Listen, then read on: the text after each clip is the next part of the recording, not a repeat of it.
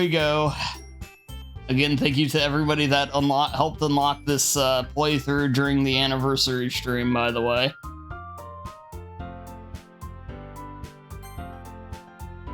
Oh, Lord. Alright.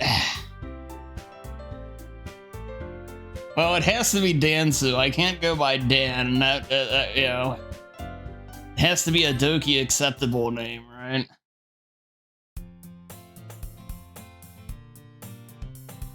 Oh, Lord. Hey. Hey, I see an annoying girl running towards me from the distance, waving her arm. Oh, Lord. Waving her arms in the air like she's totally oblivious to any attention she might draw to herself. That girl is Sayori, my neighbor who goes... or my neighbor and good friend since we were children. You know, the kind of friend you never see yourself making today, but it kind of works out because you know each other for so long.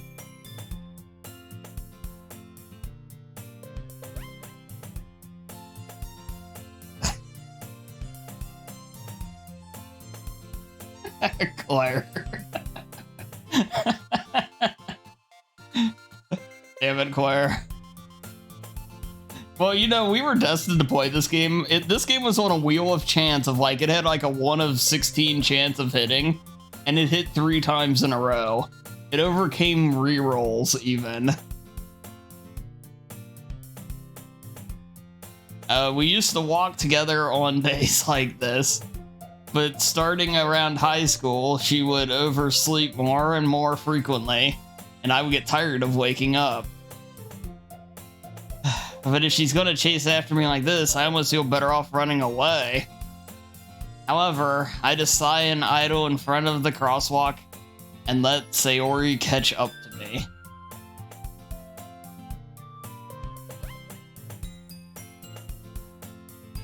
I overslept again, but I caught you this time. Maybe, but only because I decided to stop and wait for you. You say that like you were thinking about ignoring me. That's me. That's mean, Dad. Oh, good Lord. Why can't it be voiced? Well, if people stare at you acting weird, then I don't want them to think we're a couple or something. Fine, fine.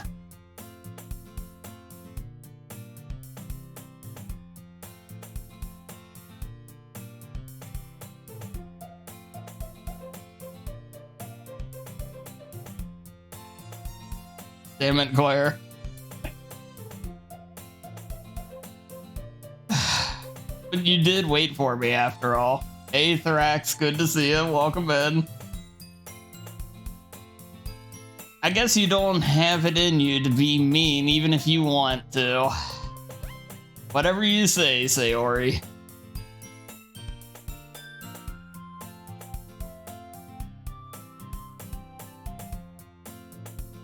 We cross the street together and make our way to school. I would have to read it then. Yo, Zax, good to see you. Hope you're doing well. Oh god, don't start with me, Serial. As we draw near, the streets become increasingly speckled with other students making their daily commute. By the way, Dansu, have you decided on a club to join yet? A club? I told you already, I'm not interested in joining any clubs. I haven't been looking either. That's not true. You told me to join, you told me you would join a club this year. Did I? I'm sure it's possible that I did. In one of the many conversations where I dismissively go along with wherever she's going on about. Sayori likes to worry a little too much about me, when I'm perfectly content just getting by on the average while spending my free time on games and anime. Man, maybe this is me, apart from the anime stuff. Hey, Sergeant Ass Kicker, it's not a dating sim, it's a visual novel. This bitch called you a liar, stabber. Weeb. Don't start with a rival. I won't hear it from you either.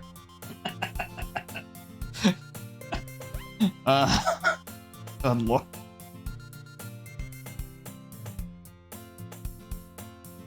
I watched DBZ and Yu-Gi-Oh! And King of the Hill.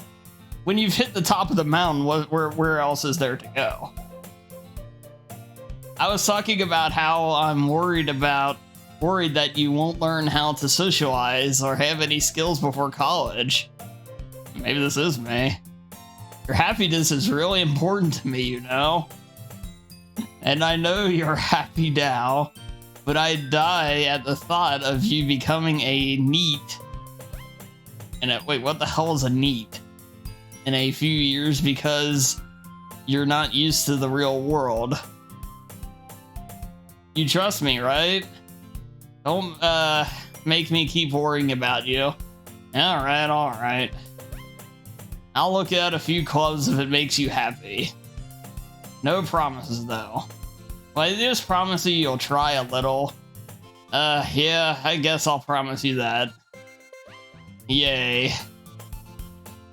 Why do I let myself get lectured by such a carefree girl? More than that, I'm surprised I even let myself relent to her. I guess seeing her worry so much about me makes me want to ease her mind at least a little bit, even if she does exaggerate everything on her head, or everything inside of her head.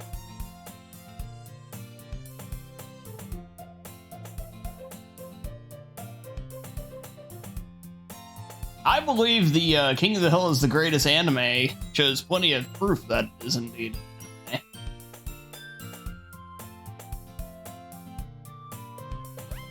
Yeah, I know, Moogie, I know. God damn it, Claire. The school day is as ordinary as ever, and it's over before I know it. After I pack up my things, I stare blankly at the wall, looking for an ounce of motivation. Clubs. Sayori wants me to check out some clubs. I guess I have no choice but to start with the anime club. Naturally. Hello? Sayori?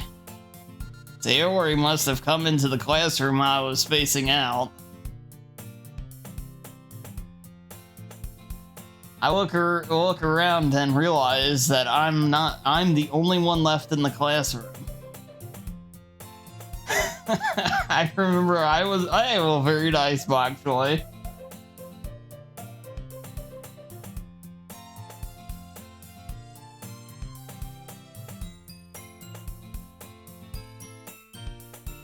Tofu in the oven, time to get Peepo fat, very nice, Stereo. I thought I'd catch you coming out of the classroom, but I saw you just sitting in there spacing out, so I came in. This girl's a meddler, man. Good lord. Uncultured swine, how dare you? I'm a master of the film. Let's see. Take on that field, thank you. I watch quality stuff. Honestly, you're even worse for me. Worse than me sometimes. I'm impressed. You don't need to wait up for me. If it's going to make you late for your own club. Well, I thought you might need some encouragement, so I thought, know what? Well, that you would come to my club. See, this was her ploy all wrong. Nobody wants to hang out with her in her club, so she's dragging us to it, so that way she has an actual person that can stand to talk to her in it. Sayori? Yeah? There's no way I'm going to your club. Yeah, meanie. Sayori is vice president of the Literature Club. Not that I was ever aware that she had any interest in literature. In fact, I'm 99% sure she only did it because she thought it would be fun to start a new club. Since she was the first one to show interest after the one who proposed the club, she inherited the title Vice President. Relatable. Be nice to Sayori. She's annoying.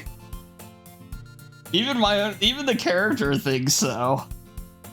Anime is a vibe. I'm willing to admit I don't know enough to say any more than I say anything on it. Although there is a lot of filler in the stuff I've watched.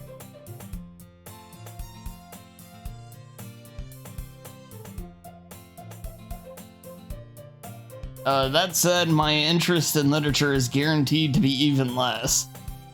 Yeah, I'm going to the anime club. Come on, please.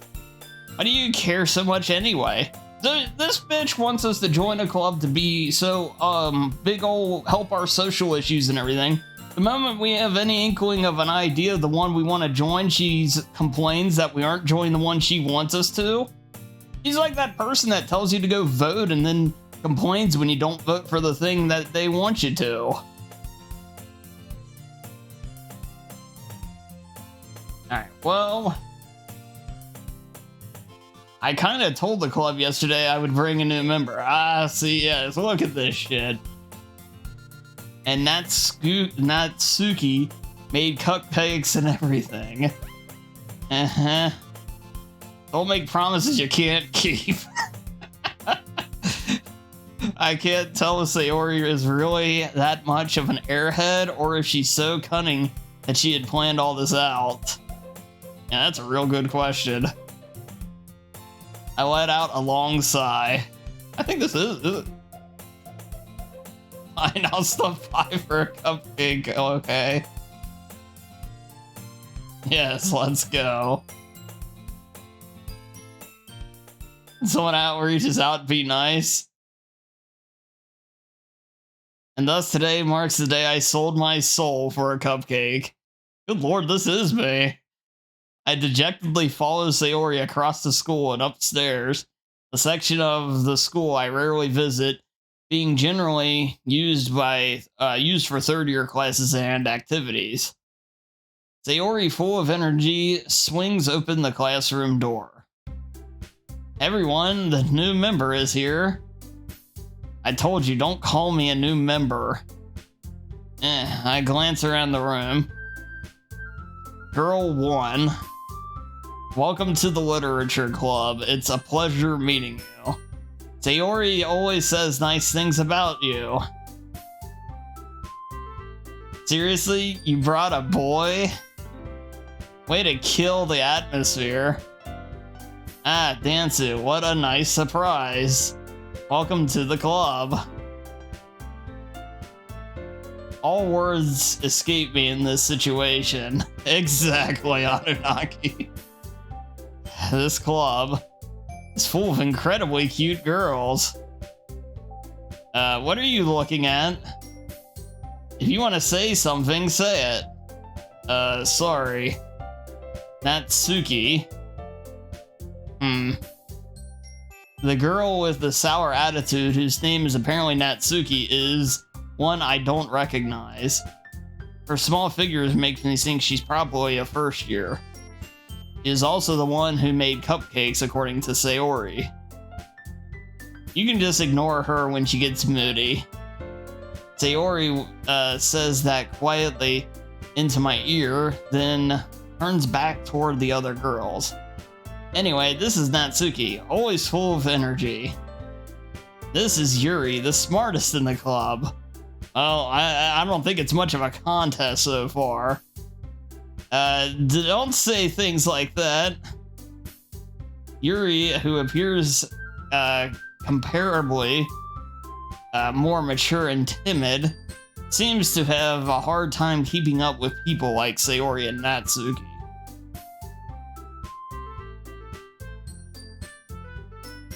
Well, nice to meet both of you. And it sounds like you already know Monica. Is that right? That's right. It's great to see you again, Dansu. Monica smiles sweetly. We do know each other. Well, we rarely talked, but we were in the same class last year. Monica was probably the most popular girl in class. Smart, beautiful, athletic, basically completely out of my league.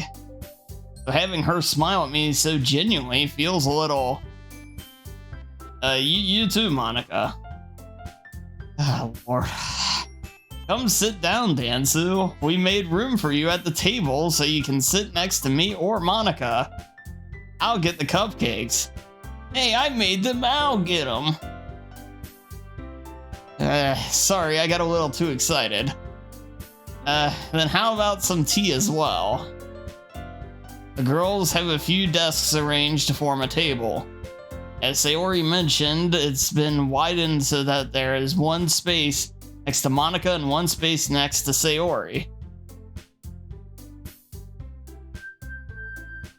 I feel too old. I know how you feel. Believe me, I know how you feel.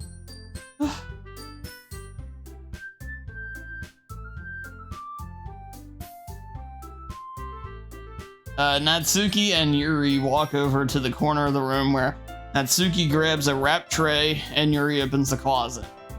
Still feeling awkward, I take a seat next to Sayori. Natsuki proudly marches back to the table, tray in hand. Okay, are you ready? Ta-da. I'm not reading that. Natsuki lifts the foil off the tray to reveal a dozen white, fluffy cupcakes decorated to look like little cats, naturally. The whiskers are drawn with icing, and the little pieces of chocolate were used to make ears. So cute. I had no idea you were so good at baking, Natsuki. Well, you know. Just hurry and take one. Sayori grabs one first, then Monica, I follow. Read? Oh, I'll read as much as I'm going to read, stereo.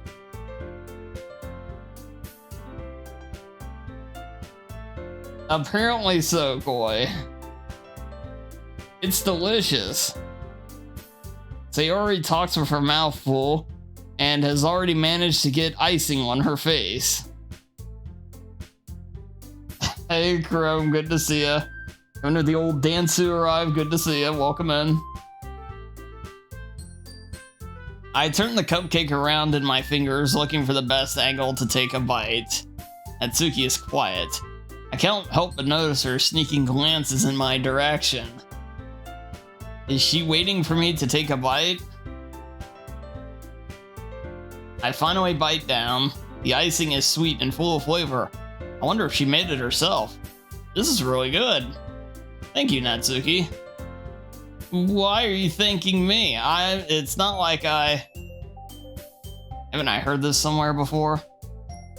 Made them for you or anything. Oh, Lord.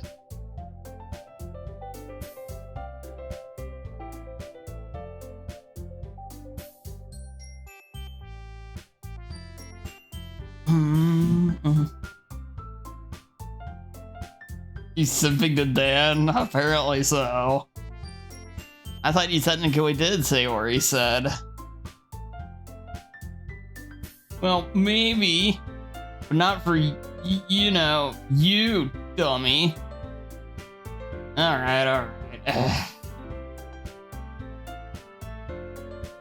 Fine, don't take the compliment, bitch.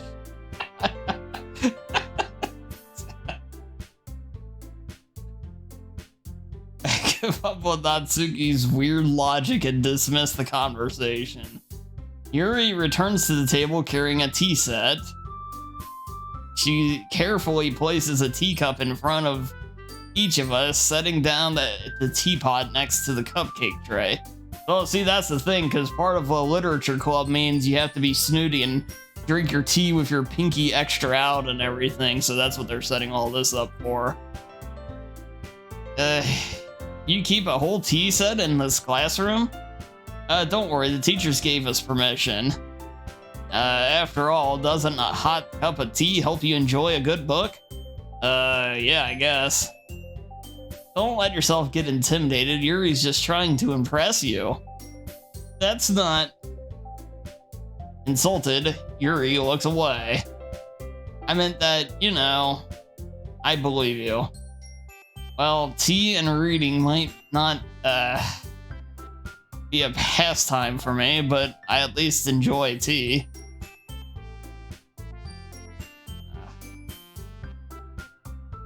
When in doubt, pinky out. I'm glad. Yuri faintly smiles to herself in relief. Monica raises an eyebrow, then smiles at me. So, what made you consider the literature club? I was duped into coming here. I was afraid of this question. Something tells me I shouldn't tell Monica that I was practically dragged here by Sayori. Well, I haven't joined any clubs yet, and Sayori seemed really happy here, so... That's okay. Don't be embarrassed. We'll make sure you feel right at home, okay? As president of the literature club, it's my duty to make sure the club is fun and exciting for everyone. Monica, I'm surprised. How come you decided to start your own club? You could probably be a board member for any of the major clubs. Weren't you the leader of the debate club last year? Well, you know. To be honest, I can't stand all the politics around the major clubs. It feels like nothing but arguing about the budget and publicity and how to prepare for events. I'd much rather take something I personally enjoy and make something special out of it. And if it encourages others to get into literature, then I'm fulfilling that dream. Monica really is a great leader. Yuri also nods in agreement. Then I'm surprised there aren't more people in the club yet. It must be hard to start a new club.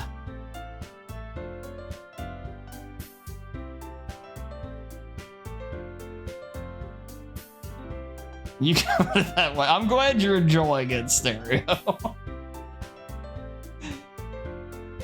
Oh, Lord. Not many people are very interested in putting out all the effort to start something brand new, especially when it's something that doesn't grab your attention like literature.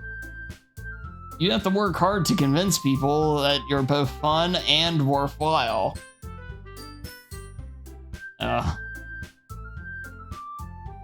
But it makes school events like the festival that much more important. I'm confident that we can all really grow this club before we graduate. Right, everyone? Yeah. We'll do our best. You know it. Everyone enthusiastically agrees. Such different girls, all interested in the same goal. Monica must have worked really hard just to find these three.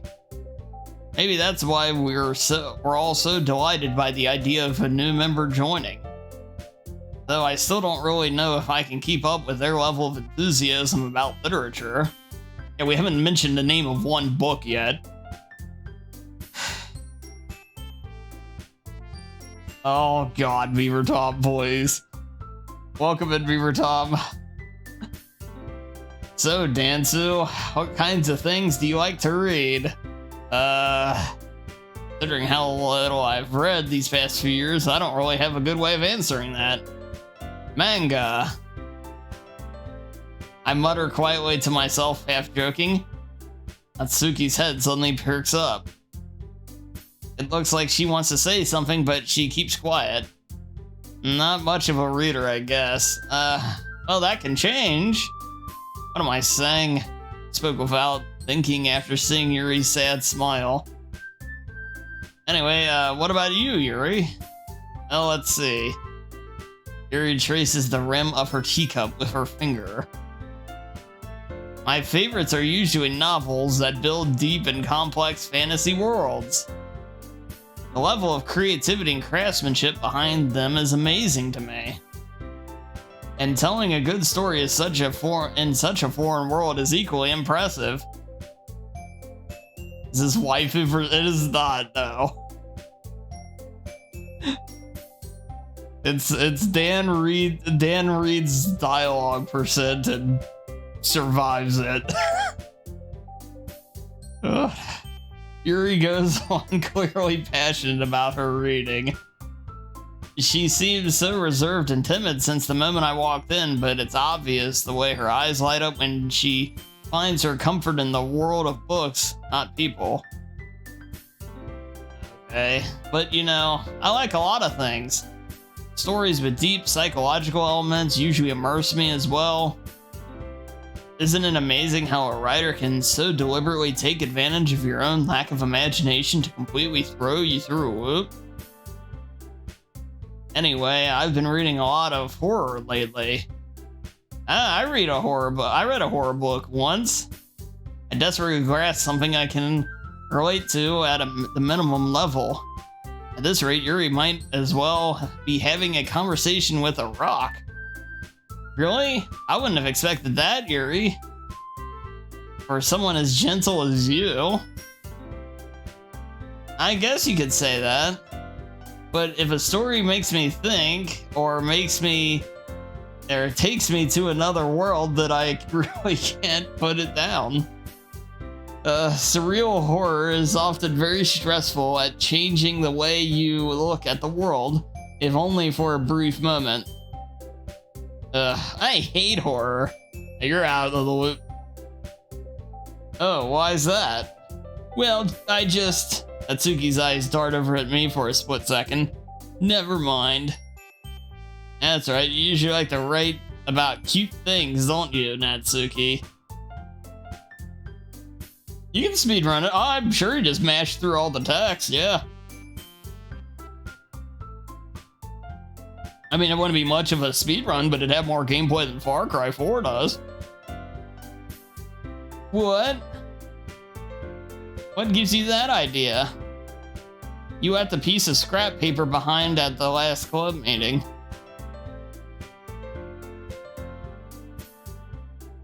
It looked like you were working on a poem called "Don't Say It Out Loud" and give it that back. Fine. Your cupcakes, your poems, everything you do is just as cute as you are. Ugh. Sayori sidles up behind Natsuki and puts her hands on her shoulders. I'm not cute. Natsuki, you write your own poems? I guess sometimes. Why do you care? I think that's impressive. Why don't you share them sometime? No. Natsuki averts her eyes. You wouldn't like them. Not a very confident writer yet? I understand how Natsuki feels. Sharing that level of writing takes more than just confidence. The truest I've ever seen nothing but the damn oohs. The truest form of writing is writing to oneself. Yes, man. Oh, believe me too. Just remember, you just have to hear me say it. I have to actually say it. You must be willing to open up to your readers, exposing your vulnerabilities and showing even the deepest reaches of your heart. You have writing experience too, Yuri? Maybe if you share some of your work, you can set an example and help Natsuki feel comfortable enough to share hers. I'm the first person. I'm a dude. But yeah, my character is actually male, by the way. Yeah, it's FPS. I guess it's the same for Yuri. I wanted to read everyone's poems. We all sit in silence for a moment. Okay. I have an idea, everyone.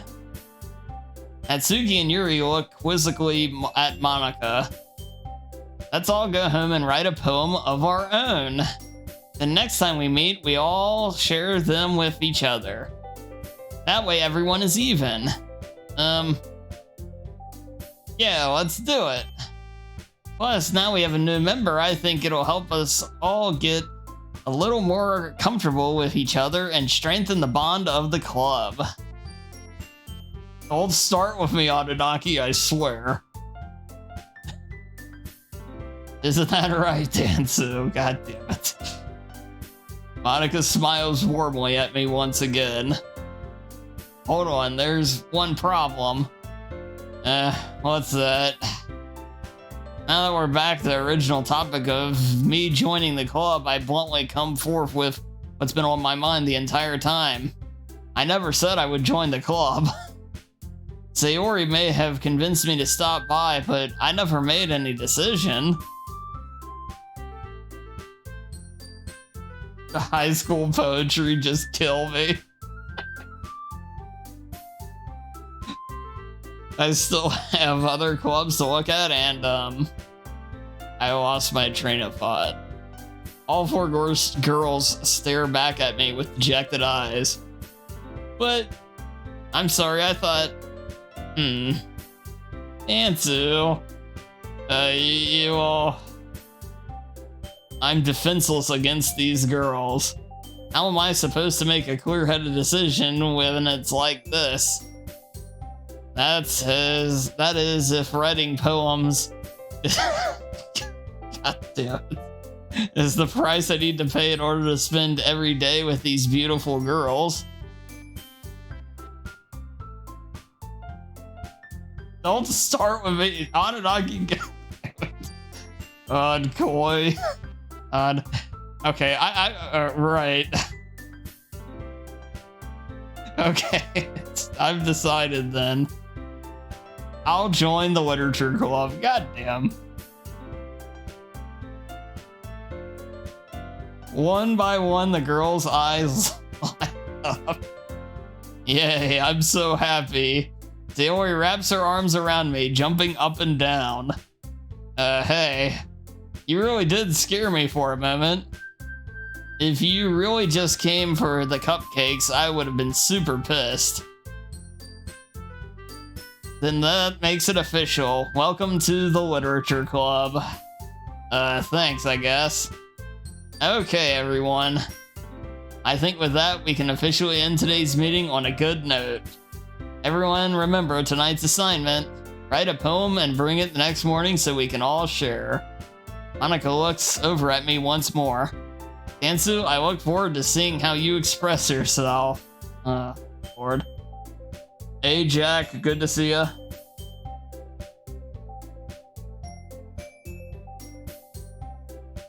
Not making goddamn cereal. I'm very happy I did not do that. Yeah.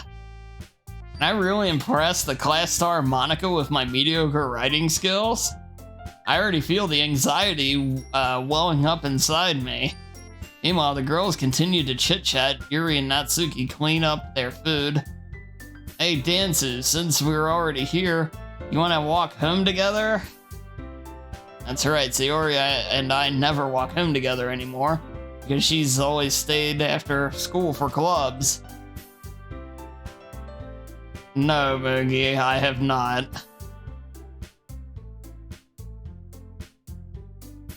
Sure, might as well. Yay.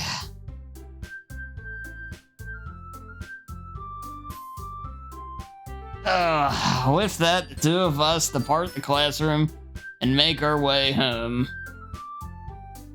The whole way, my mind wanders back and forth between the four girls. Sayori, Natsuki, Yuri, and of course Monica. Will I ever be happy spending every day after school in a literature club? Perhaps I'll have the chance to grow closer to one of these girls. You gotta pick, that's how these games work. Don't start with me, Trojan. Baby rage. Welcome into Trojan. Hey, wow. We're playing Doki Doki. It was unlocked at my anniversary stream.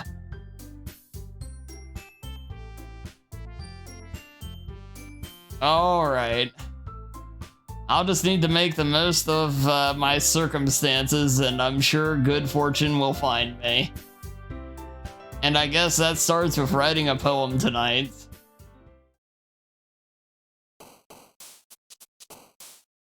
Alright, it's time to write a poem. Pick words. Oh, God.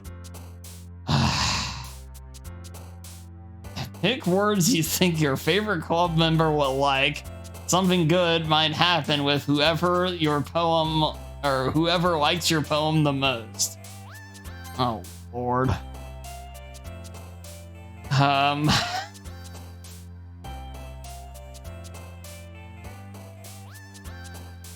Doki Doki faster. Don't tempt me.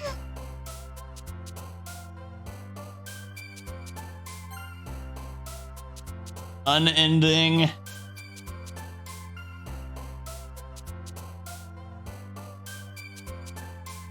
Anger.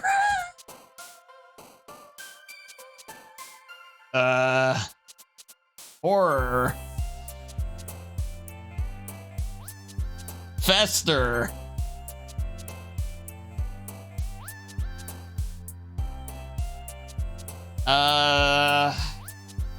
Philosophy.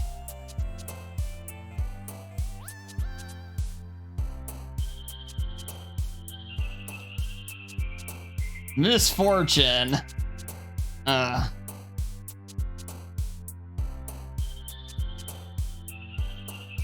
Hey, Blue Seamus, good to see you. Welcome in. Coming in with the Dansu arrives. Hope you're doing well. Hey, no worries, Trojan. Yeah, it went great, thanks. Yeah, it's good to see you. Wait, you can't die in this game? Well, let's not rule it out. You're excited for this?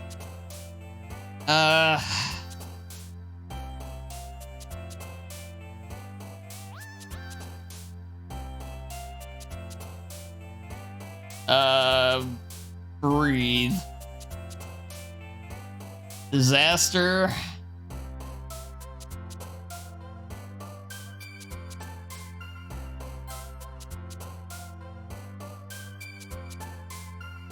Depression.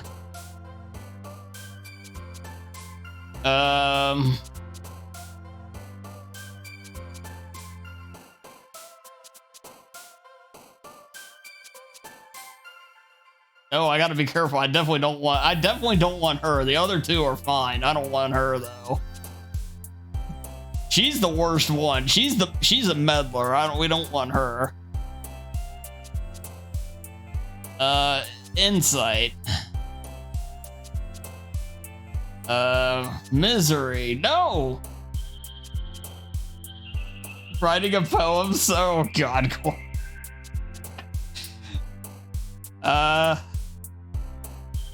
Massacre. She is a meddler.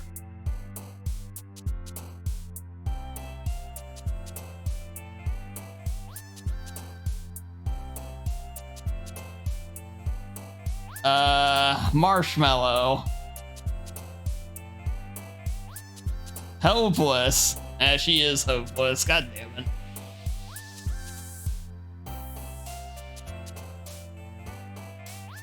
Is this weird Asian stuff? That is the comment of the night right there.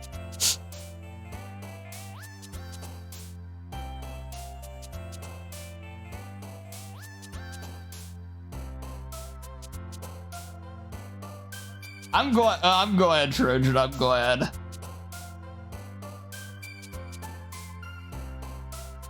God damn it, cereal, but yes. Universe. Games. Frightening. Wait, does it tell me which one? Oh, I was gonna say, if it told me that all along, that would have made. Inferno.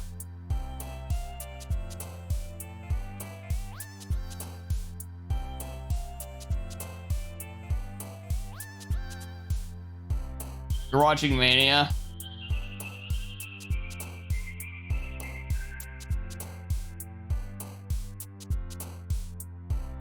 You should let me teach you sword fighting, so you can't really. Ah, yes, of course.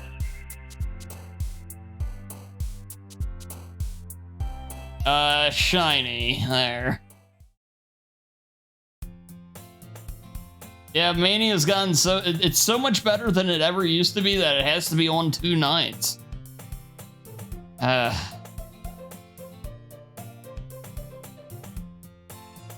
Forget Hogan and The Rock Mania needing only 1 night. We need 2 nights for Roman and Cody.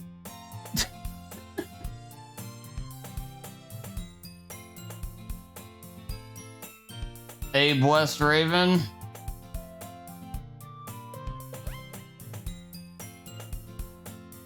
Hogan and Rock was like the biggest event you're ever gonna get from that world. You always thought these games were not safe for work. There are some that are probably, but this game has an advisement of age 13. Hi again, Dansu. Glad to see you didn't run away on us. Nah, don't worry. This might be a little strange for me, but I at least keep my word. Hell, I'm back at the Literature Club. I was the last to come in, so everyone else is already hanging out. Thanks for keeping your promise. Yep, you're welcome. I hope this isn't too overwhelming of a commitment for you. Making you dive headfirst into literature when you're not accustomed to it.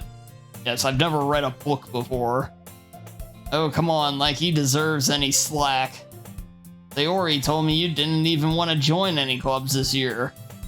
Now, if it was really me, he wouldn't have. And last year, too. I don't know if you plan to just come here and hang out or what. But if you don't take us seriously, then you won't see the end of it. Atsuki, you certainly have a big mouth for someone who keeps her manga collection in the club room. Atsuki finds herself stuck between saying Monica and manga.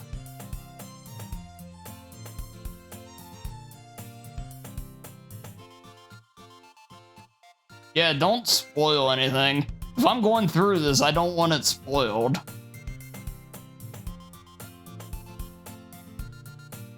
Have you ever considered leaving these icky girls and joining me in the Go Home Club? See, now I'm all for that one, Claire. Manga is literature. Swiftly defeated, Natsuki plops back into her seat. Don't worry, guys.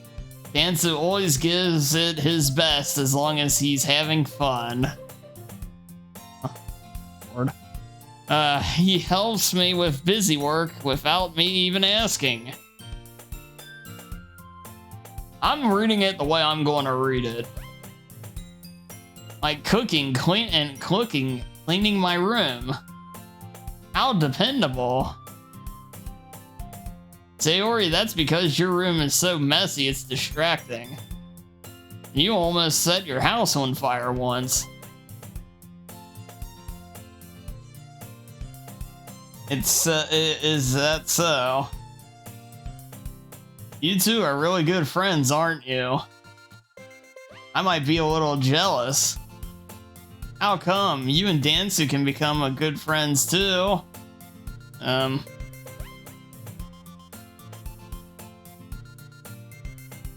As usual, Sayori seems oblivious to the weird situation she just put me into.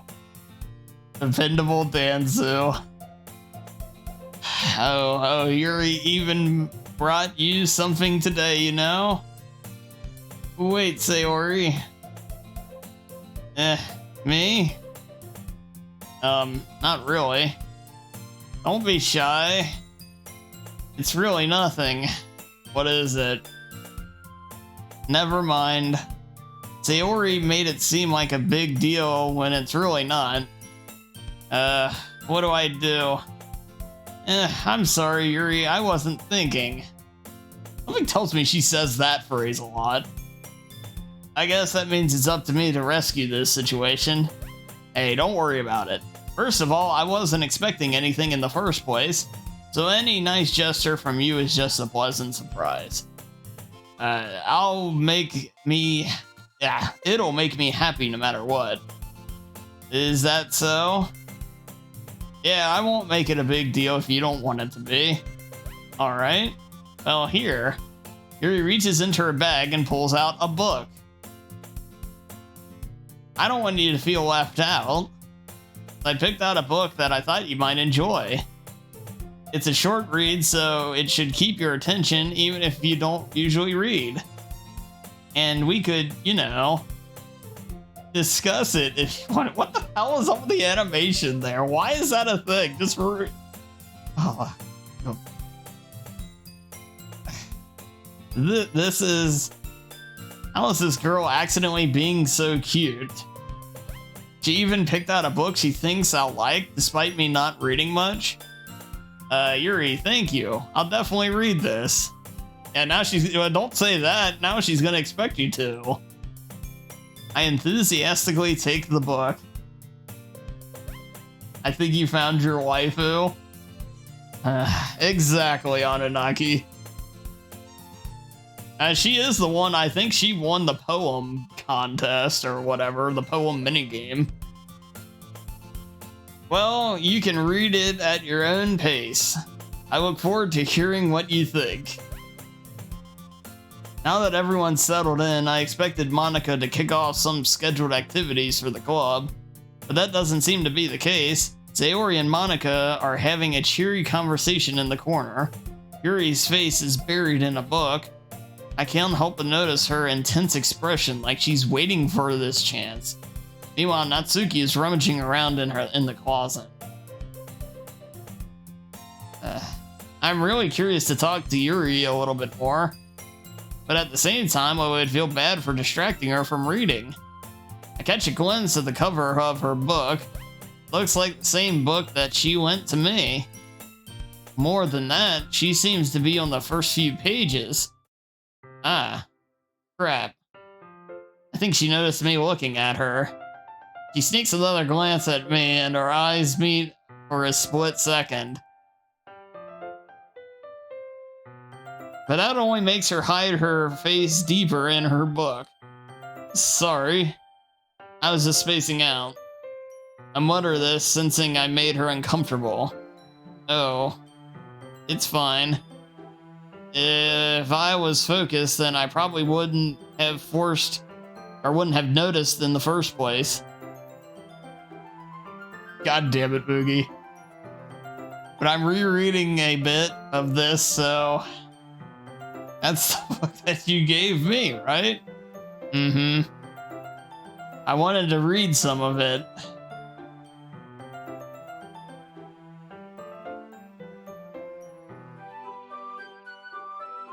Not for any particular reason, just curious how come you have 2 copies of the same book? Well, when I stopped at the bookstore yesterday... that's not what I meant. I mean, I just happened to buy 2 of them. Yes, of course. I see.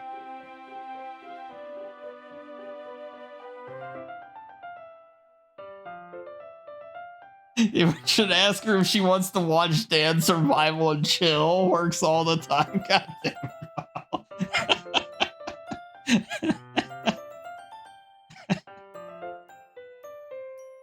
God. There's something fairly obvious here that Yuri isn't telling me, but I decided to let it go. I'll definitely start reading it soon. I'm glad to hear. Once it starts to pick up, you might have a hard time putting it down.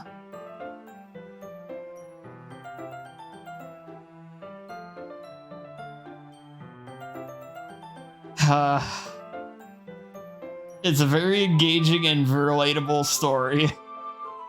Is that so? What's it about anyway? Well, Yuri closes the book and scans her eyes over the back. book is titled Portrait of Markov. There's an ominous looking eye symbol on the front cover. Alright. I just wanted to make sure I didn't accidentally give anything away. Basically, it's about a girl in high school who moves in with her long-lost younger sister. But as soon as she does so, her life gets really strange. She gets targeted by these people who escaped from a human experiment prison. And while her life is in danger, she needs to desperately choose who to trust.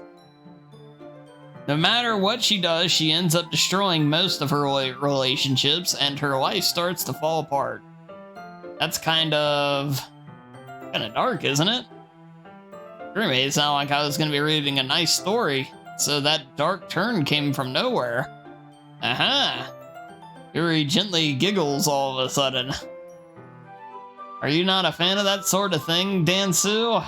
No, it's not that. I mean, I can definitely enjoy those kinds of stories, so don't worry. I hope so. Yeah, I totally forgot that Yuri is into those things. She's so shy and reclusive on the outside, but her mind seems to be completely different. Exactly, Adenaki. It's just that those kinds of stories, they challenge you to look at life from a strange new perspective. Horrible things happen not just because someone wants to be evil, but because they have their own goals or their own philosophy that they believe in.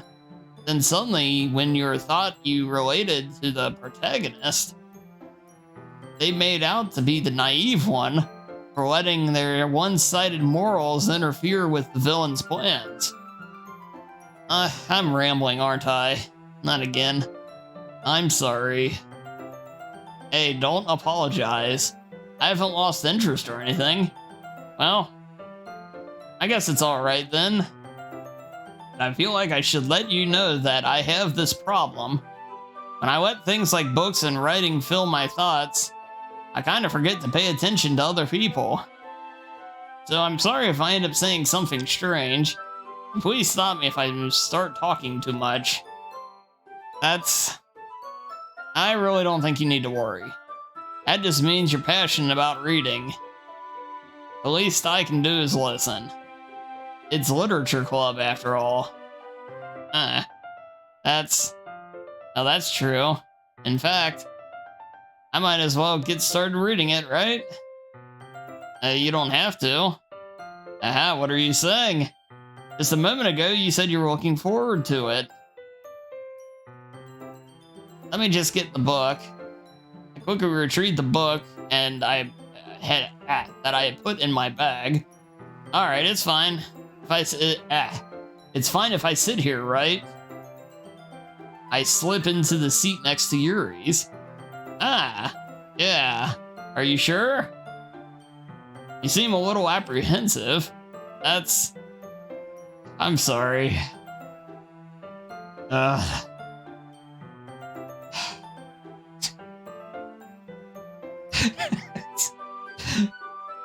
Oh god, that's easily going to be our most used emote of the month after this. It's not that I don't want you to, it's just something I'm not used to. That is, reading in company with someone. I see. Well, just tell me if I end up distracting you or anything. Alright. I open the book and start the prologue. I soon understand that Yuri is about reading in company. It's as if I feel her presence over my shoulder as I read.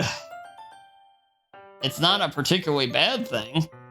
Maybe a little distracting, but the feeling is somewhat comforting.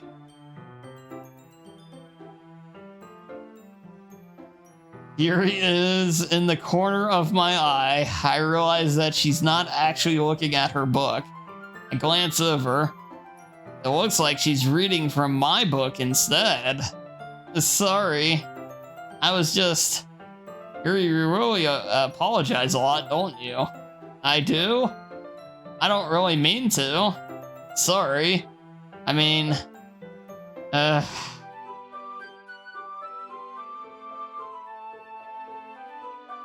Here, this should work, right? I slide my desk until it's up against Yuri's, then hold my book more in between the two of them. Ah, I suppose so. Yuri timidly closes her own copy. Once we each read in a little bit, our shoulders are almost touching. Oh, God. It feels like my left arm is in the way, so instead I use my right hand to hold the book open.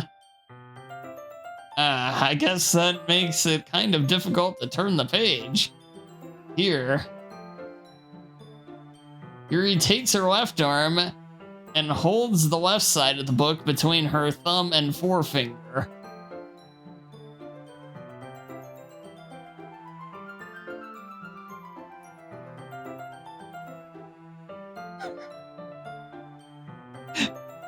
God. Yuri takes her left arm and holds the left side of the book between her thumb and forefinger. I do the same with my right arm and the right side of the book. That way, I turn a page and Yuri slides it under her thumb after it flips on her side. But in holding it like this, we huddled even closer together than before. It's actually kind of distracting me. It's as if I can feel the warmth of Yuri's face as she's in the corner of my vision. Are you ready? Oh, God.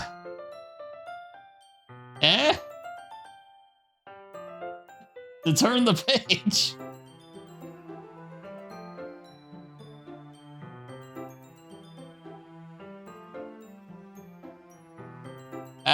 Sorry. God. I think I got a bit distracted for a second. I glance over at Yuri's face again, and our eyes meet. I don't know how I'll be able to keep up with her. That's okay. You're not used to reading, right? I don't mind being patient if it takes you a bit longer.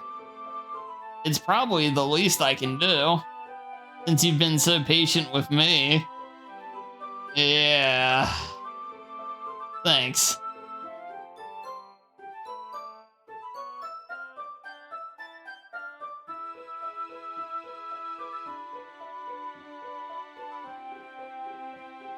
And she's calling you slow, Dansu? I don't know if that's exactly the case.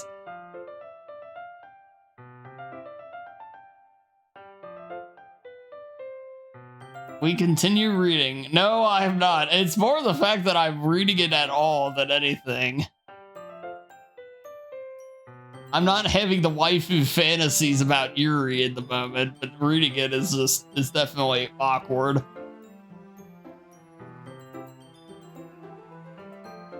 I'm literally dying here. I figured as much. Yuri no longer asks me if I'm ready to turn the page. Instead, I just assume that she's finished the page before me, so I turned in on my own volition. We continue the first chapter in silence. Even so, turning each page almost feels like an intimate exchange. My thumb gently letting go of the page, letting it flutter over to her side as she catches it under her own thumb. Hey, Yuri. This might be a silly thought, but the main character kind of reminds me of you a little bit. You think so? How does she? I guess she's a bit more blunt in a lot of ways, but she also second guesses a lot of things that she says and does. Like she's afraid she'll do something wrong. It's not like I can see into your head or anything, but they're kind of reminiscent of some of your mannerisms. I see. Yuri remains silent for a moment. But Dansu, that's probably a terrible thing to have in common with her. That's so embarrassing that you think that.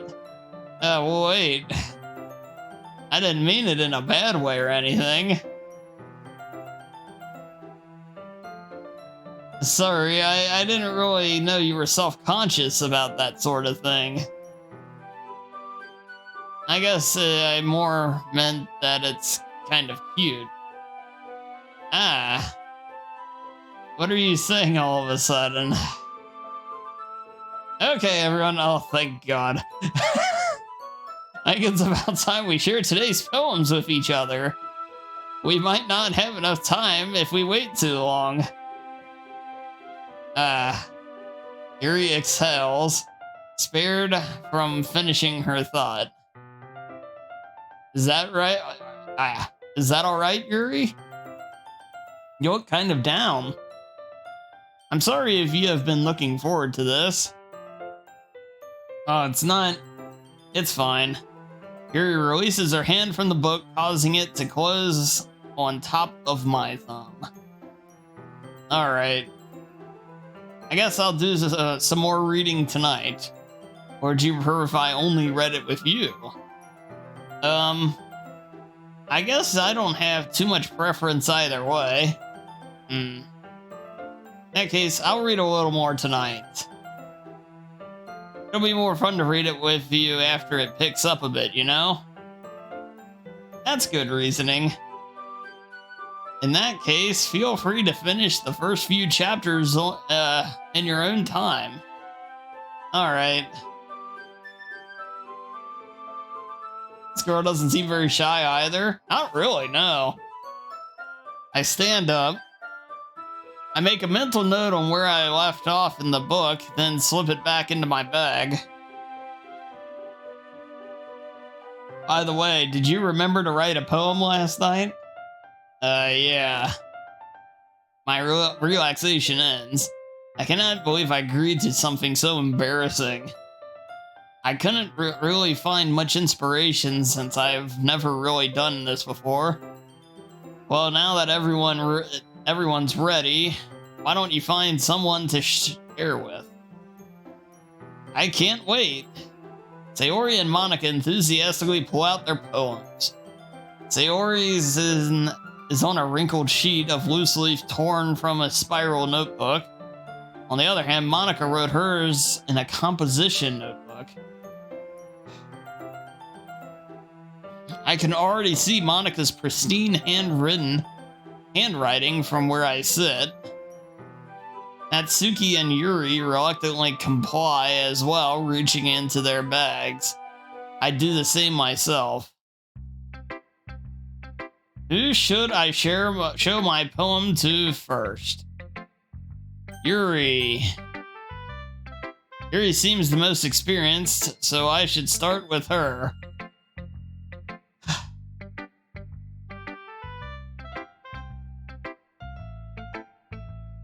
The two of them. God damn it. God. I can trust her opinion to be fair. God damn it, Boogie.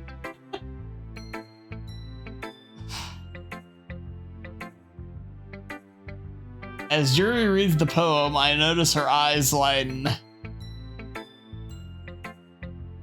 God damn it, Cereal. Exceptional? And what was that? Did I say that out loud? Yuri first covers her mouth, but then ends up covering her whole face.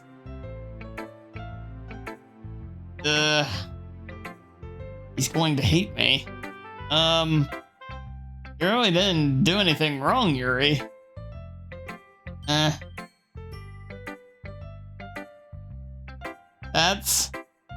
I guess you're right. What am I getting so nervous for? Yuri takes a breath. So, what kind of writing experience do you have?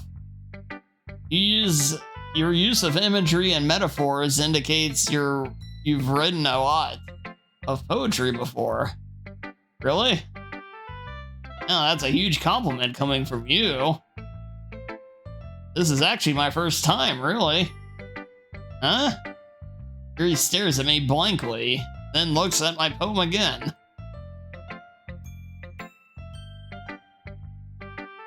Well, I know that. I just meant, her trails off, unable to find an excuse. She traces her finger along the words in the poem after breaking it down more thoroughly. Yeah, okay. This is the reason I was able to tell. It's just that there are specific writing habits that's usually typical of new writers. And having been through that myself, I kind of learned to pick up on them. I think most noticeable thing I recognize in new writers is that they try to make their style very deliberate.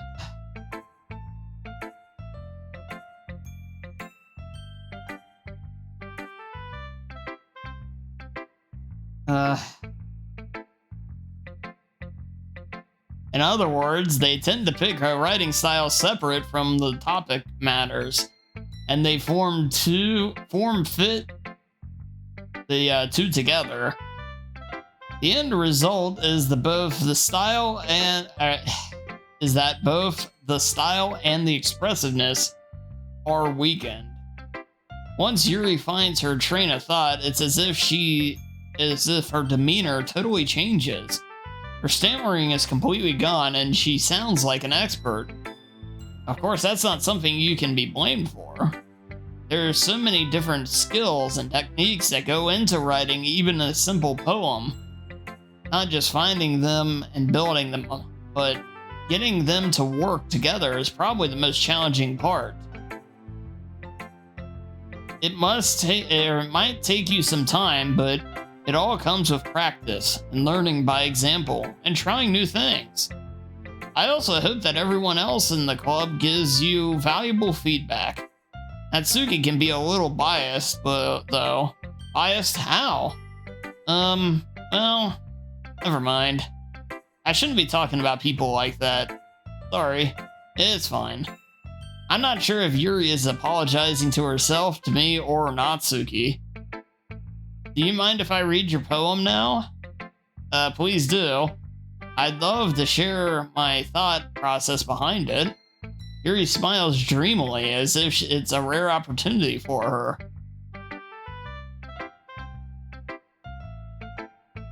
Which itself is kind of funny. After all, this is supposed to be the literature club.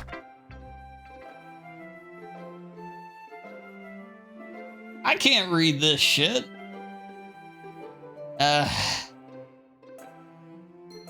Ghost under the light.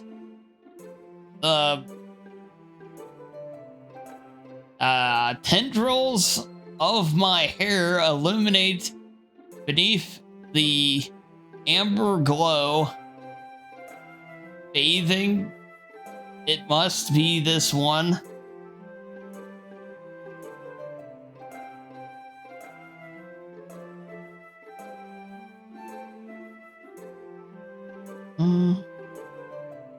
You were in the drama club, you did a lot of plays. I'm sure you did very well, Koi.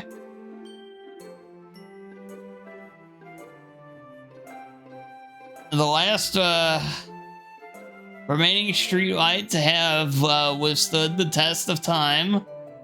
God, okay. I can't read that. I'm sure it was great.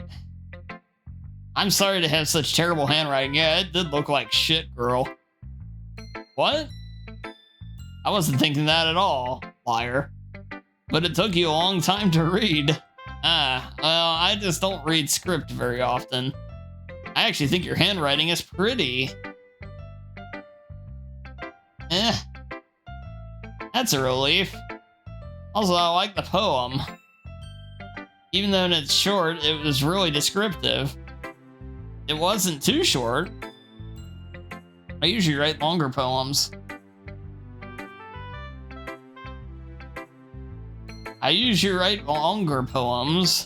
Not at all.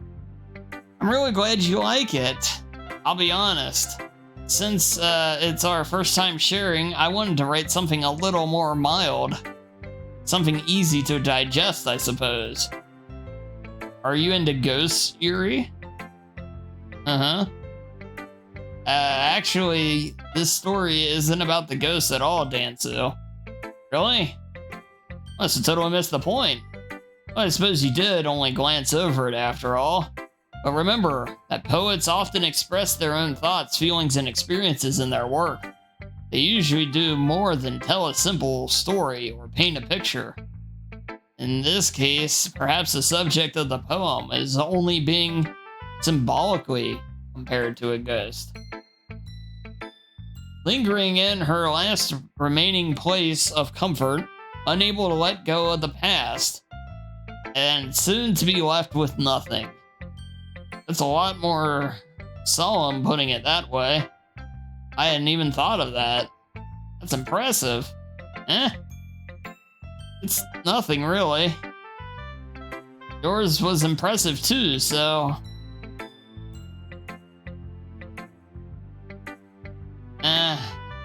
If anything, I could probably learn a thing or two from you. You think so? Yeah, of course. You know, I was really nervous about doing all this, but in the end, I enjoyed it. I'm going to keep doing my best for you, Dansu. Me too.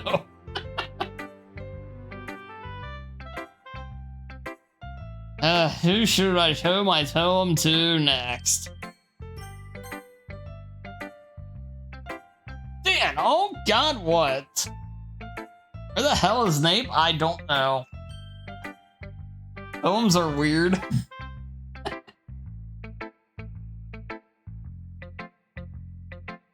You need him in this hour need? He's probably doing Nape stuff.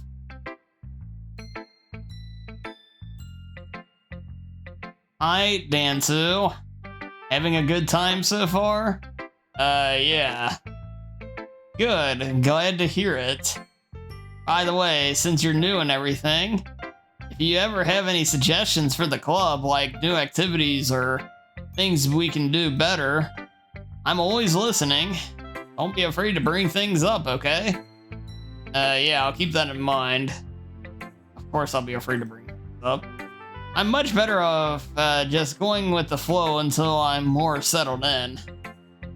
Anyway, I haven't written a poem since since college. I think I had to write one in English 101 or whatever. Anyway, want to share your poem with me? It's kind of embarrassing, but I guess I have to. Don't worry, Dansu. We're all a little embarrassed today, you know? Hey, Kat, good to see you. Welcome in. But it's that sort of barrier that we all learn to get past soon. Yeah, that's true. I hand Monica my poem. Great job, Dansu. I was going, ooh, in my head while reading it. It's really metaphorical. I'm not sure why, but I didn't expect you to go for something so deep. I guess I underestimated you.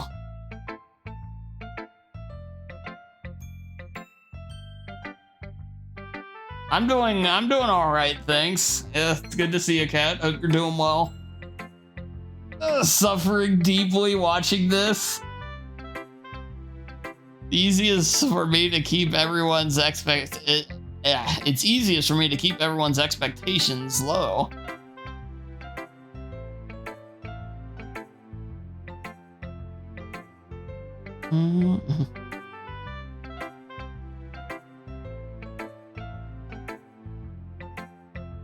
That way it always counts when I put in some effort. That's not very fair. Well, I guess it worked anyway. You know what? Yuri likes this kind of writing, right? Writing that full of imagery and symbolism. Unlike Sayori, who likes using simple and direct words to describe happiness and sadness, Yuri likes it when readers are left to derive their own meaning out of it. It's very challenging to write like that effectively, both allowing people to get something out of it just by feel, or letting them deeply analyze all the nuances. It can take years of practice, which I'm assuming Yuri has at this point. I never really asked, though. I'm sure I'm nowhere near her level yet. Don't worry so much about that. You do your own thing. Just keep exploring and learn by trying new things.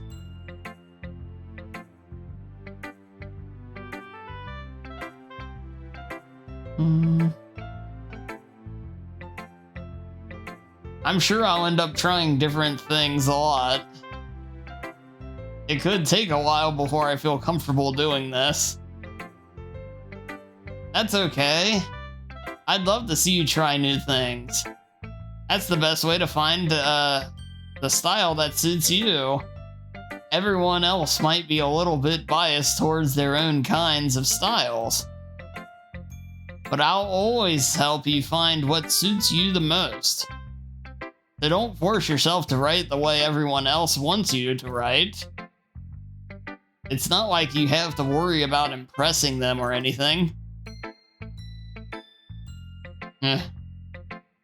Anyway, you want to read my poem now? Don't worry, I'm not very good. Sound pretty confident for someone who claims to not be very good. Well, that's because I have to sound confident. That doesn't mean I always feel that way, you know? I see. Now let's read it then. Hole in wall. It couldn't have been me. See the direction that sparkle protrudes. A noisy neighbor, an angry boyfriend. I'll never know. I wasn't home. I peer inside for a clue. No, I can't see. I reel, blind like a film left out in the sun. But it's too late. My retina's already scorched with a permanent copy of the meaningless image. It's just a little hole. It wasn't too bright. It was too deep. Stretching forever into everything. A hole of infinite choices. I realize now that I wasn't looking in. I was looking out. And he, the other side, was looking in.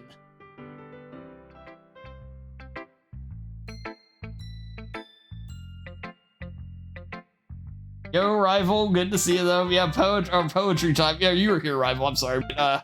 Yeah. At least I could read hers. The other one I couldn't even read. So what do you think? It's very free form. That's what you call it. Sorry, I'm not really the right person to ask for feedback. That's okay. Yeah, it's kind of the style has gotten pretty popular nowadays. That was terrible.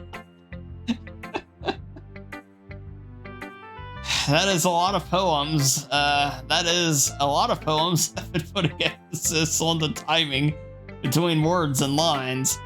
When performed out loud, it can be really powerful. Was that really powerful, chat? What was inspiration behind that one? Or this one? Well, I'm not sure I know how to put it. I guess you could say that I had some kind of epiphany recently. It's been influencing my poems a bit. An epiphany? Yeah, something like that. Kind of nervous to talk about deep stuff like that because it's kind of coming on strongly. Maybe after everyone is better friends with each other. Anyway, here's Monica's writing tip of the day. Sometimes when you're writing a poem or a story, your brain gets too fixated on a specific point. If you try so hard to make it perfect, then you'll never make any progress. Just force yourself to get something down on the paper and tidy it up later.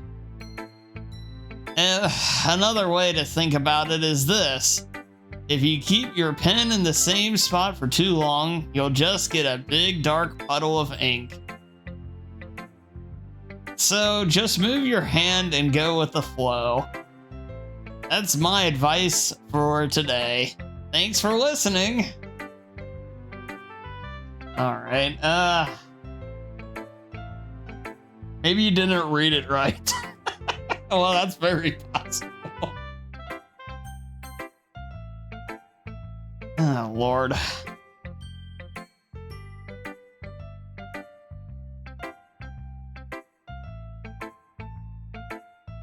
Well, it's about what I expected from someone like you. That's a little blunt. Well, excuse me, it's not like I said it was bad. It just didn't evoke any emotions. So basically, it's not cute enough for your tastes. If you want to get smacked, I'll pass. Well, anyway, I guess I need to show you mine. Not that you'll like it. Eagles can fly, monkeys can climb, crickets can leap, horses can race, owls can seek, cheetahs can run, eagles can fly, people can try, but that's about it.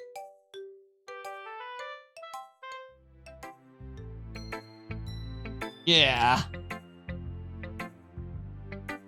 I told you weren't gonna like it. I like it. What? Just be honest. I am. Why are you so convinced that I wouldn't like it? Well, because everyone in high school thinks that writing has to be all sophisticated and stuff. Some people don't even take my writing seriously. But isn't the point of poems for people to express themselves? Your writing style wouldn't make your message any less valid. Yes, exactly. I like when it's easy to read, but it hits you hard. Like in this poem. Seeing everyone around you do great things can be really disheartening. So I decided to write about it. Yeah, I understand. But the other nice thing about simple writing is that it puts more weight on the wordplay. Like, I set up for a rhyme at the end, but then made it fall flat on purpose. It helps bring out the feeling in the last line. So you did. I guess more went into that than I realized. Exactly, Anunnaki. And trying is the moral of the story. Peepo awesome. Says more with less than the other ones. Actually true.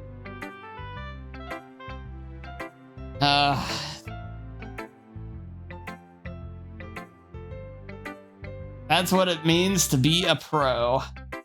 I'm glad you learned something. Didn't expect that from the youngest one here, did you? Yeah, I guess not.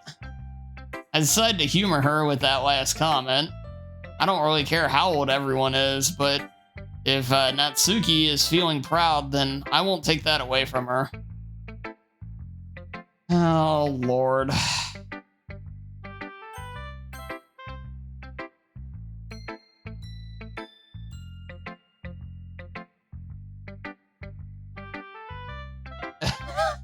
God damn it, stereo, but good.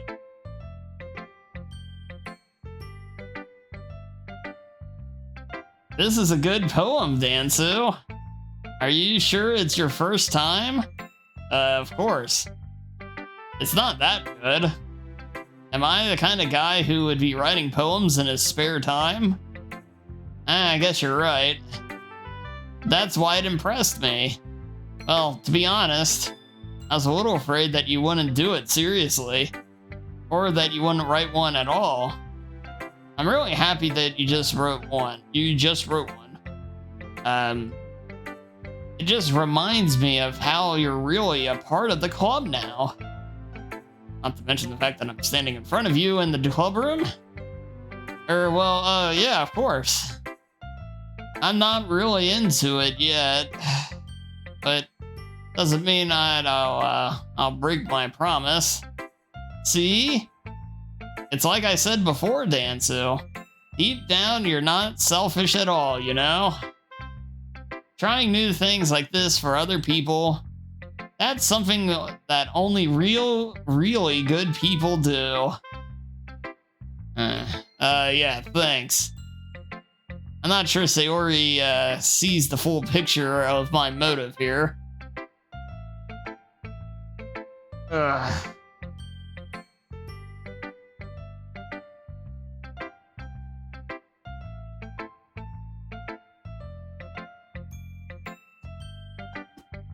Exactly, Koi, exactly.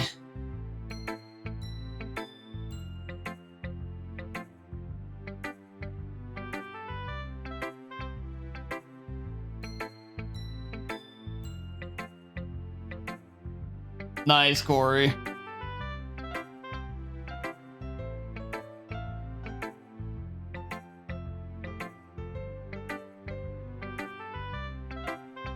Yes, hi again, Panda. Then again, I can't deny that she's part of the reason I joined, knowing how much this means to her and all. Yeah. And I'm gonna make sure you have lots of fun here, okay? That will be my way of thanking you. Alright, I'm gonna hold you to that then. Yay! Now you'll read my poem too, right? Don't worry, I'm really bad at this.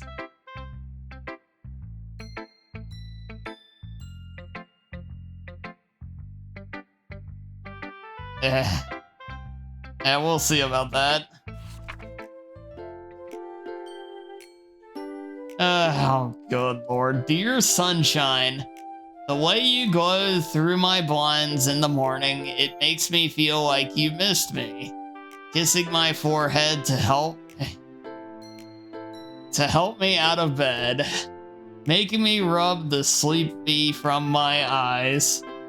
Are you asking me to come out and play? Are you trusting me to wish away a rainy day? I look above, the sky is blue. It's a secret, but I trust you too. If it wasn't for you, I could sleep forever, but I'm not mad. I want breakfast.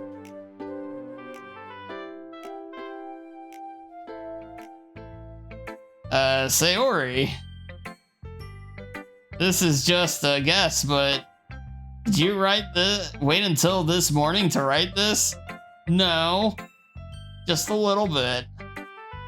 You can't answer just a little bit to a yes or no question. I forgot to do it last night. Well, so the girl that sits here and makes this big to-do of us coming and joining doesn't even do the damn assignment until the last minute. Well, at least that makes me feel a little bit better about myself. Don't be mean. I still tried my best. Yeah. I didn't mean to say it was a bad poem. It came out nice, or how should I put it? It sounds just like you. Really? Yeah. Especially that last line. I made eggs and toast. Even though you were late to school? It's bad to skip breakfast. I get all cranky. Now I guess there's no point in arguing. Anyway, thanks for showing me. This was so much fun. Monica's the best. Yeah. But next time, I won't forget. And I'm gonna write the best poem ever. Breakfast is mid. Says both Cat and Koi. Wow.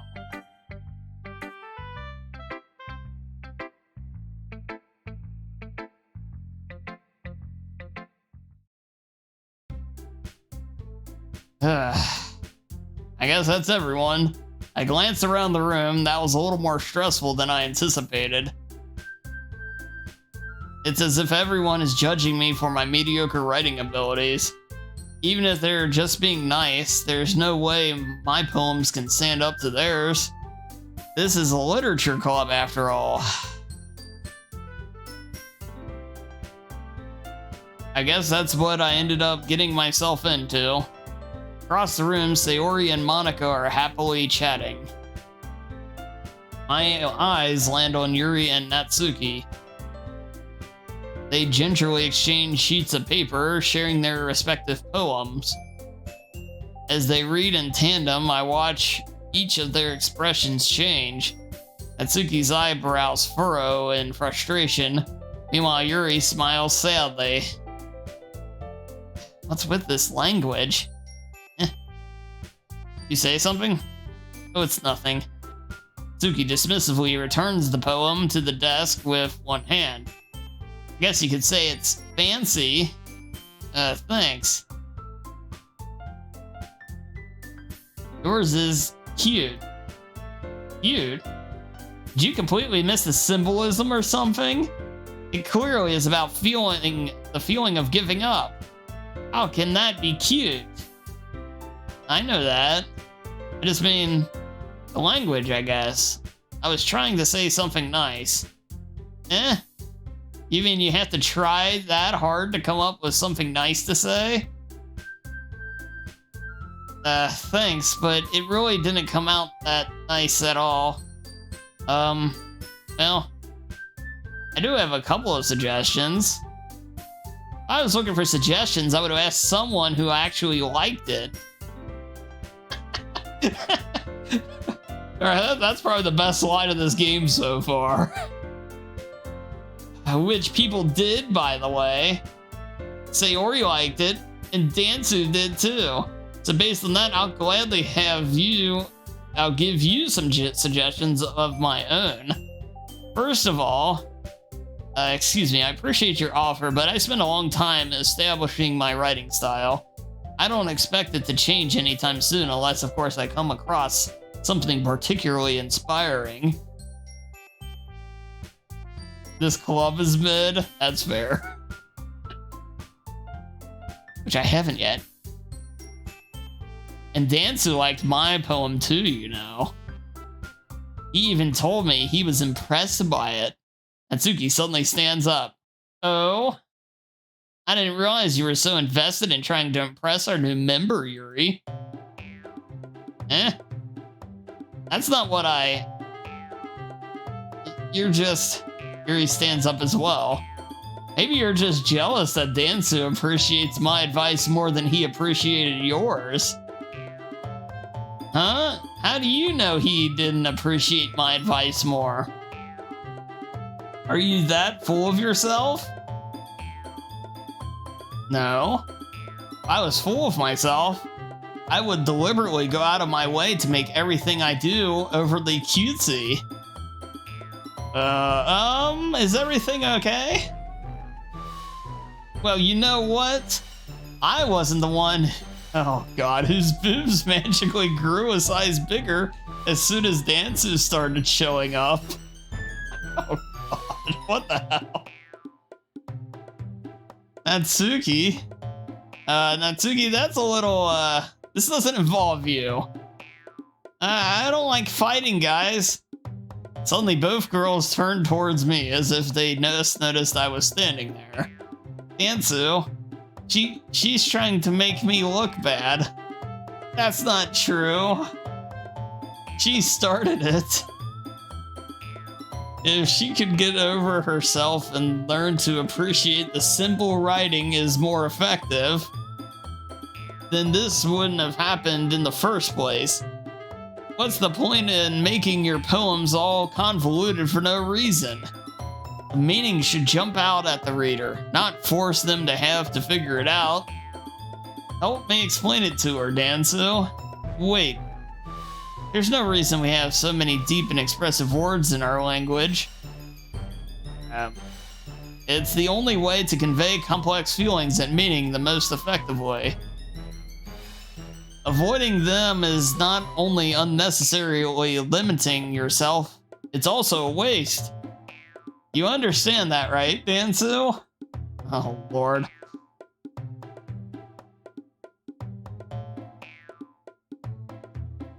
She's saying she stuffed her bra? That's such a high school insult, it's not even funny.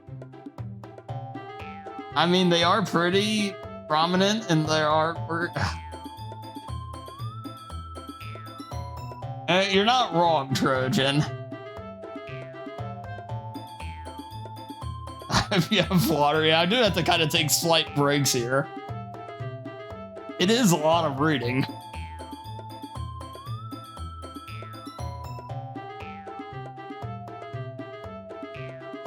Oh, geez. Well, how did I get dragged into this in the first place? It's not like I know anything about writing, but whomever I agree with will probably think more highly of me.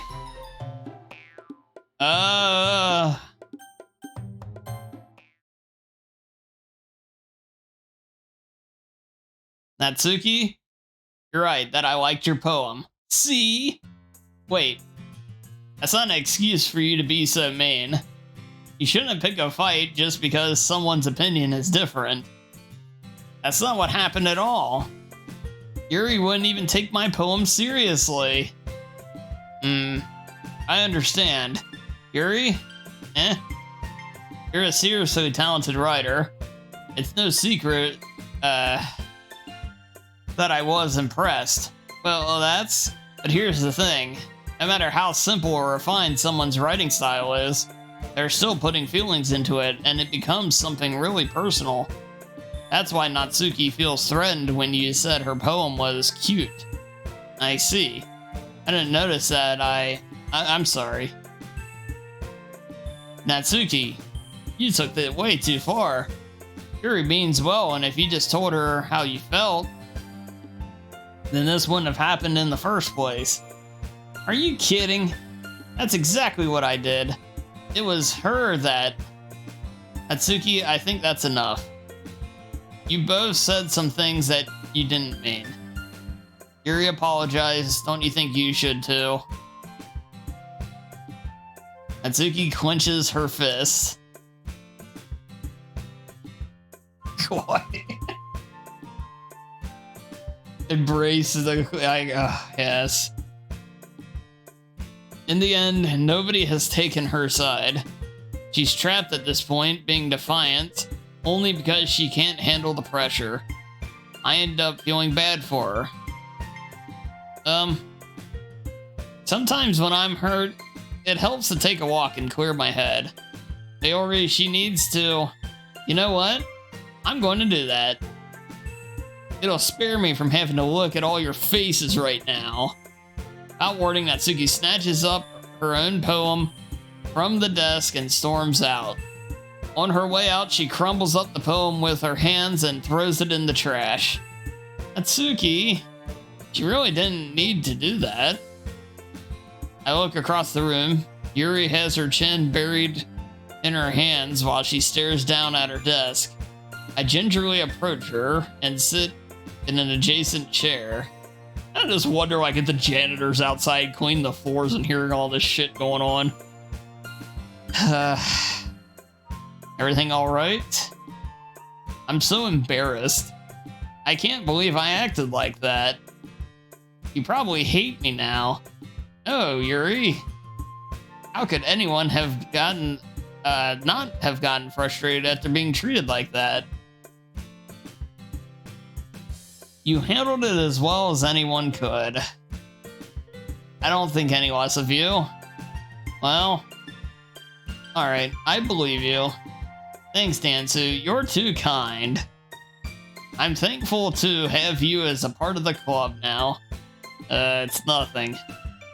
One more thing. That one thing that Natsuki said about, you know, I would never do anything so shameful. So, a thing did Natsuki say? Well, never mind that. I'm gonna go make some tea. Good idea. Make enough for more than one person, okay? Yeah.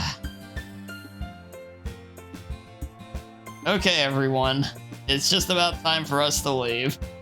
How did you all feel about sharing poems? It was a lot of fun. Oh, I'd say it was worth it. It was alright, well, mostly. Ansu, how about you? Yeah, I'd say the same. It was a neat thing to talk about with everyone. Awesome.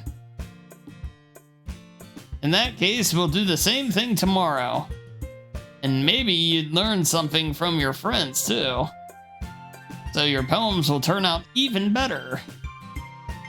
I think to myself, I did learn a little bit more about the kinds of poems everyone likes. Funny walk, that means I can at least do a better job impressing those I want to impress. I nod to myself with newfound determination. Dansu, ready to walk home? Yeah, let's go. Sayori beams at me. It's truly been a while since Sayori and I have spent this much time together. I can't really say I'm enjoying it either. I'm not enjoying it either. Sayori, about what happened earlier. And what do you mean? You know, between Yuri and Natsuki? Does this, kind of thing happen often? No. That's really the first time I've seen them fight like that.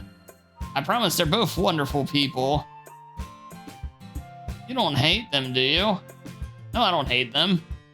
I just wanted your opinion, that's all. I can see why they'd make good friends with you. You. You know, Dansu, it's nice that I get to spend time with you in the club, but I think seeing you get along with everyone is what makes me the happiest.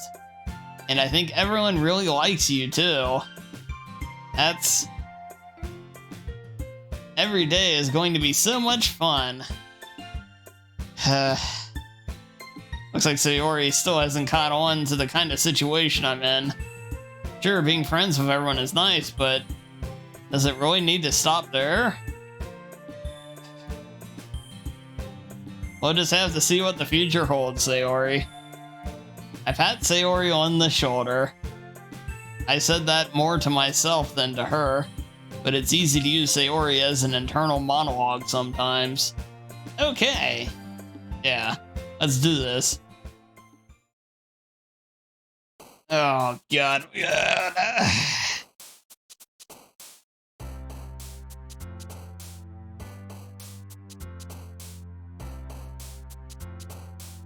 took a cooking class in the 7th grade, you were the only dude in the class.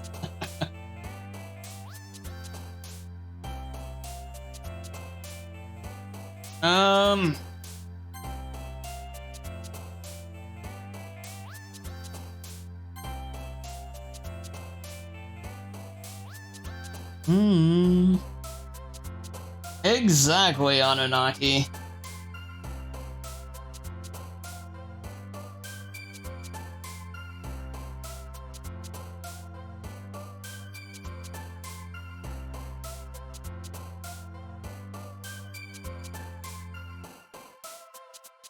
I don't know.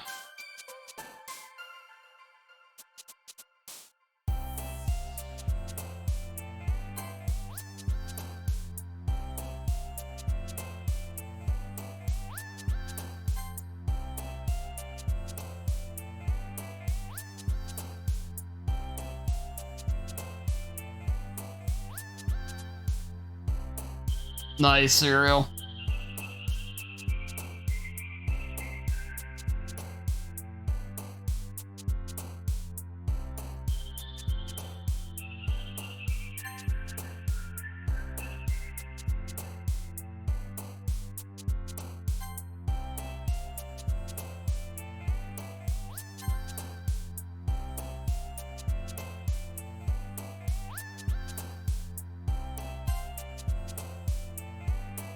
Yo, KLS, good to see you. Yeah, we're doing a first playthrough here.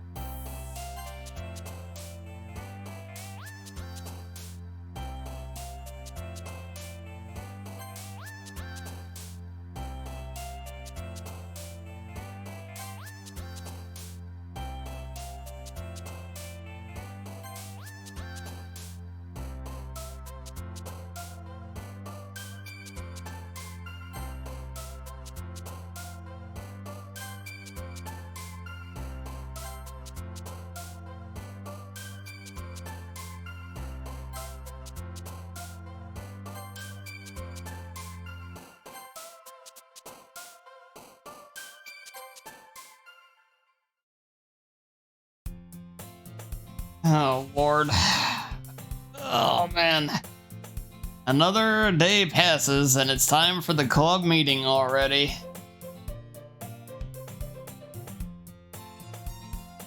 Well, I mean, as far as I'm concerned, there's only 2 even close to okay answers here.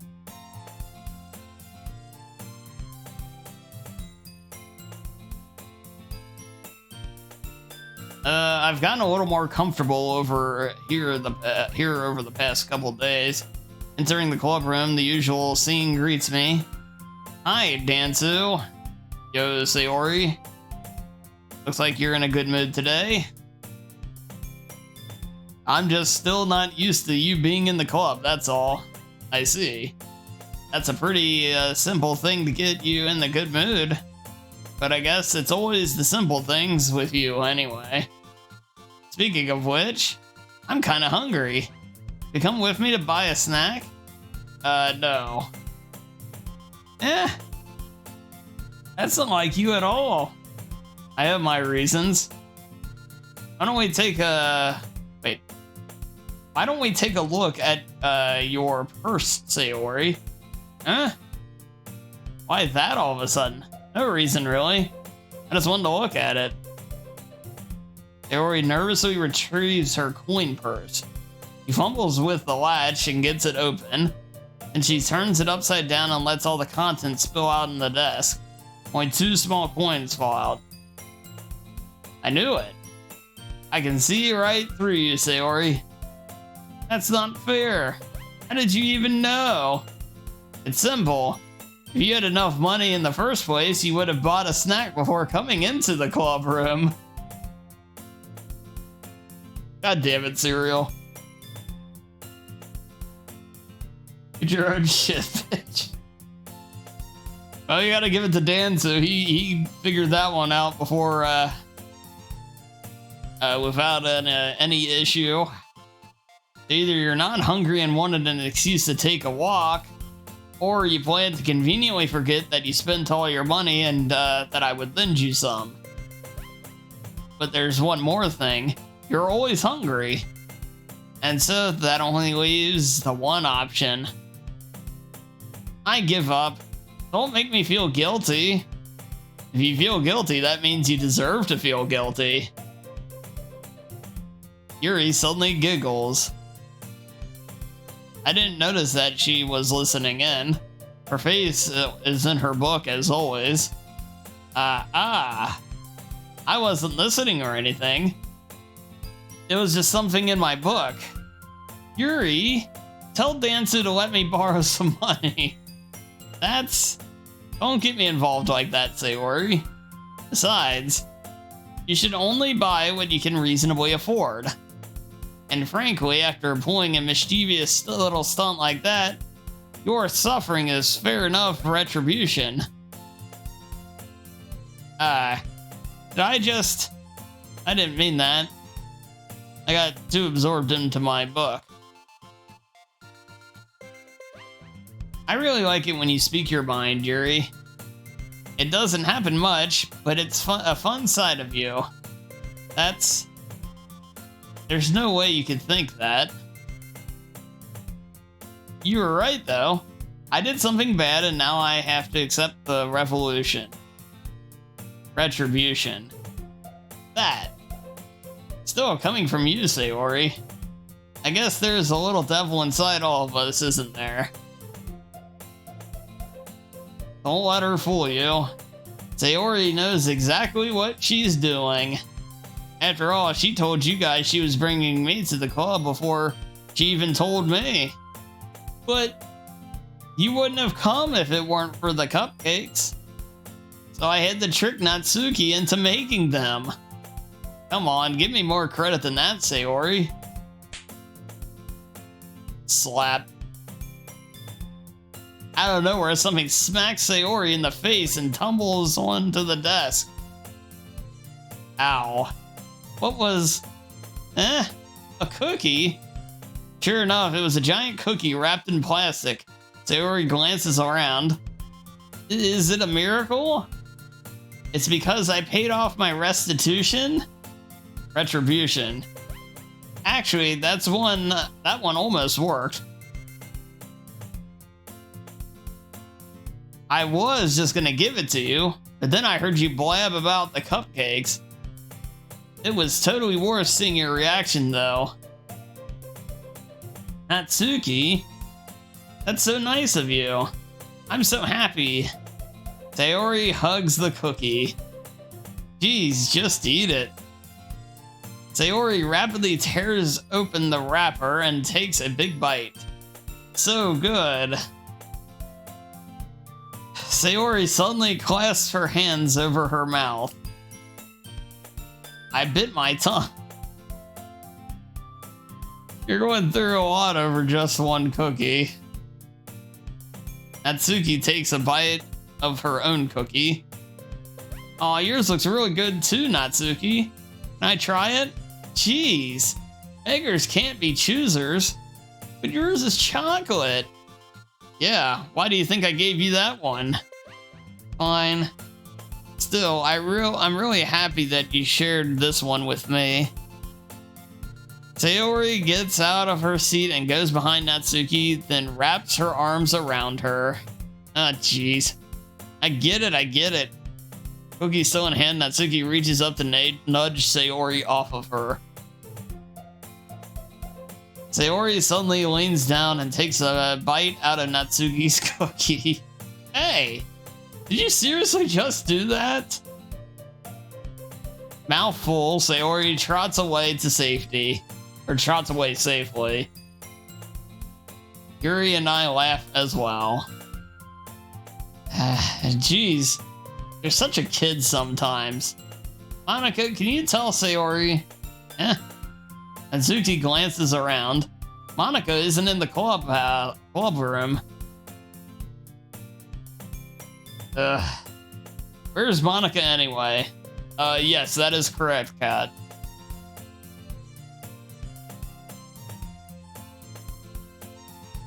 God damn it, Stereo.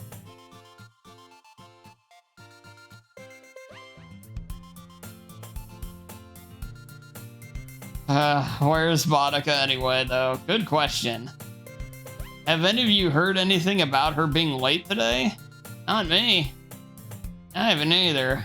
Bit unusual. I hope she's okay. Of course she's okay. She's probably just had something to do today. She's pretty popular after all. You don't think she has a... I wouldn't be surprised. She probably is more desirable than all of us combined.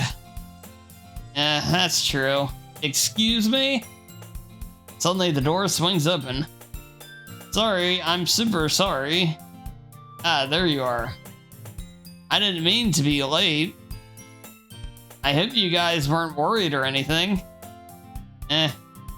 Monica chose the club over her boyfriend after all.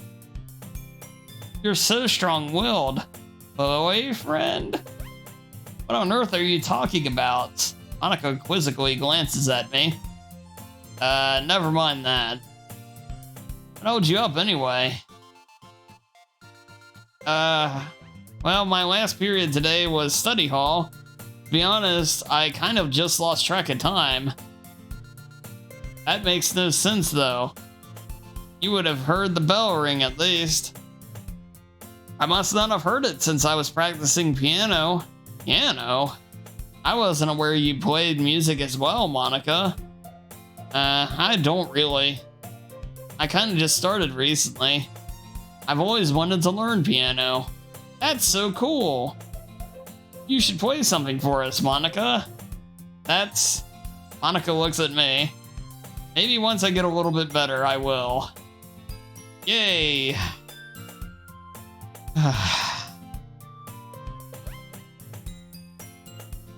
That sounds cool. I also look forward to it. Is that so? This is your life now, Dan? Oh, Lord.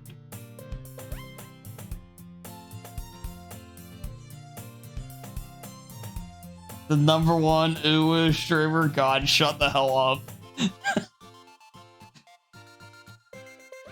In that case, I won't let you down, Danzu. Monica smiles sweetly. I didn't mean any pressure or anything like that.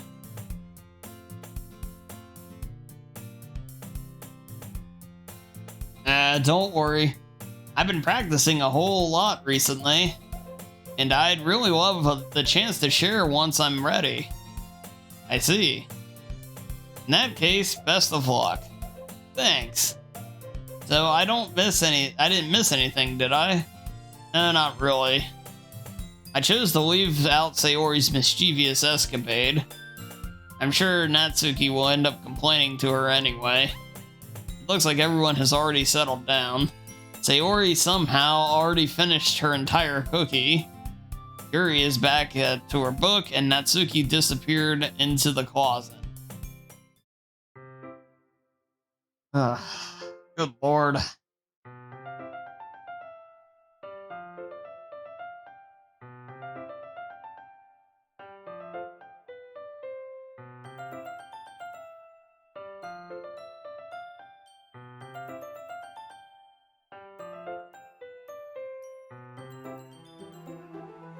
Hey, Yuri.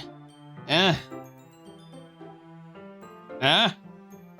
I suddenly noticed that Yuri is reading a different book from the one we've been reading together.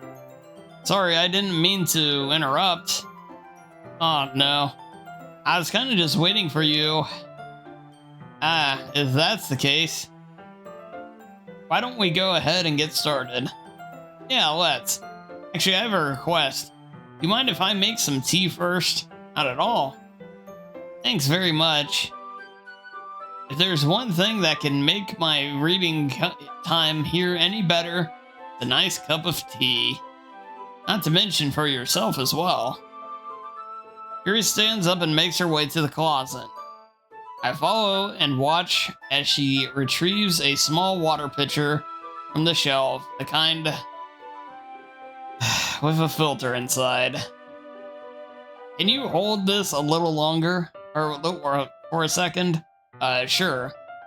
Yuri hands me the water pitcher and also fetches an electronic kettle.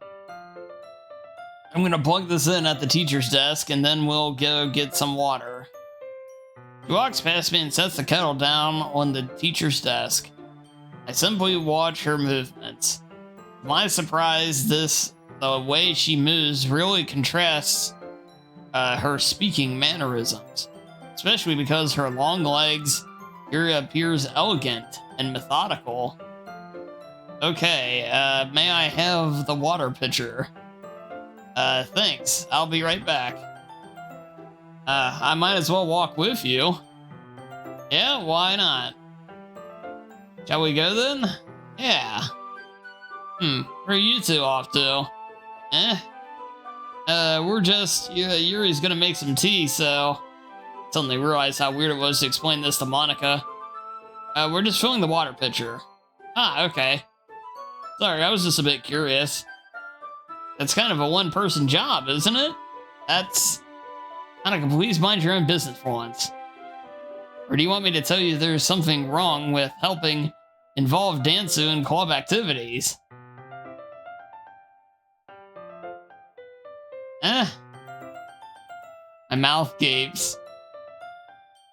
I suppose there's nothing wrong with that. Then let's go, Dansu. Yuri quickly exits the room, and I follow. Once in the hallway, she suddenly puts her forehead against the wall. I spoke without thinking. How could I say something like that? Yuri? Something about the way she said that, it made me feel so irritated. Is there an eye roll emote? Right, Koi. We have the face palm. That's probably the best you're gonna get. What's wrong with me? Oh, Yuri. I think you did the right thing. I wasn't expecting it, but It's also not right of Monica to judge people like that. Ansu, how come even when I do something bad, you're being nice to me? Because nothing that you do is as bad as you make it seem in your head. Nobody's perfect. Yeah, we have emotions and we can't always hide them away. But you're always amplifying but you always amplify things in your head. Your mind turns a little rain shower into a hurricane. No. When do you hate me or for something as terrible as that? Why would I hate you? I can't hate someone for having emotions. What kind of friend would do that? Friend, you say? Yuri lifts her head. Ansu, I really like being friends with you. Aha. Thanks, Yuri. I like being friends with you, too. I feel kind of awkward saying something like that. I'm doing the best to help you, Yuri, feel better. Anyway, yeah. Shall we go? Yeah. Yuri and I walk to the nearest water fountain. Once we fill up the water pitcher, we return to the classroom. Ansu, do you like oolong tea? Yeah. Anything is fine. Very well. Yuri sets the temperature on the kettle to 200 degrees. Now it's time to get the teapot. You really do this properly, don't you? Of course. I shouldn't do any less when I'm making tea for others, even if I'm not an expert on tea or anything. In that case, you'll be even more impressed. Perhaps I will. Yuri fetches the teapot and begins measuring the tea leaves. To my surprise, she even starts humming a little to herself. You must be in a good mood now. Is that so? I was letting it show. And you noticed. I was doing a bit of thinking, and I decided that I would try expressing myself a little bit more. It turns out it's not very hard for me to do. When it's you who's around anyway. That's great, Yuri.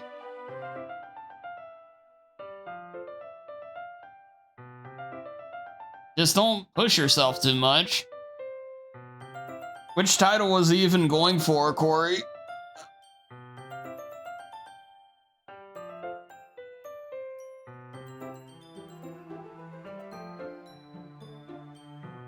Tag title. Gotcha. You're always worrying about me, Danzo. It's very endearing. Yuri wasn't kidding. I don't even know if I can keep up with this. I watch Yuri pour a cup of tea for each of us. Danzo, I have another request. Do you mind if we sit on the floor today? Why is that? It's a little bit easier on my back. I can read with my back against the wall rather than bending over at my desk. Sorry, I didn't realize. No worries. I just have back pain fairly regularly, so I do the best I can to manage it. That's so. I wonder why that is. It's most likely because my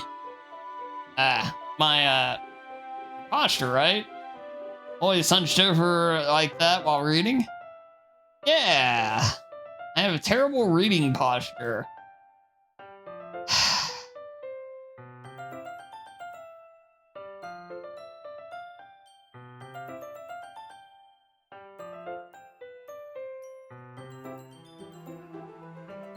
Because they're giant food. Yeah, you're probably right, Kat. You're probably right.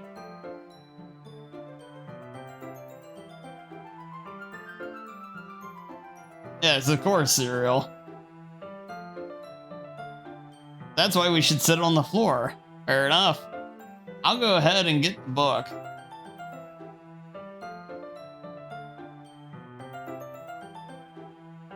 I retrieved the book from my bag. I have some chocolate as well. A bag of small chocolate candies that I kept hidden from Sayori's candy radar. I take it since it'll go well with tea. Yuri and I sit against the wall, teacups at our sides. As if in sync, we assume the same reading position we had last time, each holding one half of the book. Except this time, our bodies are even closer to each other. I can't see too well. Yuri slides closer until our shoulders are touching. How am I supposed to focus on reading like this? God. Yuri was always kind of cute, but when she's being less apprehensive, it's almost more than I can handle. Your teacup. Yuri hands me my teacup. Holding it with my hands, that's not holding the book. I end up in a position that makes it even harder to focus. Because now I need to worry about making sure I don't accidentally touch her chest. Meanwhile, Yuri hasn't noticed a single thing. She wears her intense reading expression as I can only presume the world around her has faded away. I use all my willpower to focus on reading. After a few minutes, I manage to relax a little. I put the teacup between my legs and fumble with the chocolate wrapper. Sorry. I briefly let go of the book and to finish opening the wrapper. You can have as much as you want. That's okay. I won't take any. Are you sure? Yeah, well, if I touch it, then it might get smudges on the pages. You're right. Didn't even think about that. My bad. No need to apologize. I'll hold the book, okay? Are you sure? Of course. Yuri opens the book with both hands. She holds it so that I don't have any harder of a time reading from it. But as a result, her left arm is practically resting on top of my leg. We saw what that did to Leon. Oh, in that case, Yuri's already totally focused on reading again. I take a chocolate candy and pop it into my mouth. Then I take another chocolate. And I hold it up to Yuri. She doesn't even look away from the book.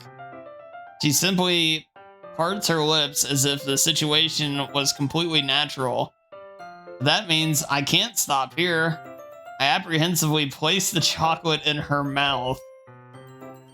Just like that, Yuri closes her lips over it. Yuri's expression suddenly breaks. Did I just... Yuri looks at me like she needs to confirm what just happened. Dansu? Sorry. I guess I shouldn't have done that. Well... You were just helping. That's something that friends do. Right? I mean, not really in this context, but... Yeah. That's all it was. Yeah. Then... You don't need to stop or anything. I see. The situation has gotten really tense. Yuri tries to return to the book, but I can tell just by her expression that even she can't focus now. My heart is pounding. I nervously take another chocolate between my fingers, but this time Yuri's eyes meet mine. How did it even come to this? Yuri doesn't avert her gaze. I notice her chest rising and falling to the rhythm of her breath. I raise my arm. Like before, Yuri parts her lips. But it's different this time. I take the chocolate and place it in her mouth. I feel her hot breath on my fingers. Okay, everyone. Yuri jolts back. It's time to share poems. Dansu, can you help Yuri put away the tea stuff, right? Or you can help Yuri put away the tea stuff, right? Yeah, of course. Okay, thanks. The spell is abruptly broken. I'll take care of the cups. Yeah. Yuri picks up the teacups from the floor. I pick up the bag of chocolates. In the end, we hastily clean up without so much as a word between us. I get the feeling this is something neither of us will have courage to bring up.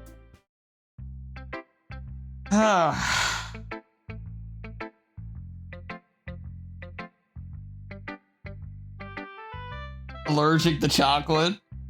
Who's letting the chocolate melt?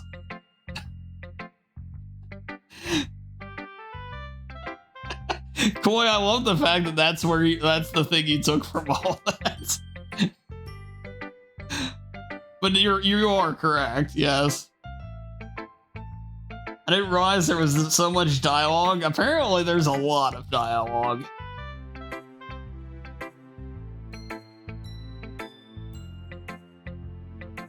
You're not feeding your friends by hand. That's probably a good call.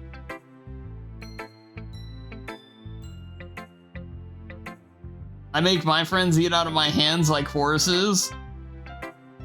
All lips. All lips are no treat.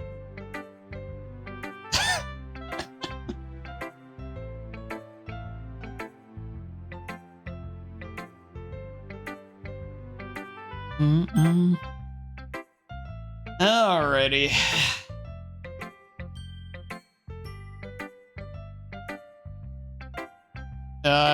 Yes, I'm aware. Here, why don't we go to Monica first?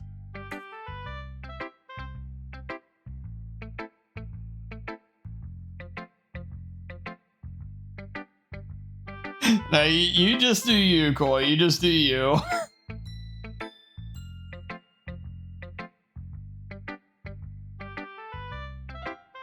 Oh, goodness.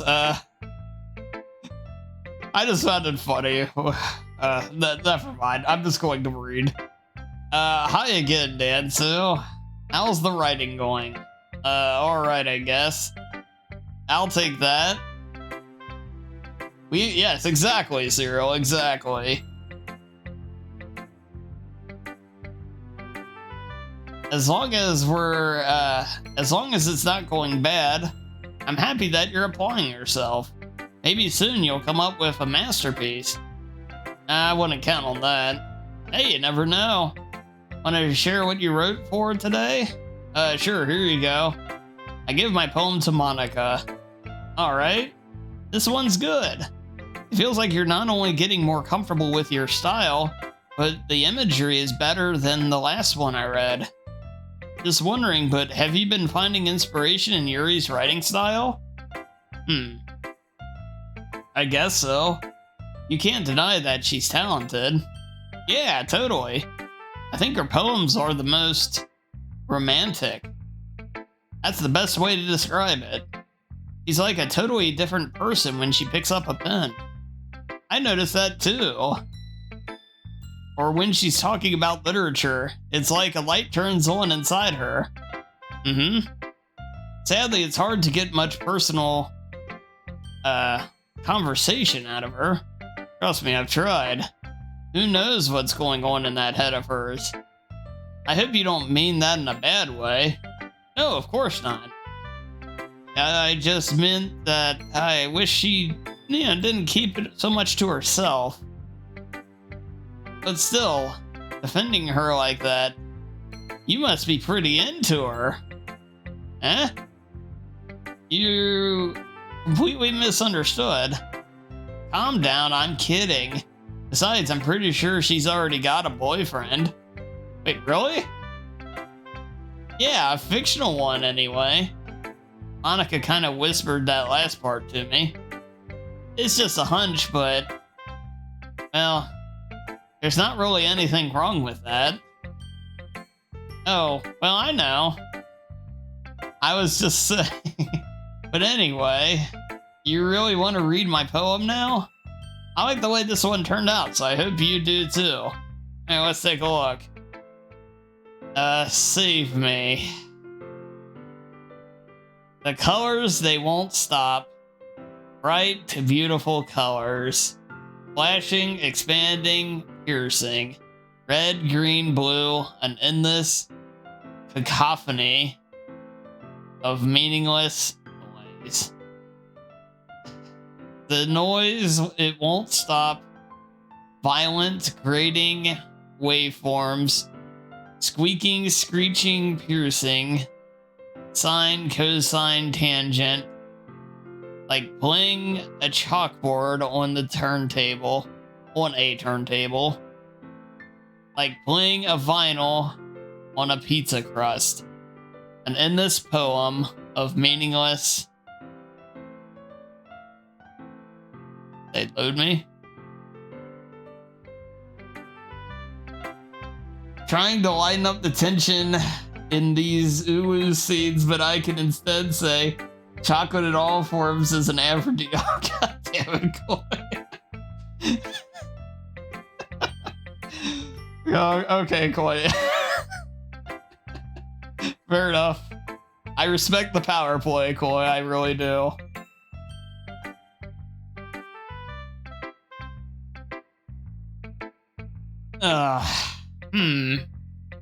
It's even more abstract than your last one, huh?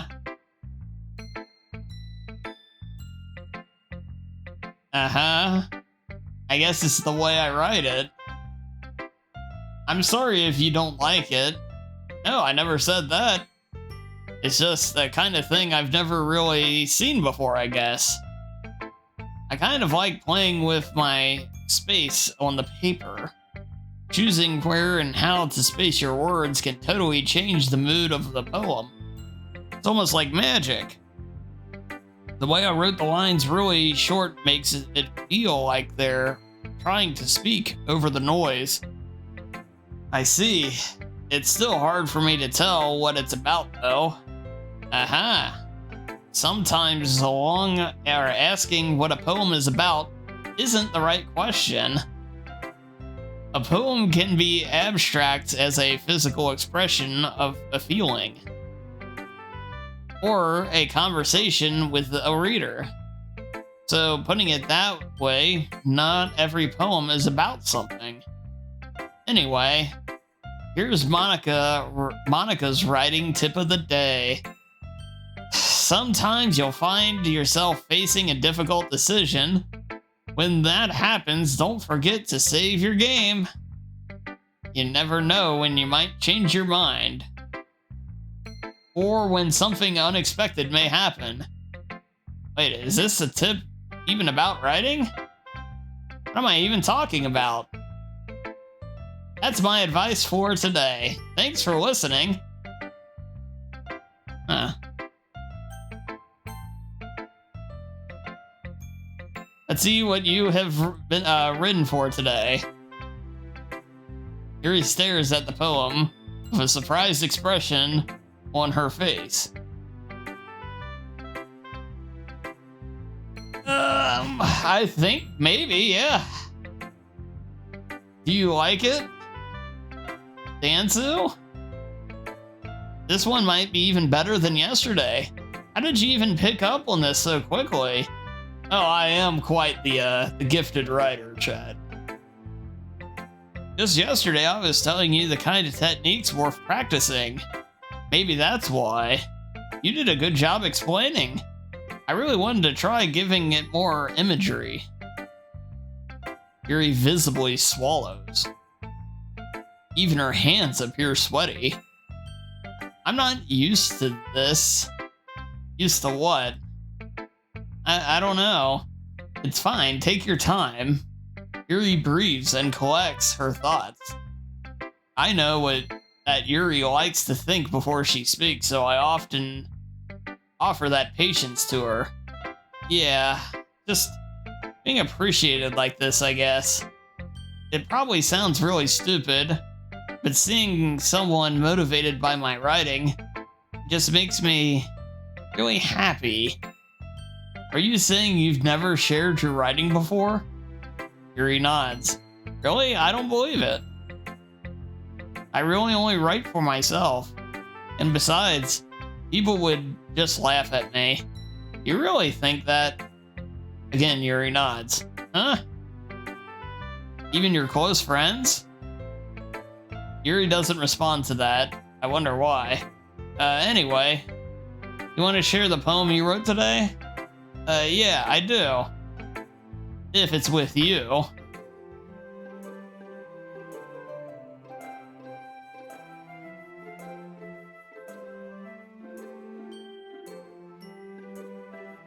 Who actually shares what they write? Well, I mean, there are poets out there. You got your Robert Frosts, and I'm sure some others out there. Someone along the line did.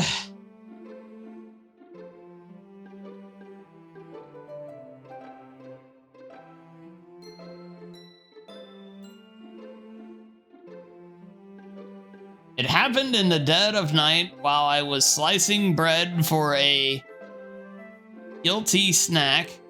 My attention was caught by the scattering of a raccoon outside my window. That was, I believe, the first time I noticed my strange tendencies as an unordinary human. I gave the raccoon a piece of my bread, my subconscious well aware of the consequences, well aware that a raccoon that is fed will always come back for more. The enticing beauty of my cutting knife was the symptom. Bread, my hungry curiosity, the raccoon, an urge. The moon in, I can't tell what that is. Increments? That doesn't make sense, though. I don't know.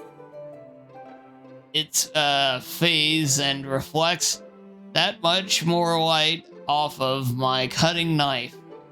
The very same light that glistens in the eyes of my raccoon friend. I slice the bread fresh and soft. The raccoon becomes excited. Or perhaps I'm merely projecting my emotions onto the newly satisfied animal.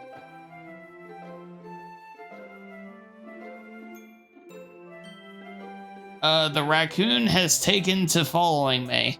You could say that we've gotten quite used to each other. The raccoon becomes hungry more and more frequently, so my bread is always handy. Every time I brandish my cutting knife, the raccoon shows me its excitement.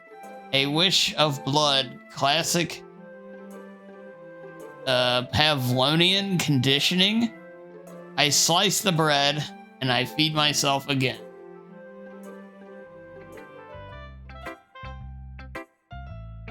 I want no one to see inside my brain.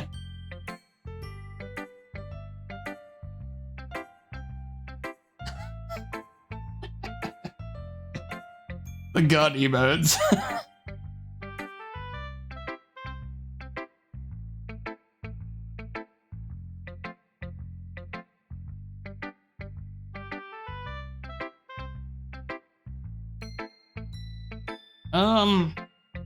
I was a little more daring with this one than yesterday. I can see that. It's a lot more metaphorical. I don't know if it's my fault, but I can't begin to imagine what this poem is about. That's right. It's a bit closer to my preferred writing style. Using the poem as a canvas to express vivid imagery and conveying emotions through them. yeah, if I take it at face value, then I can't even figure out what it's supposed to mean. Well, I think it's something that different people can relate to in their own way. I wanted to express the way it feels for me to indulge in my more unusual hobbies. It's those sort of things that I'm usually forced to keep to myself. So I sometimes enjoy writing about them. Why do you keep them to yourself? Because they're embarrassing. And people would make fun of me. Don't you have anything like that, Dansu? Well, I have played Doki Doki Literature Club. Take a look at my brains if you dare. Go on, Chloe, get an ice cream scooper and have at it.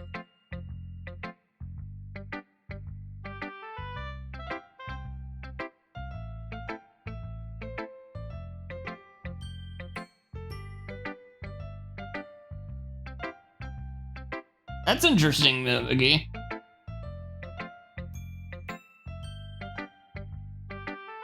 Yeah, I'm dark and yes. I feel like everyone has a little something like that. The best we can do is respect each other and our individualities, even if it's difficult sometimes and some things make us uncomfortable. After all, I hadn't learned to embrace my own weirdness, I would probably hate myself. I might be ranting a little bit now, but I'm glad you're a good listener. You're good at a lot of things. Writing, listening. There really aren't many people like you, Dansu. That's exaggerating a little bit. It's just how I feel. I never thought I would feel so comfortable sharing my writing. But now I almost feel like I'm looking forward to it. It's just a really nice feeling. And you're to thank for that. It's nothing, really.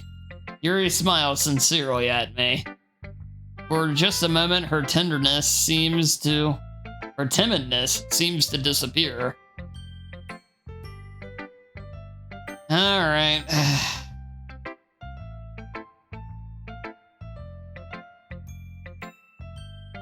I liked your last one better. Really? Well, yeah, I can tell you're a little more daring with this one, but you're really not good enough for that yet. It fell flat. That may be true, but I just wanted to try something different. I'm still figuring this all out. I mean, I always like poems that aren't trying too hard. I hate when people try to sound fancy or add more meaning just by using annoying or complicated language. Just make it simple, cute, and to the point. Yuri's head over heels for all that cryptic nonsense, but I see right through that BS. Making your reader look so hard for all this deep meaning is just an excuse to have no meaning at all. I guess that's one way to look at it. Well, everyone has their own opinion, but my opinion is the best opinion. I'm sure you figured that out already.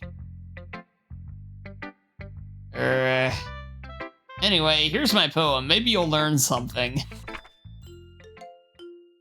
Amy likes spiders. You know what I heard about Amy? Amy likes spiders. Icky, wriggly, hairy, ugly spiders. That's why I'm not friends with her. Amy has a cute singing voice. I heard her singing my least favorite song. Every time she sang the chorus, my heart would pound to the rhythm of the words, but she likes spiders. That's why I'm not friends with her. Over time, I hurt my leg really bad. Amy helped me up and took me to the nurse. I tried not to let her touch me. She likes spiders, so her hands are probably gross. That's why I'm not friends with her. Amy has a lot of friends. I always see her talking to people. She probably talks about spiders. What if her friends start to like spiders too? That's why I'm not friends with her. It doesn't matter if she has other hobbies. It doesn't matter if she keeps it private. It doesn't matter if it doesn't hurt anyone. It's gross. She's gross. The world is better off without spider lovers. And I'm gonna tell everyone. Huh.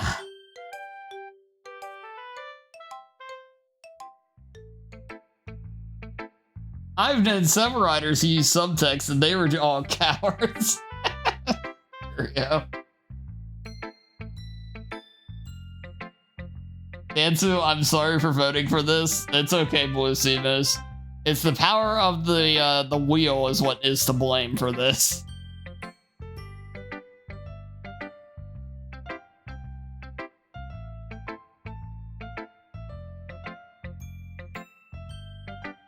It's just a straight up hate letter about Amy. It really is, isn't it? Not bad, right? It's quite a bit longer than yesterday's. Yesterday's was way too short. I was just warming up. I hope you didn't think that was the best I could do. No, of course not. Anyway, the message is pretty straightforward in this poem. I doubt I have to explain it. Sometimes you can explain complicated issues with much simpler analogies. And it helps people realize how stupid they're being. Like anyone would agree that the subject of this poem is an ignorant jerk. Do you know people like that? Of course. It's about how everyone thinks That doesn't matter. It can be about anything. I wrote it to be easy to relate to. Everyone has some kind of weird hobby or guilty pleasure. Something that you're afraid if people find out, they'd make fun of you or think less of you. But that just makes people stupid. Who cares what someone likes as long as they're not hurting anyone and it makes them happy? I think people really need to learn to respect others for liking weird things. That's funny. Yuri wrote something similar today. Huh? Did you say Yuri? Yeah. She said her poem was about the unusual hobby of hers. I didn't really get it, but she said something similar to you. People shouldn't make each other feel insecure about those things. Really? Oh. I mean, Yuri's pretty weird, so I wouldn't doubt that she has some weird hobbies. Not that there's anything wrong with that. It's not like I would judge her or anything. Natsuki has trouble finding words. I guess I should try not to be so mean to her. If she feels insecure about her weird behaviors and stuff, I mean, I would always hate people who would make me feel insecure. And Yuri made me feel insecure yesterday. But the way you put it, it sounds like she's learned her lesson. Oh, I would say so. Even if her writing style is really different, I'm sure she'll appreciate the message of your poem.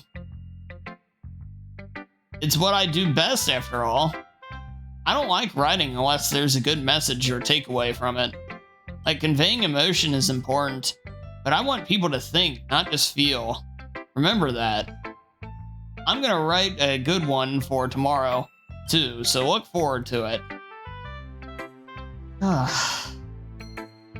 You used to hate spiders because I had reoccurring nightmares that would involve spiders as metaphorical imagery. But once I stopped hating them.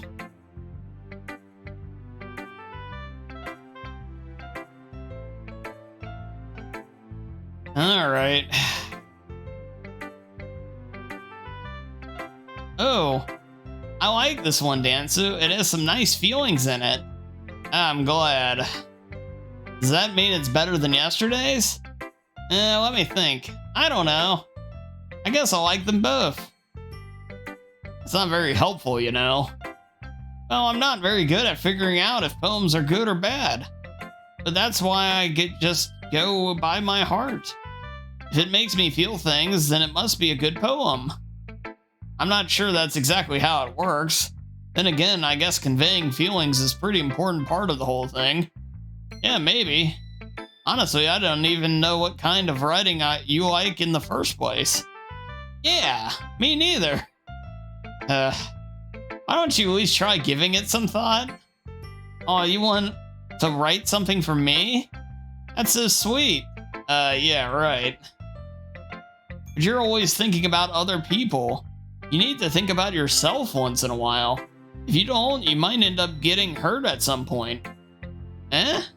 Well, I don't really know what you mean, but I'll try to keep that in mind. Oh, whatever. Anyway, let's see. I guess I like happy poems. Wait, sometimes I like sad poems too. Hey, Scuzz, thanks for the lurk. Thank you, man.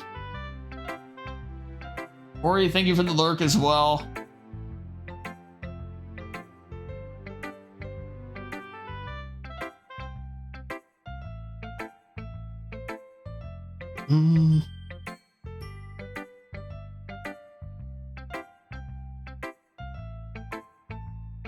Yeah, I used to read a ton, Koi, actually. I used to read a lot.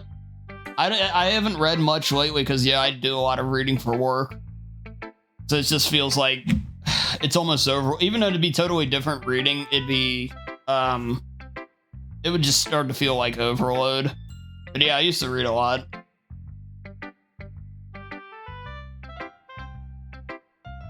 Sometimes a little bit of both.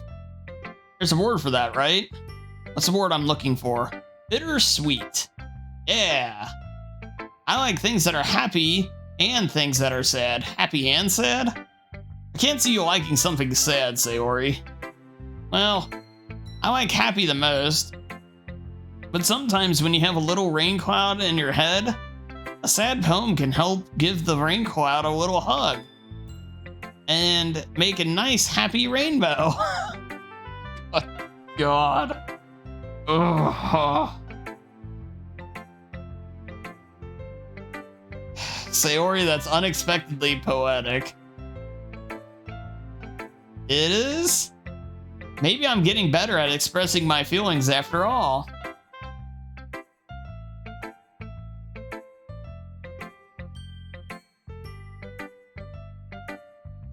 Maybe I'm getting better at expressing my feelings after all, yes.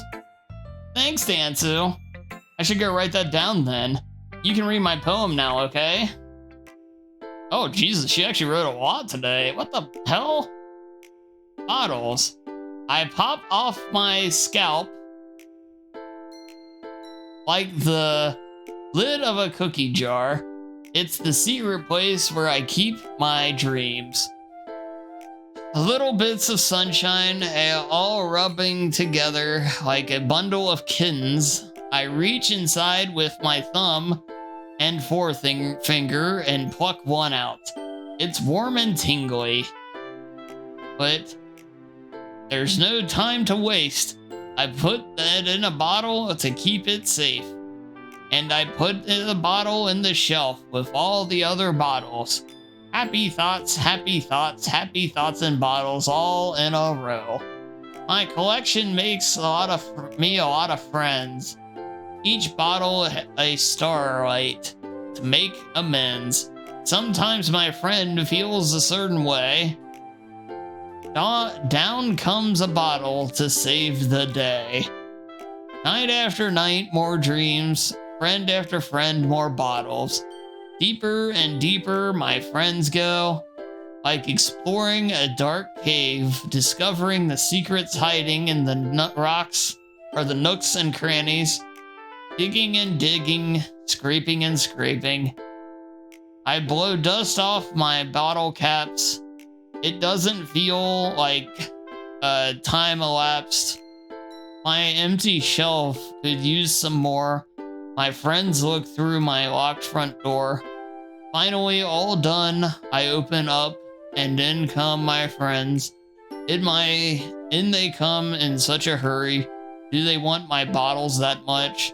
I frantically pull them from the shelf, one after the other, holding them out to each and every friend, each and every bottle. But every time I let one go, it shatters against between my feet, against the tile between my feet. Happy thoughts, happy thoughts, happy thoughts in shards all over the floor. They were supposed to be for my friends who aren't smiling. They're all shouting, pleading something. but all I hear is echo, echo, echo, echo, echo inside my head.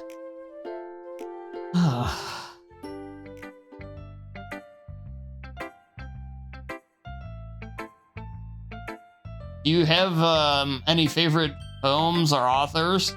I don't really have any poems, no. Authors, I guess I don't know if I necessarily have a certain author. I read a lot of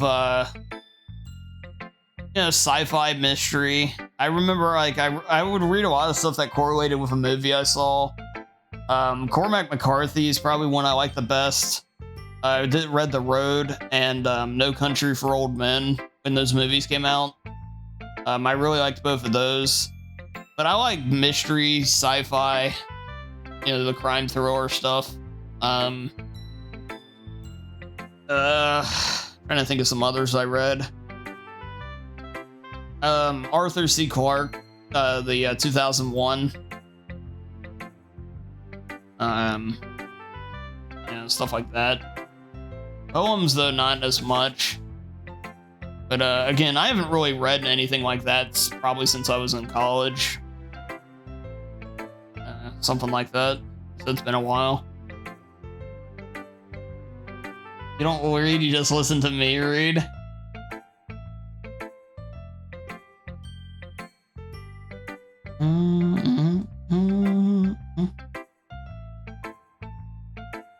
Hey, Foxhound, good to see you. The great Foxhound Cut. Hope you're doing well. Dansu Literature Club. Yeah, this was unlocked at our anniversary stream, so here we are.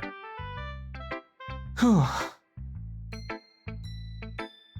Oh, I read comics too. Yeah, I used to read comics. I have a shit ton of them somewhere. Yeah, in storage. Yeah, I have a ton of those too. Yeah. Spider-Man, Iron Man, a lot of Marvel stuff.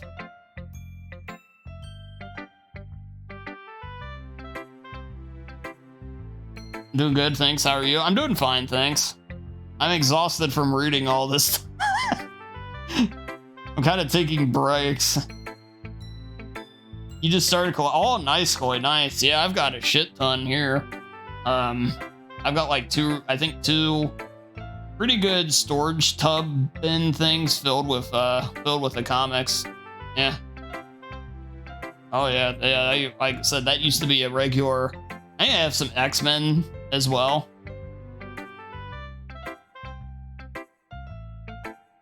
Yeah, so yeah, that would definitely go into it. I always forget to list that as something I read, but yeah, it counts. Yeah, every bit.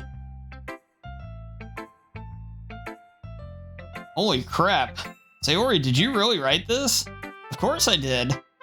Didn't I tell you yesterday I was gonna write the best poem ever?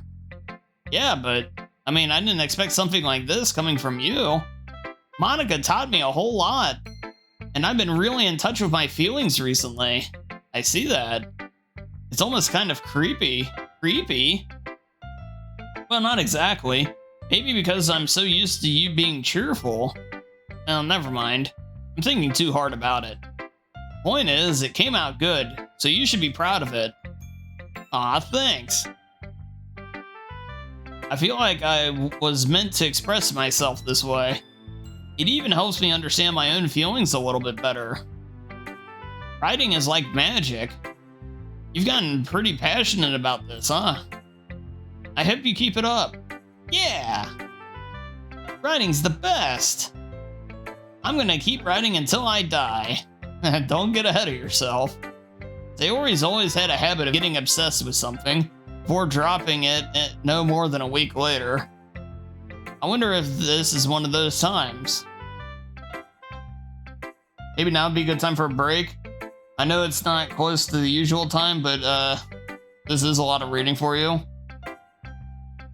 Yeah, well, what we'll do is let's finish up this day. I think just based off of the last bits, we've I think we're gonna be at the end of the school day, so then we'll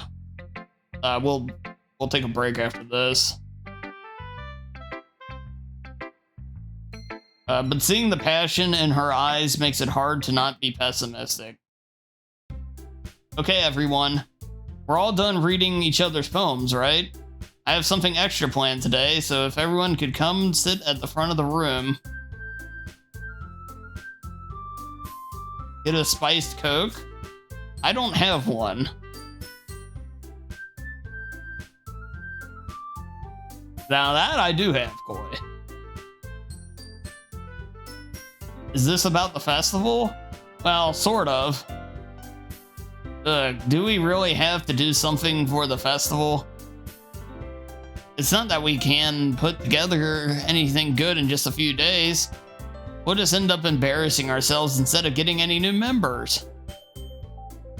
That's a concern of mine as well. I don't really do well with last-minute preparations. Don't worry so much. We're gonna keep it simple, okay? We won't need much more than a few decorations. Sayori has been working on posters, and I've designed some pamphlets we can give out during the event. Okay, that's great and all, but that doesn't tell us what we're actually going to be doing for the event. Ah, sorry, I thought you heard about it already. We're going to be performing. Performing? Monica? Yeah, we're going to be having a poetry performance. Each of us is going to choose a poem to recite during the event. But the cool part is we're going to let anyone else come up and recite poems too. Sayori's putting it all on posters in case anyone wants to prepare ahead of time. Sayori, who's been coloring a poster, holds it up for us to see. Are you kidding me, Monica? You didn't already start putting those posters up, did you? Well, I did. Did you really think it's that bad of an idea? Well, no. It's not a bad idea, but I didn't sign up for this, you know.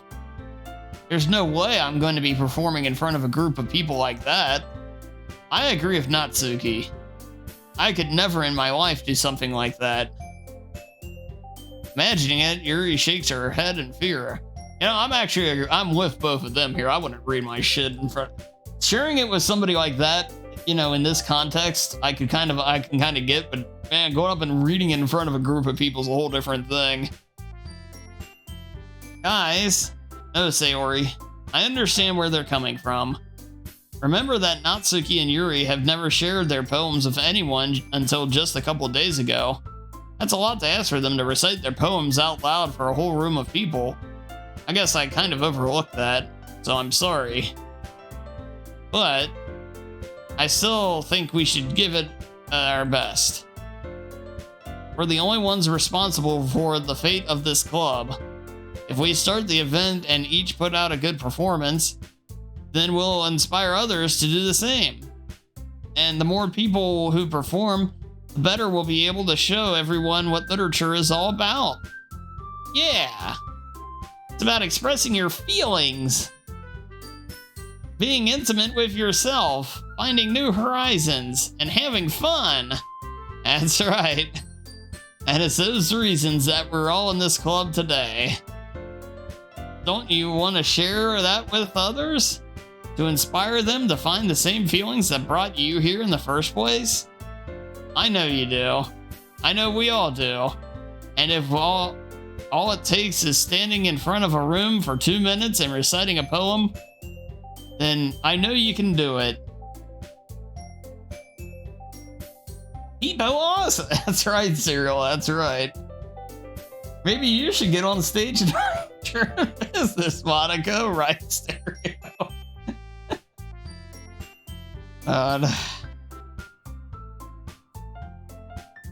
Natsuki and Yuri remain silent.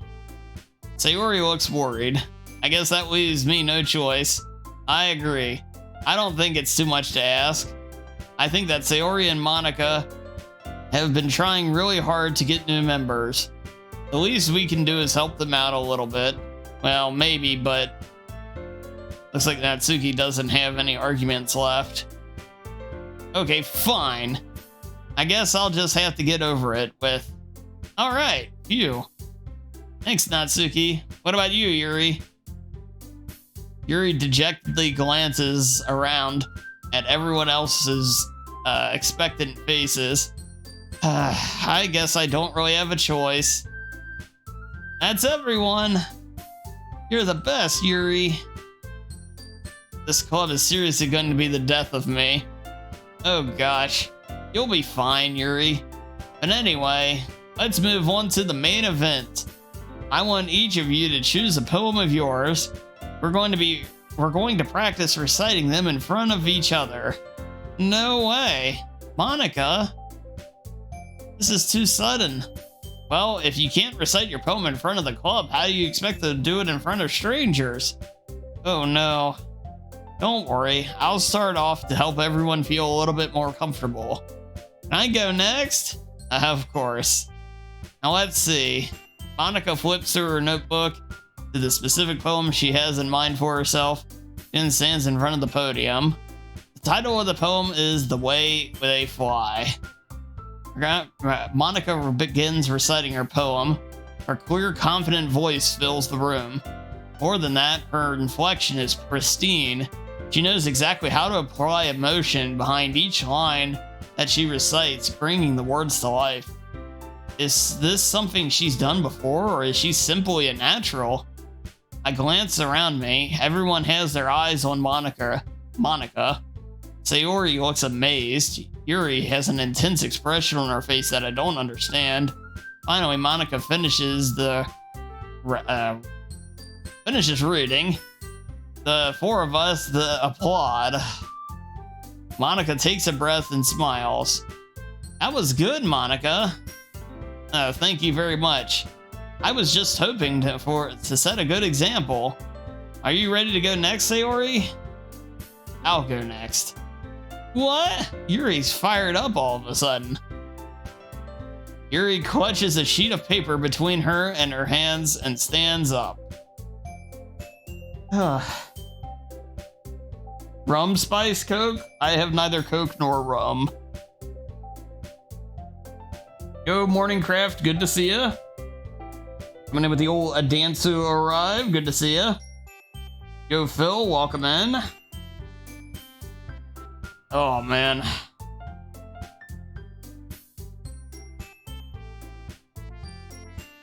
Keeping her head down, she walks quickly over to the podium.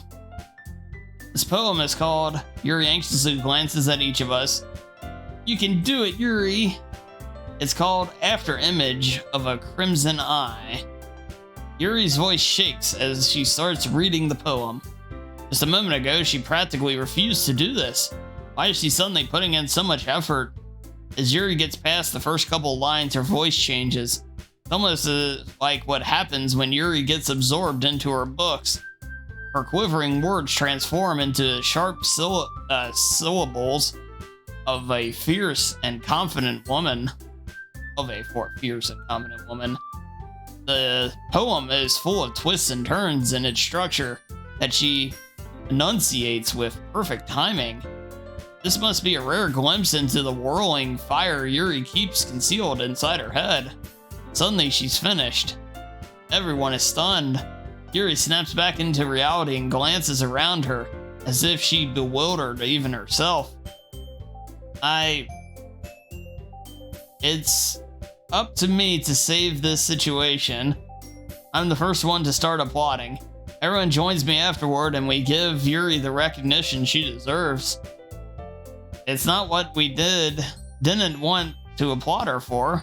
It's not that we didn't want to applaud for her, but we were caught off guard that we must have forgotten. As we applaud Yuri... God, man. As we applaud, Yuri holds the poem to her chest and rushes back into her seat. Yuri, that was really good. Thank you for sharing. Looks like Yuri is down for the count. Okay, I guess I'm next then. Sayori hops out of her chair and cheerfully walks to the podium. This one is called My Meadow. Sorry, I giggled. Sayori. A lot harder than I thought. How did you guys do it so easily? Try not to think of it like you're reciting to other people. Imagine you're reciting it to yourself like in front of a mirror or in your own head. It's your poem, so it'll come out the best that way. I see. Okay, then. Sayori begins her poem. Somehow it feels like her soft voice was made as a perfect match. The poem isn't aimlessly cheery, like Sayori is. It's serene and bittersweet. If I were to read this on paper, I probably wouldn't think much of it. But hearing it come from Sayori's voice almost gives it a whole new meaning. Maybe this is what Sayori meant when she said she likes my poems. It's like I get to reach much more deeply into someone I thought I knew through and through. Sayori finishes and we applaud. I did it! Good job, Sayori. Even Dansu liked it. Now read it like a fierce, confident woman. Ugh, I don't know if I've got that one in me.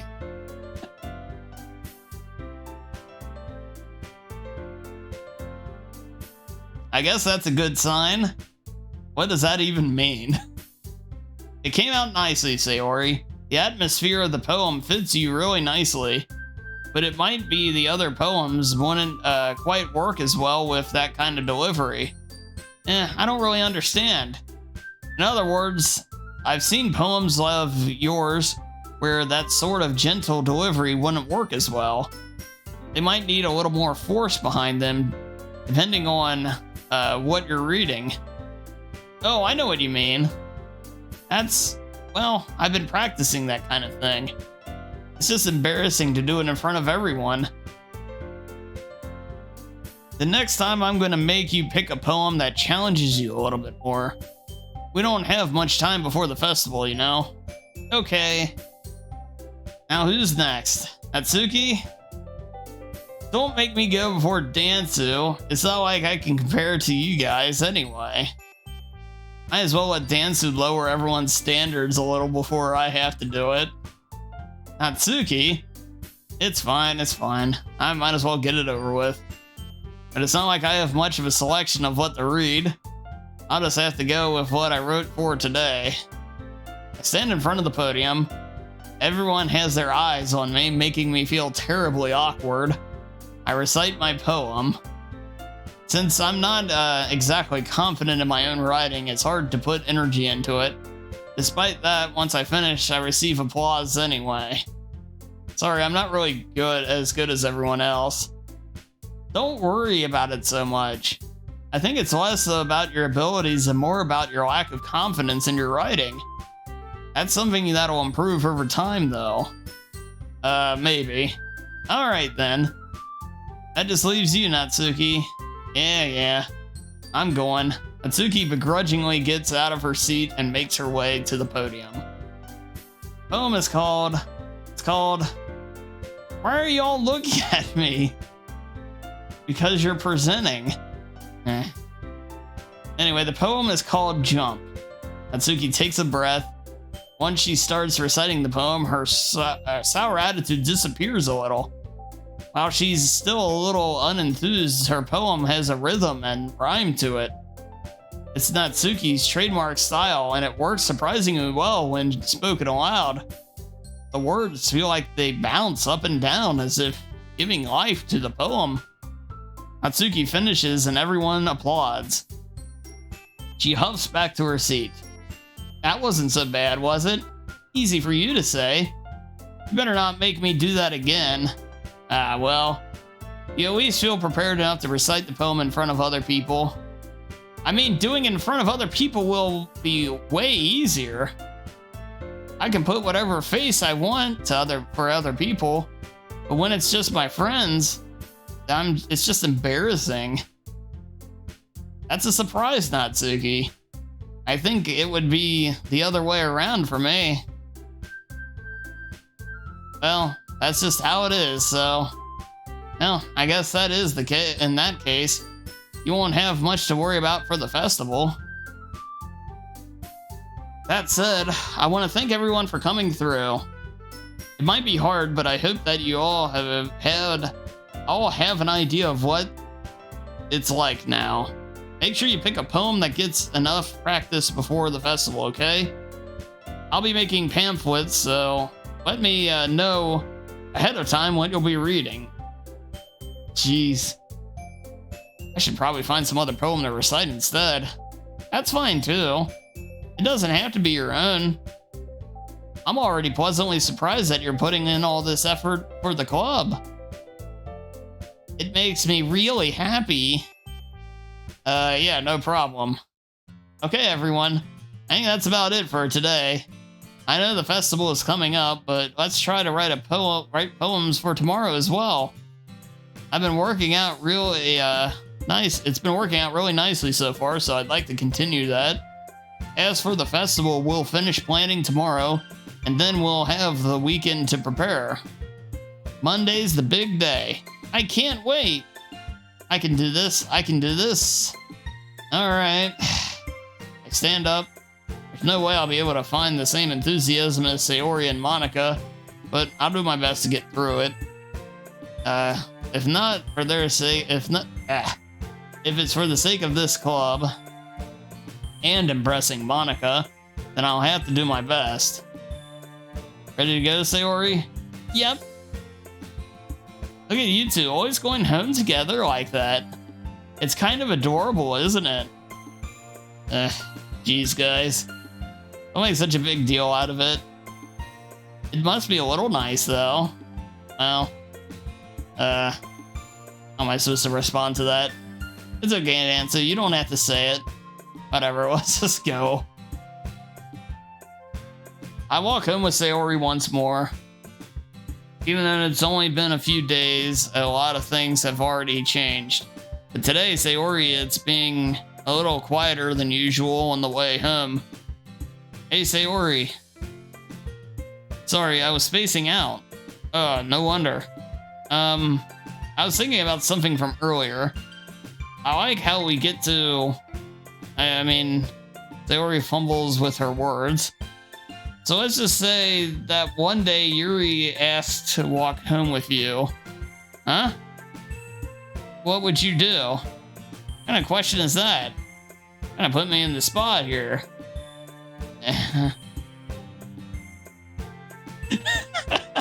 Wow, well. Yeah, sorry.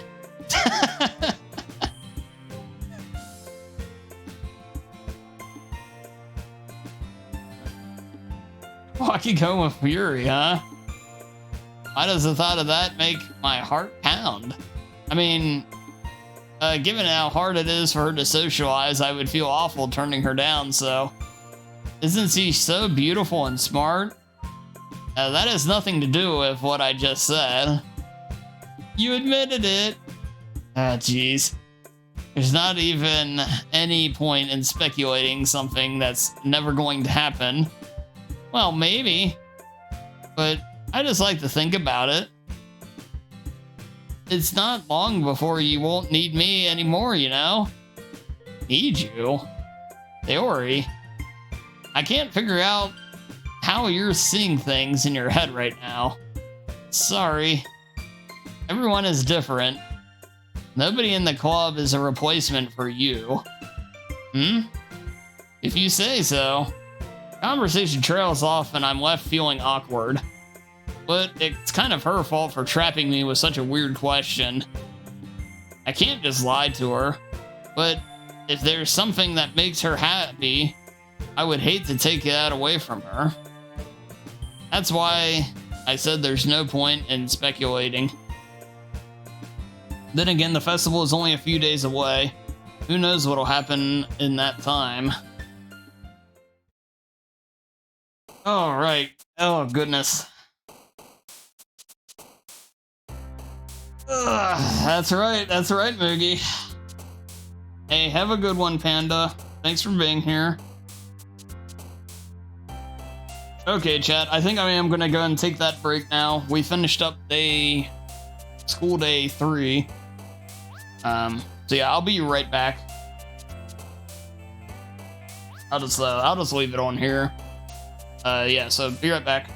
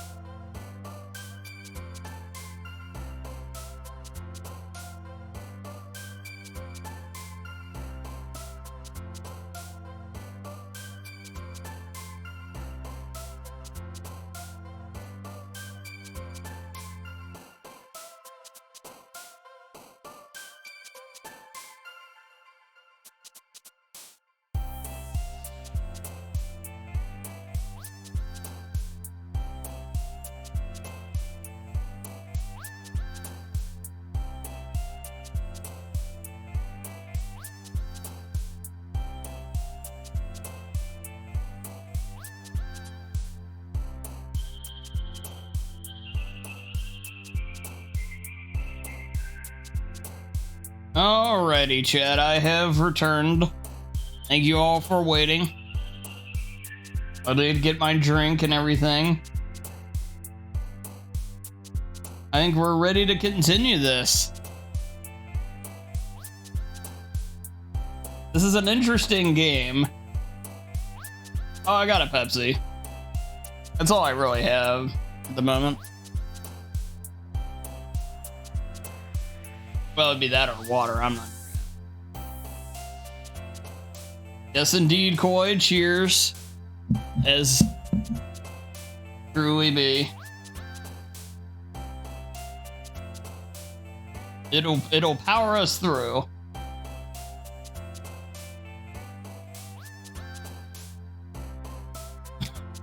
Cereal. Alrighty.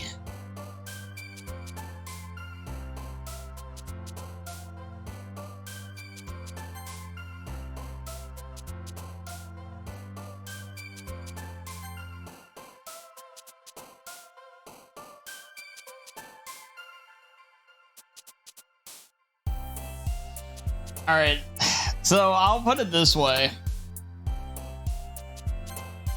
Oh, oops. Crash through there. I'm not gonna say I'm invested in this necessarily like you may suspect, but I'm not as disconnected from it as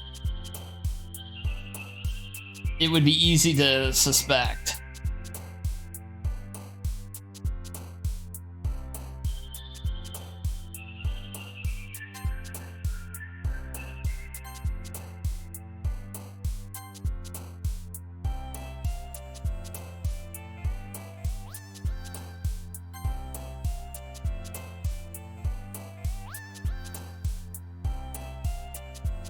They're very interesting to play, really. Well, everybody sees them. I'm sure everybody sees them as one way. Yeah.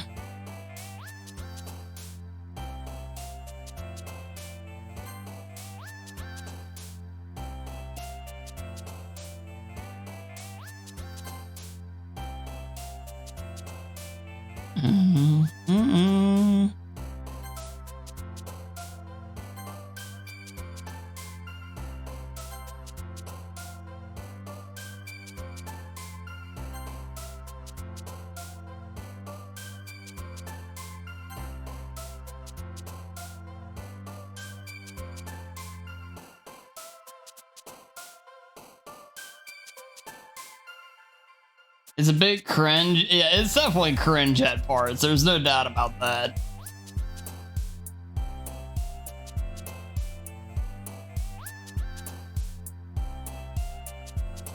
Have you ever wrote a poem IRL? Yes. I remember having to in high school and then in college. First year of college.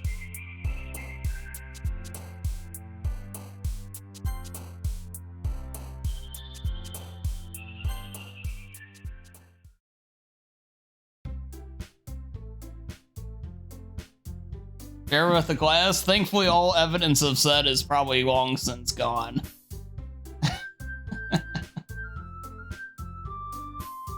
If I had my laptop from like 12 years ago, then maybe I could.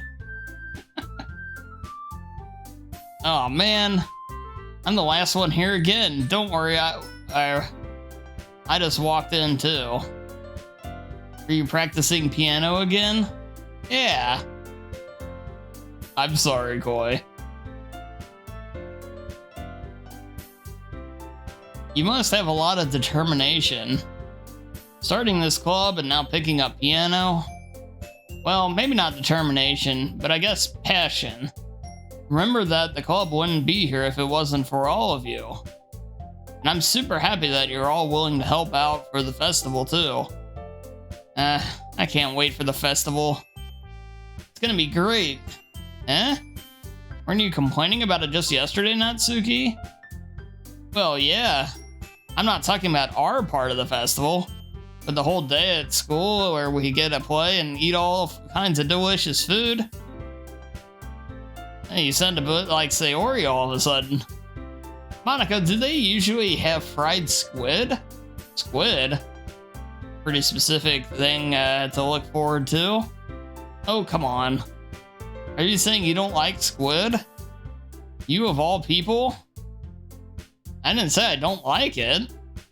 Besides, what do you mean by you of all people? Because it's right in your name. Monica.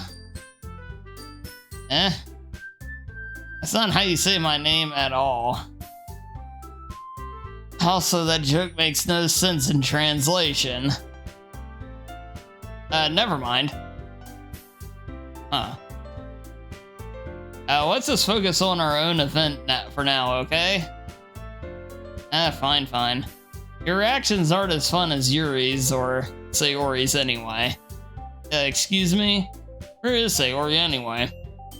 Oh, there you are. Sayori is sitting at the desk in the corner of the room, looking down at nothing. I walk over to her. Hey, Sayori. I wave my hand in front of her face. Spacing out again? Yeah, sorry, don't mind me. You can go talk to everyone else. Huh? Everything alright? Of course.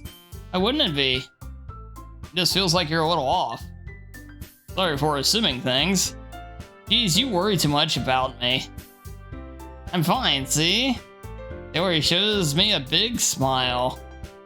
Don't let me distract you from having fun with everyone. Alright. If you say so.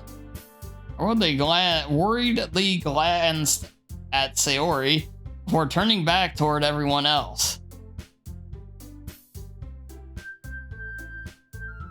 I got you, Moogie. But the conversations had already dispersed with everyone back at their usual activities. Maybe I should ask Monica if she's noticed anything about Sayori recently. Since they've been preparing for the festival, they must be spending a lot of time together. I timidly approached Monica, who is shuffling through some papers at her desk. Ansu, what's up? Hey, this might sound a little strange, but have you noticed anything up with Sayori recently? Anything up with her? In what way do you mean? Maybe I'm reading into it a little bit too much, but she seems a bit downcast today. Oh, you think so? I can't say I've noticed anything about her. Monica peers across the room at Sayori, who is idly dragging a rubber eraser up and down her desk. Maybe there's something on her mind. I'm surprised I'm not the one asking you, Dansu. You certainly know her a lot better than I do. Yeah, but she's never really like this. She's always talked to me about things that bothered her. This time, when I asked her, she was really dismissive. Oh, sorry, I know that's, sorry, I know it's not that, I know that's not your problem. I just wanted to ask if you knew anything, so I'll drop it now. Oh no. It's important to me too. I mean, I'm also friends with her. And I also care about the well-being of my club members, you know. Maybe I'll try to talk to her myself. Are you sure about that? She seemed like she wanted to be left alone. Are you sure? Maybe she's just had a hard time bringing it up with a person of interest. Person of interest? What do you mean by that? I'm saying maybe the thing that is on her mind is you, Dansu. Me?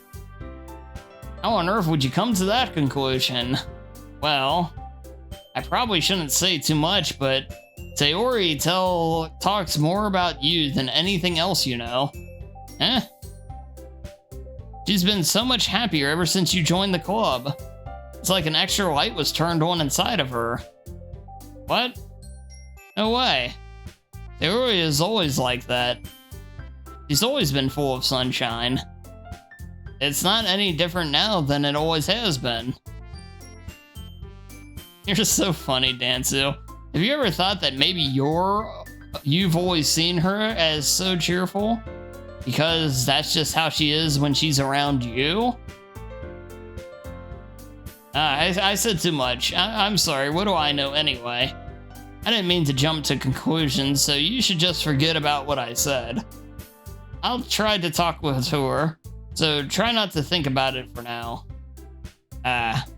Alright. Monica smiles meaningfully. I know she said to forget about it, but I already know that I won't be able to get her words out of my head. Monica stands up from her desk and walks across the room to where Sayori is sitting.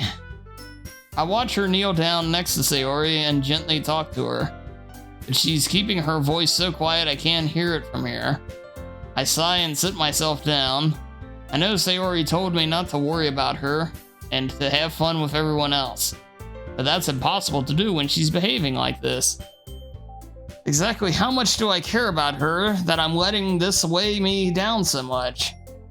Now it feels like I'm the one behaving out of the ordinary, but there's nothing I can do besides wait for Monica. Why does it always feel like I'm being watched? I glance around the room. Suddenly I notice Yuri peering at me from over her book. She looks away just as quickly and with a flustered look on her face. I realize that she won't get anywhere like this. I never really seen Yuri approach anyone or start a conversation on her own accord. I have no choice but to approach her myself. By now, it's a little easier for me to do that. I stand up from my desk and sit in one next to her own. I didn't mean to bother you or anything. Relax. You didn't do anything. But I could tell you wanted to be alone with your thoughts. Alone with my thoughts? How are you even able to tell what I was thinking like that? Well, it's something that I do a lot. So it wasn't hard for me to spot based on your posture and expression. No, not that I was staring or anything. I didn't do anything creepy like that. In any case, I guess you're right. I'm sorry if I caused you any concern. Don't apologize. That's right, Koi. Your troubles are only the concern of those who willingly share in that concern. Of course, there are certainly those who find the most comfort in keeping it to themselves, but if you would prefer to share what's on your mind, then I would be glad to listen. It's not really that big of a deal. I was just feeling a bit uneasy about Sayori. Sayori? Yeah, she seems a little off today, but when I asked her about it, she didn't want to admit it to me. So I can't help but wonder if something happened to her. Oh, that's quite romantic. Eh? Sorry. I didn't mean to say something stupid. It's not that, I just didn't want you to misunderstand. Sayori and I have been friends for a long time, that's all. Ah, I see. Then perhaps it is unusual for her to be dismissive to you about her feelings. Or maybe I'm just reading into it a little too much. Dansu, the world is full of meaning, often hidden deep beneath plain sight. And there are many untold mysteries behind every person, no matter how well you may know them. Ah. So you think there may be something behind it after all? I think that Sayori is very complex. Her mannerisms on the outside don't always match what may be going on inside her head, and she may not always know what she wants. I noticed her strange behavior today, too. Also, I feel some concern for her. But in your case, it looked like she was really fully occupying your thoughts, wasn't she? Well, I guess that was the case. Sayori, she really means a lot to you, doesn't she? I guess. But you don't need to put it that way. We're just good friends, that's all. Yuri suddenly looks deeply into my eyes. Her expression is gentle and curious, as if she was searching for something. Embarrassed, I avert my gaze. Sometimes, a person's mysteries are untold even to themselves, and you, as someone honest and caring, may uncover feelings you weren't aware of were in front weren't aware of what was in you. Feelings that were in you. Jesus. That is, I think that she would be a very fortunate person to have you feel that way about her. Yuri, you're giving me too much credit. I'm a pretty simple guy. I think I'm pretty good at understanding my own feelings. I'm not nearly as sophisticated as you. That's not a compliment, is it? It is what it is. Anyway, as long as we're here, why don't we do some reading? Well, as long as you're okay with it, yeah. I should be taking my mind off the whole thing anyway. Okay, everyone. After some time passes, Monica calls out to the club room. Why don't we share our poems now? Before I know it, everyone is back to normal. Everyone goes to retrieve their poems, and I do the same. I make eye contact with Monica, and she smiles at me. I wonder what she was talking about with Sayori.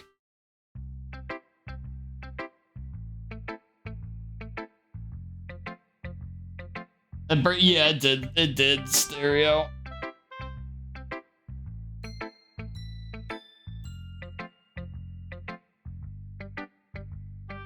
There's a lot of similarities to me and the main character, yes. I will fully admit that.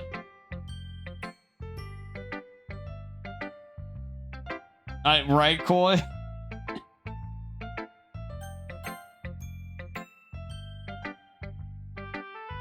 Hi, Dansu. Have you ever thought about what you want to submit to perform at the festival? Well, being in this club is one thing, but performing in front of a bunch of people, I'll have to give it some more thought. Okay, no pressure. But whatever you do, I'm sure it'll turn out great. It would be also make me happy to see. Anyway, let's take a look at today's poem. Sure. I'll let Monica take the poem I'm holding in my hands. Style's gotten so refined, Dansu. Yuri's been teaching you a lot of things, hasn't she? Yeah, I guess so. Yeah, I've been noticing how much time you spend with her. I think I've heard her say more words these past couple of days than she's talked the whole year. Not sure how you did it, but that's pretty impressive. She's just needs some patience and a way to talk about all the things in her head, I guess. I'm still getting the hang of it myself. You're certainly putting on a lot of effort. You must really like her.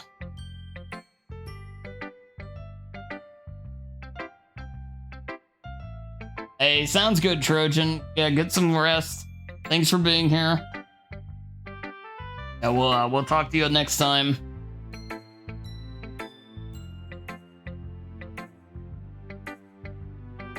That's... I'm awfully suspicious, you know. Spending time with her in the club room every day. Reading that edgy novel with her. Well, I just feel bad that she has a hard time socializing. It makes me want to make sure she doesn't spend all her time alone. Besides, the novel isn't too bad either, you know? Alright. I get you. Just be careful, alright? I know that Yuri isn't used to opening herself up. So if something bad happens while she's vulnerable, then it could be really hard for her. Her books aren't a total escape from reality. They're just a bandage. You say that like I'm going to hurt her. Sorry, I didn't really mean that. If anything, she might accidentally hurt herself. Anyway, I'll share my poem with you now, alright? Oh, okay, gotcha. I misread that, Trojan. Alright. Hey, good stuff. Alright. The Lady Who Knows Everything. An old tale tells of a lady who wanders Earth. A lady who knows everything. A beautiful lady who has found every answer. all meaning, all purpose, and all that was ever sought. And here I am, a feather. Lost adrift in the sky, victim of the currents of the wind. Day after day I search. I search with little hope, knowing legends don't exist. But then, when all else has failed me, when all others have turned away, the legend is all that remains. The last dim star glimmering in the twilight sky.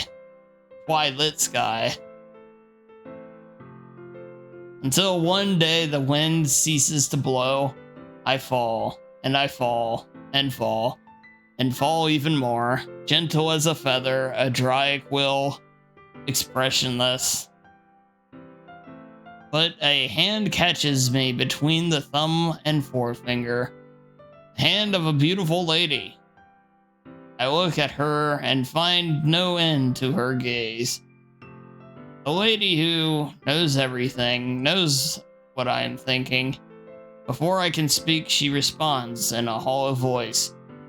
I have found every answer, all of which account to nothing. There is no meaning, there is no purpose, and we seek only the impossible. I am not your legend. Legend does not exist. And with a breath, she blows me back afloat, and I put her up a gust of wind.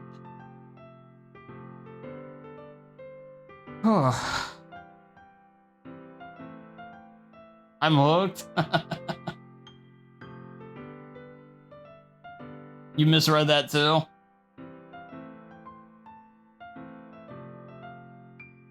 I should play play Hooked on You. Oh god, Serial. Hey Ari, good to see you.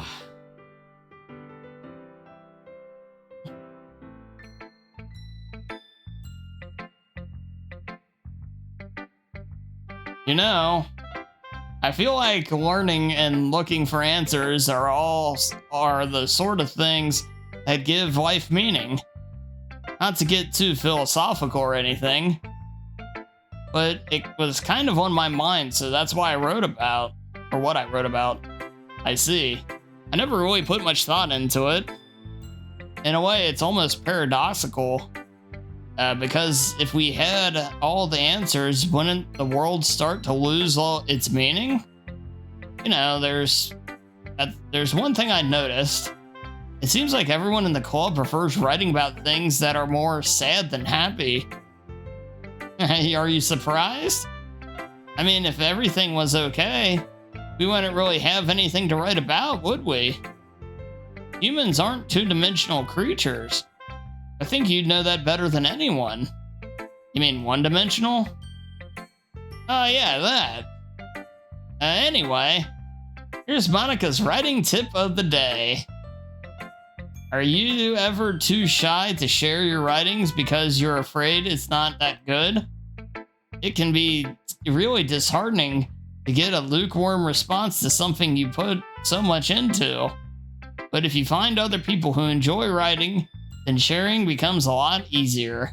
Because instead of just telling you that your writing is good or okay or bad, they'll want to focus more on everything that went into it and the things you can work on. It's much more encouraging that way, and it'll make you want to continue improving. It's almost like having your own little literature club, don't you think? That's my advice for today. Thanks for listening.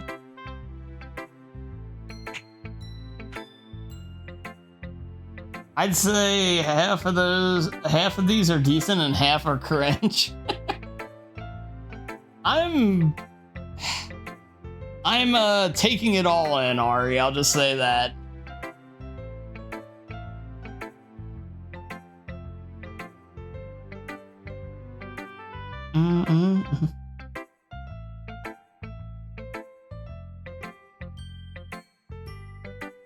Oh, yeah, I think that's the best way to describe it. It's a lot of reading.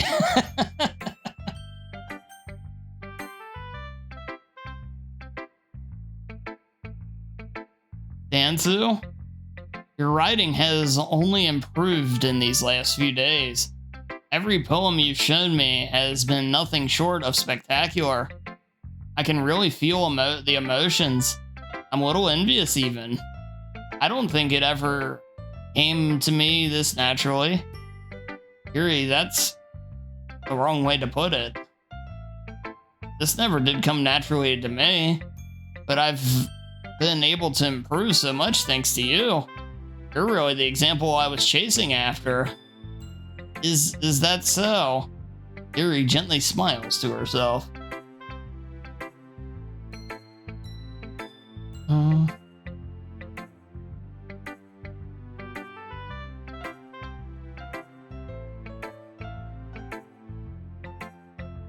Boy killed a guy who's spoiled with a trident.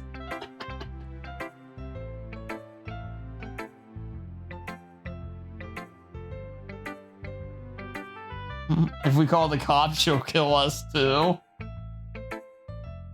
My friend once totally spoiled something we were watching, and we haven't watched anything together or talked about it since. Oh, it's the worst. It's the absolute worst, boy. Yeah. Oh, it's brutal. If it's something you're really into, or, you know, yeah. It's especially bad then. This feeling, I'm so glad I got a chance to share my writing. I've never thought it would feel like this. I remember you mentioning that yesterday.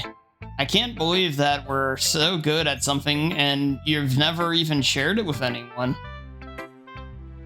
It's kind of a shame. Maybe, but it's not like I really had a choice. What do you mean? Well, Yuri smiles sadly. Dansu, during lunchtime, I eat by myself. Did you know that? It's a great time to find a quiet spot and do some reading. In fact, I always have some books with me. You could say I really enjoy reading.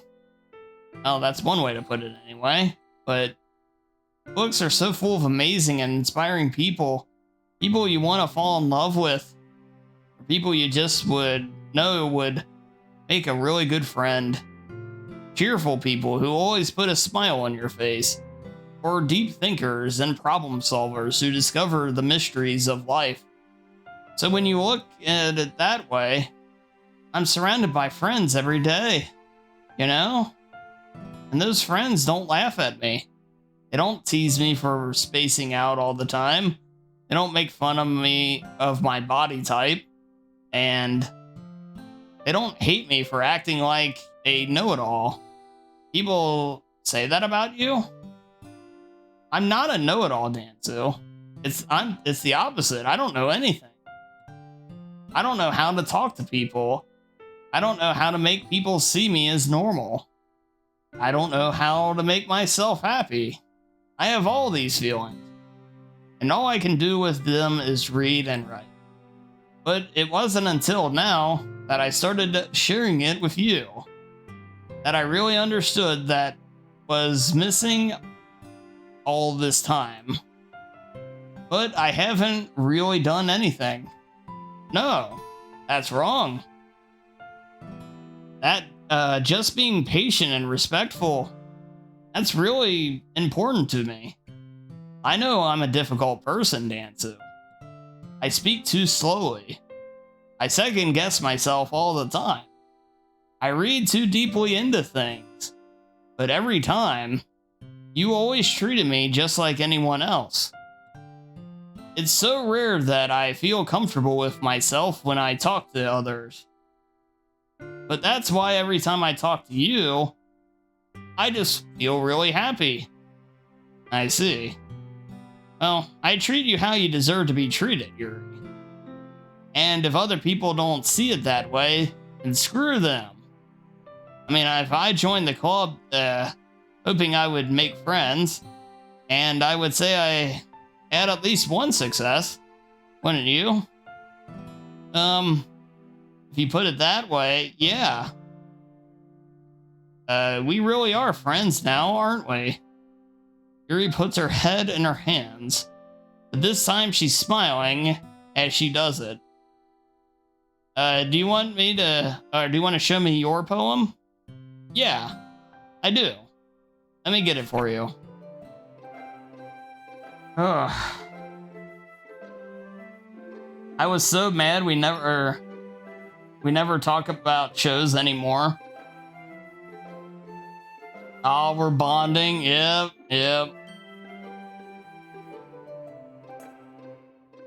I was thinking of horses. What were you saying, Yuri?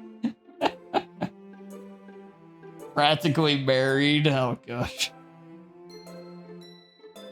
Ghost Under the Light Part 2. The tendrils of my hair illuminate beneath the amber glow, bathing in the distance, a blue-green light flickers. A cone figure crosses the path, a silhouette obstructing the eerie glow. My heart pounds. The silhouette grows closer and closer. I open my umbrella, casting a shadow to shield me from visibility, but I am too late. He steps into the street light. I gasp and drop my umbrella. The light flickers, my heart pounds. He raises his arm. Time stops. The only indication of movement is the amber light flickering against his outstretched arm. The flickering light is a rhythm with the pounding of my heart. Oh, is in rhythm with the pounding of my heart, teasing me for succumbing to this forbidden emotion. Have you ever heard of a ghost feeling warmth before? Giving up on understanding, I laugh. Understanding is overrated. I touch his hand. The flickering stops. Ghosts are blue-green. My heart is amber.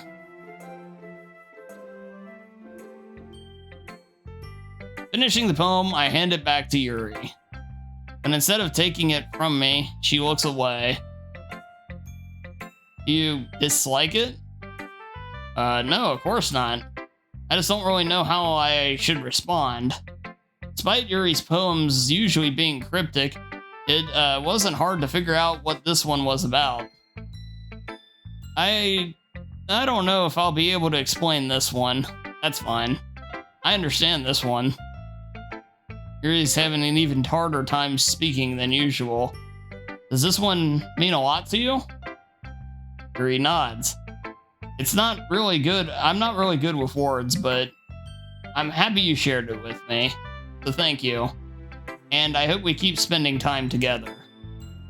Despite my inability to make eye contact, I see a faint smile emerge on Yuri's lips.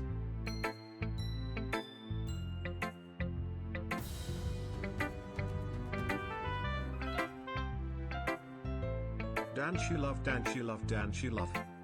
Yo, Fistercan. Hey, thank you for the 17-month resub. Thank you very much, Fistercan.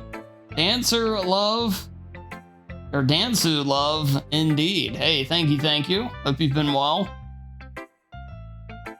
Congrats on the marriage. Hey, good to see the Vestige.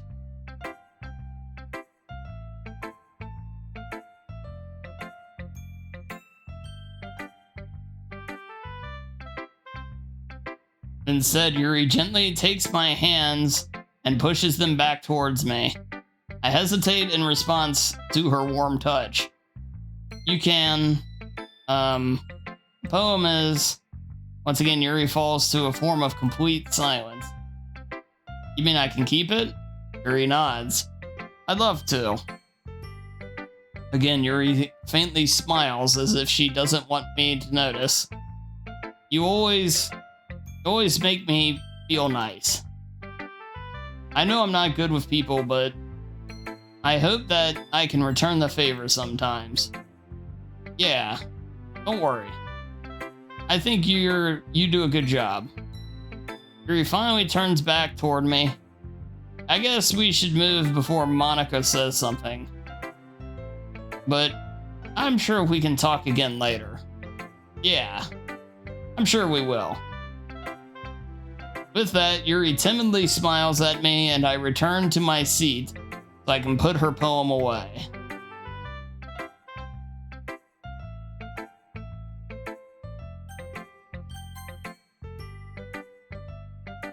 Oh, goodness. A lot of reading, Jet.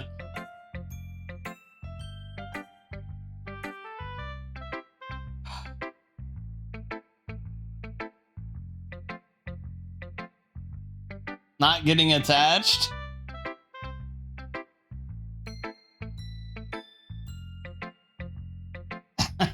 That's right, Trojan, that's right.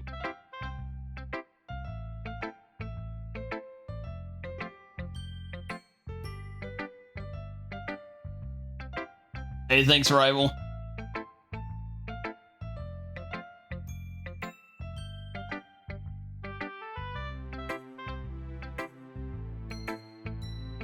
Hey, it's my pleasure, Ari.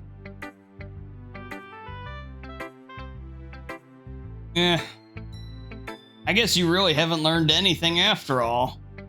Honestly, I don't know why I got my hopes up in the first place. What? I didn't think this one was that bad. What did I do wrong? Poems don't need to be all deep sounding to express something. It's going to just sound like you're forcing it unless you really don't suck at it. Honestly, don't bother trying to write poems like this until you're on Yuri's level. Natsuki stopped short all of a sudden. Don't tell me, eh? You're not just trying to impress Yuri, are you?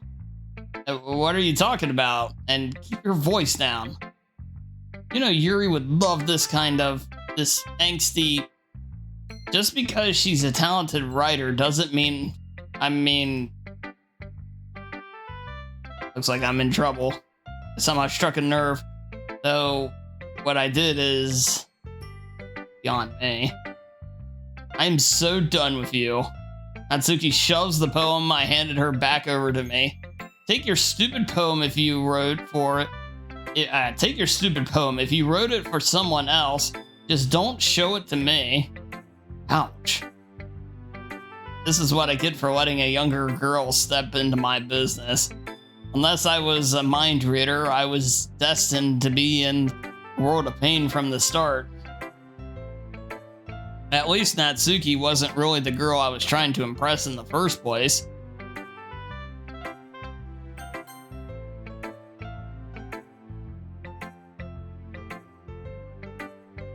As soon as you say you like someone in these kind of games, they die.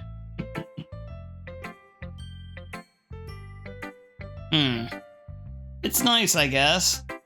Come on, I can already tell you don't like it. Well, you don't need to worry about what I think. After all, you wrote this for someone else, didn't you? Probably Yuri. Eh? I didn't write this for anyone specifically. Maybe. That's not really what I meant, though. But it's okay. You're making new friends, just like I was hoping. It makes me really happy. And you're happy too, right? In this club? Well, of course I am. Good. That's all that matters to me. Thank you, Dansu. Sayori. There's something wrong. Huh? No, nothing. I'm just a little tired today. Alright. Just tell me if you need anything. I will. Don't worry about me, okay? You can go play with everyone else now. If you insist. Yay! I'm gonna go home a little bit early today. Sayori? Tell Monica I wasn't feeling well, okay? I'll see you tomorrow. Before I can say anything else, Sayori cheerfully walks out of the classroom, humming to herself. Okay, you three. We're all done sharing poems, right? Why don't we start figuring out... Hold on a second. Is it just me, or did you say something strange just now? Eh? Something did sound a bit unusual. That's alright. You deviated from your usual catchphrase when addressing the club. Catchphrase? I don't have a catchphrase. Jeez. Why is the mood so weird today? Look, even Yuri isn't immune to it.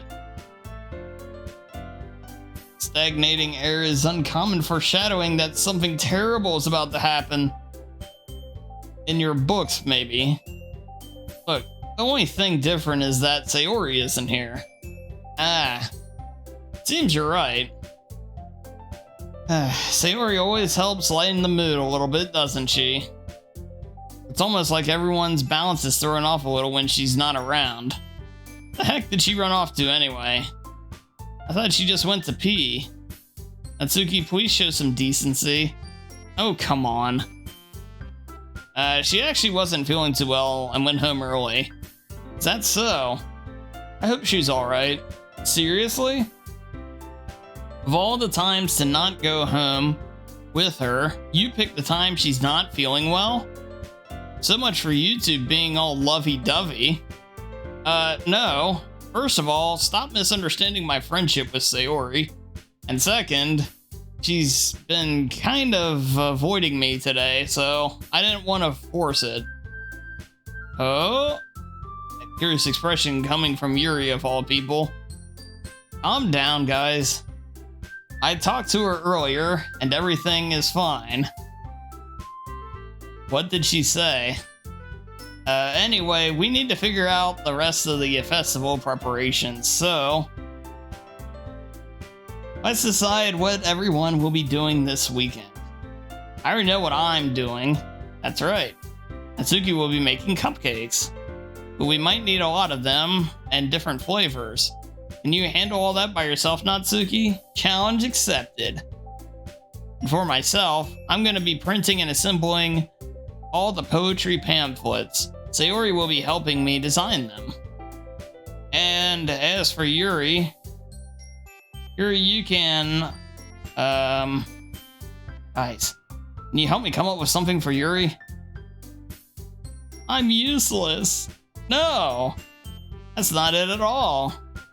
You're the most talented person here, you know? Now Natsuki's pouting too. Jeez, even I can tell. Now, I guess I never gave Sayori enough credit, but I can tell things are even harder on you guys when she's not around.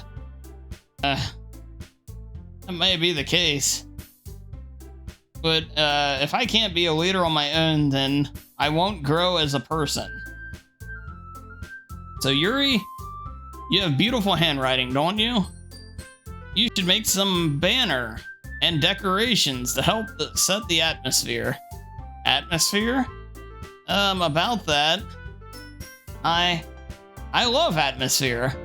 Her expression suddenly changes and she stares at her desk in focus and starts nodding to herself. Her mind is already racing, I see. That's great. You'll be a wonderful help, Yuri. But anyway, that just leaves you, Dansu. One who is truly useless.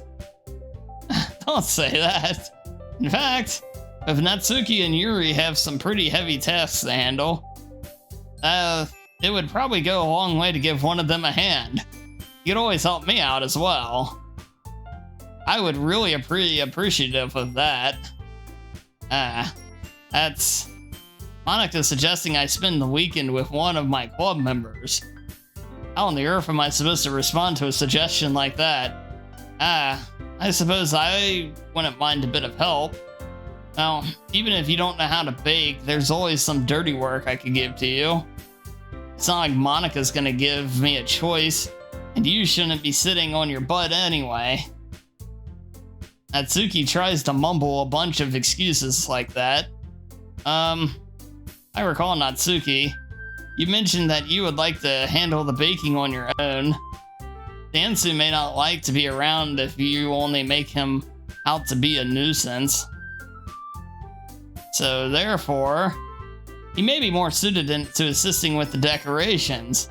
Hold on, I never said that. How hard could it be to make a few decorations anyway? Sounds more like you're just making excuses for Dansu to... what are you saying? It'd be extremely meticulous work. And baking isn't? So what do you think? Guys, let's settle down for a moment. In the end, I think it's up to Dansu to decide how he'd like to contribute. Besides, he hasn't even gotten the chance to spend any time with me yet, you know? So I'm sure he's interested in, you literally just said, I'm surprised as well. Sorry, I was just saying though. Jeez. Can we just settle this already? Yeah, Dansu, you're okay with this, right? In the end, it's up to you. Of course. Very well. In that case, everyone looks straight at me. Oh boy.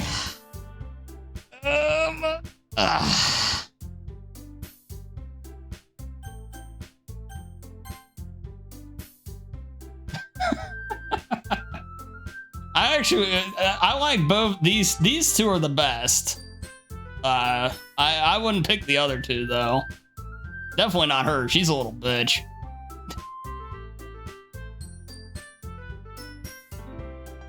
I'll probably be most useful helping out Yuri. Me? Are you serious? Why would you? Natsuki, I can already tell you're about to say something mean. No. I was just saying, maybe you'll be helping Yuri then, Dansu? Yeah. That's what I'm going to do. I'm glad. I have a bad habit of overthinking these sorts of things, but I think your assistance will be very useful. It's great to hear. Natsuki, will you be able to handle the baking yourself? I mean, yeah. I already said I would be fine. She's a brat. Yeah, she is. Like I said, I like these two though. They're yeah. If you had to pick, those are the two to pick between. Everyone can tell Natsuki is feeling a little sour. So, is that everything we needed to go over? Yeah, that would be about it. Or should be about it. Are you guys excited? Well, excited may not be the right word, but I suppose I'm looking forward to it a little bit. You feel the same way, Dansu? Me? I guess you could say I'm interested to see how it'll turn out. That's good enough for me. What about you, Natsuki? Natsuki? What? Why is everyone yelling at me? I didn't even do anything. No, that's not what I meant at all. Your anxiously glances between everyone in the room. I'm sorry for this. I don't really know why Dansu picked me. And also, your cupcakes are the best cupcakes I've ever had. They go really well with my tea. And nothing that I do for the event will ever compare to that, so I get it. Kind of surprised though. Why? Well, I'm the one acting immature. I already know that. You're trying to cheer me up all of a sudden. I know, I'm not very good at it. I'm sorry if I said something bad. Natsuki isn't the only one surprised. Monica and I are also taken aback by Yuri's words. And she already has trouble with words, trying to cheer someone up must be far out of her comfort zone. But I begin to understand. Yuri was trying to sound like Sayori. Even if it didn't work out perfectly, I can tell she tried to say something Sayori would say at a time like this. But Sayori also always helps everyone smile, and feel good about themselves. Oh, God.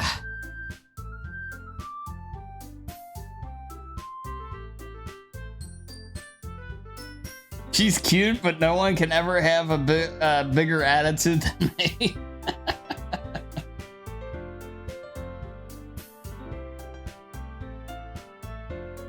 No, I kind of appreciated it. I'm sorry for making a big deal out of nothing, but I'm going to say this. You better bet my cupcakes are going to be the best part of the whole event. I believe you. Yeah. I hope to see everyone do their best. But with that, there's nothing more for today. So I guess it's time for us to head out. Alright, let's get out of here then. Everyone packs up their things. I start to follow Monika and Natsuki out of the door as they chat between each other. I turn around. Sorry. I realize that I don't have any way of contacting you this weekend. Oh, you're right. I can't believe that slipped my mind. I give you my phone number then? I think that would be the best way, yes. Alright then. And I exchange phone numbers. Okay. Then I'll be stopping by your house on Sunday. Huh? My house? Is that a problem? No, not at all. I just thought I would be the one going to your house since I'm the one helping you. I suppose that makes sense. But if you don't mind, I think I would prefer going to your house. Alright. In that case, it won't be a problem. I decided not to press Yuri for a reason. It's not like it should matter much either way. So I'll just need to make sure my room is clean. I hope I manage to make myself useful in some way. I'm not nearly as creative as you are. Don't underestimate yourself, Dansu. I think that will make a very productive team. Even if you only chose me because you felt bad or something. Wait, you don't actually think that, do you? I don't know.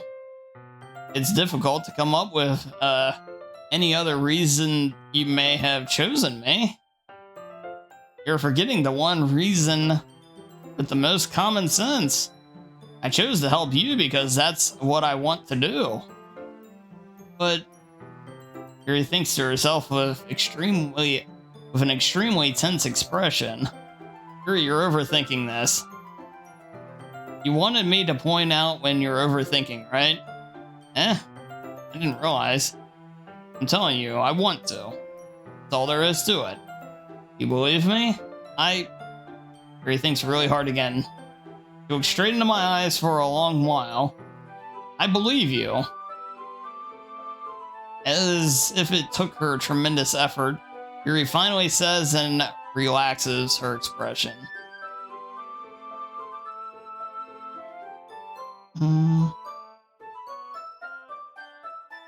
And I'm now really looking forward to Sunday. Yeah, I am too. After that exchange, I make my way out the door, and Yuri follows.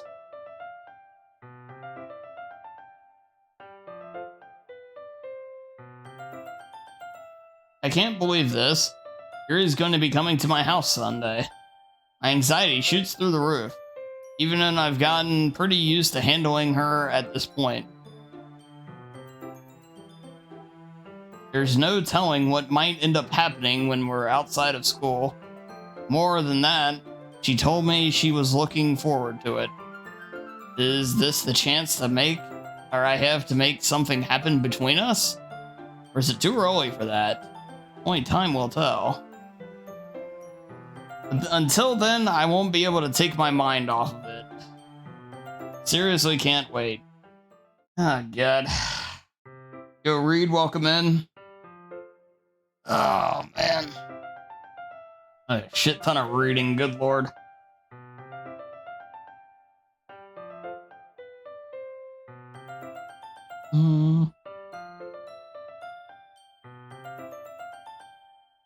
I just realized that's a molding emote. Oh, God.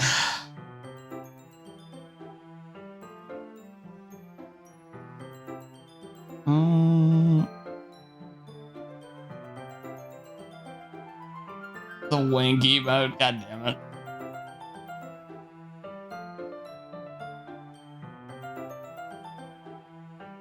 I've been getting increasingly anxious about Yuri's upcoming visit. Yeah, I didn't realize that's what that was. I keep telling myself there's no reason to be nervous, but it doesn't help much. Yuri is clearly an introvert and also an intimate person in general. There's no doubt that she'll open up in a little bit when it's just the two of us. Meanwhile, we've been texting occasionally. She was extremely apprehensive at first, but it wasn't long before I was already learning more about her. But putting Yuri aside, I haven't heard a thing from Sayori since she left the club early the other day. It's not like we text each other all the time or anything, but I've been worried about her in the back of my mind. Between what Sayori said and what Monica said, is it really okay for me to put Sayori's feelings aside when she might need me?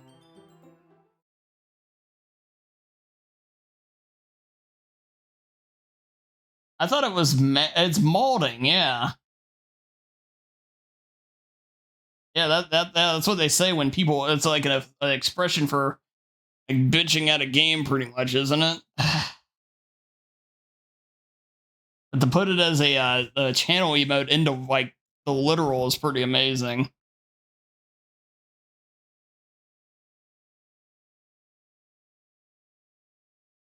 Ugh, God. I decided to visit Sayori before Yuri comes over. Rather than asking, I simply tell her I'm coming over, much like we've done in the past. Once I reach Sayori's house, I knock on the door before entering it myself. Again, we used to play so often that we've made it a habit of simply entering each other's houses like we're family. The house is quiet. Sayori isn't anywhere but on the first floor, so I assume she's up in her room. It's already strange of her not to run down and greet me. I head up to her bedroom where I finally find her. Sayori? Hi, Dansu. I sit down in her room. Sayori forces a smile, but it's easy to tell that she's different. There's a moment of silence between us. You haven't come over here like this in a long time, have you? I guess you're right. It has been a long time. Not much has really changed, has it? Sayori's room is as messy as it always has been. I also recognize the same stuffed animal and wall decorations that she's had for years now. If you come over more often, it wouldn't be such a mess. That's because I ended up cleaning it up for you. How come you suddenly wanted to come over today? Aren't you supposed to see Yuri today? Yeah, but wait, how did you know that? Yuri always had a way, had already left by the time we decided that last meeting.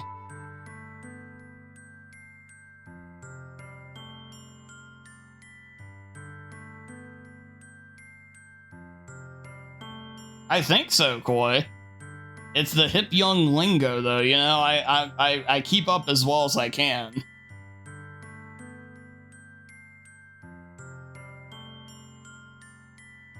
All this? Oh, hell, I know.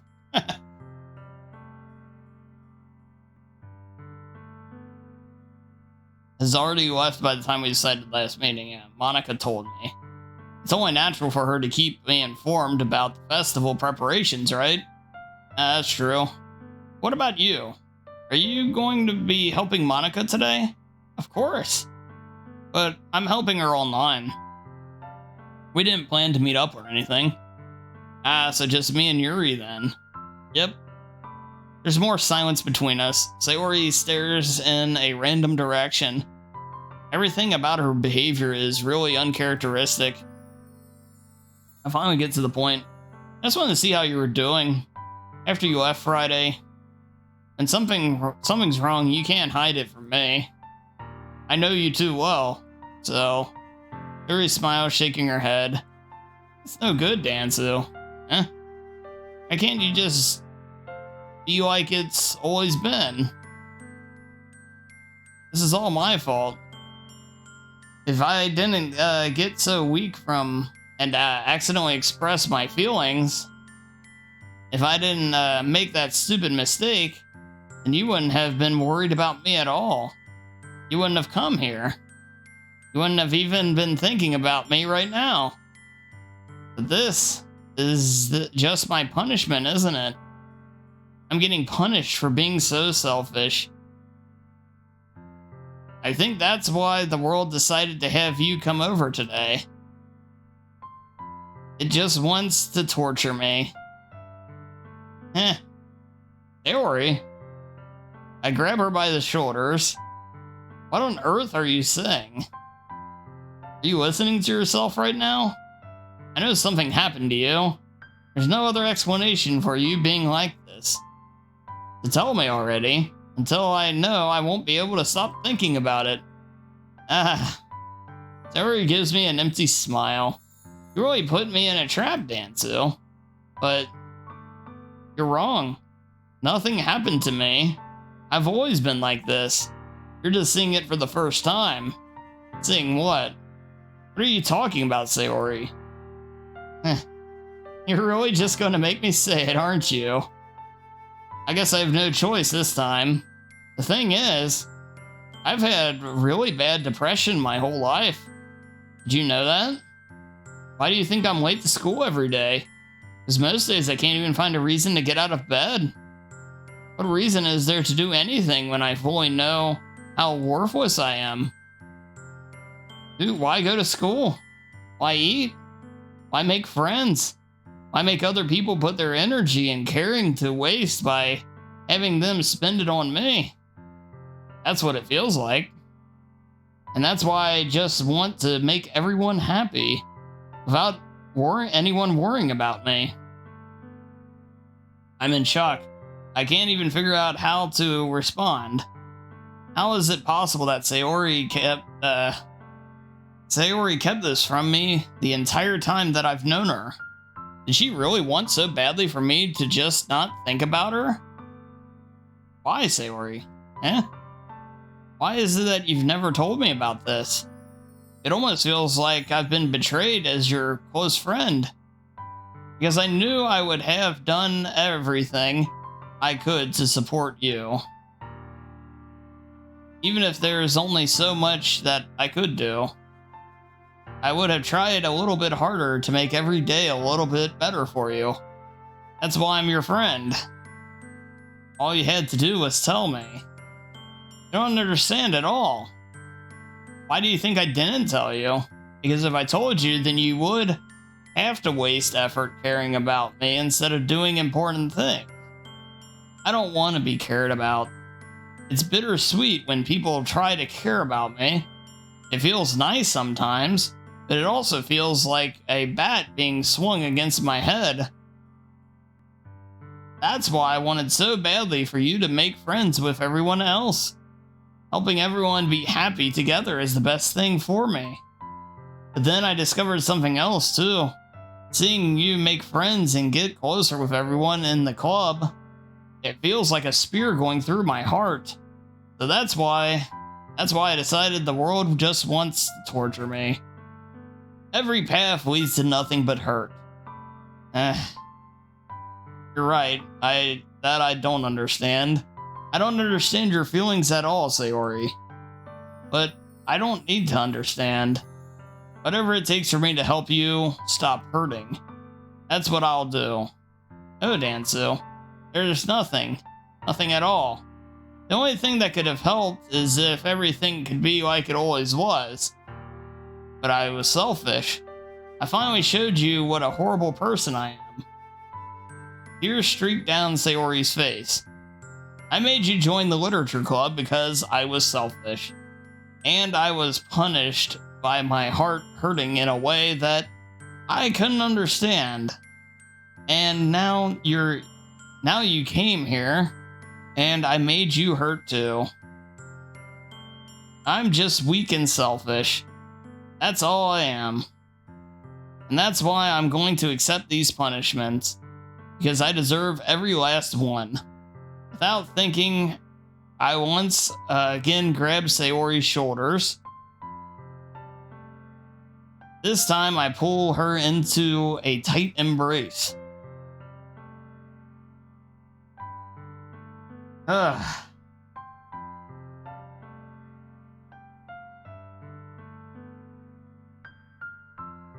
Ansu, Sayori, I don't care if you feel selfish.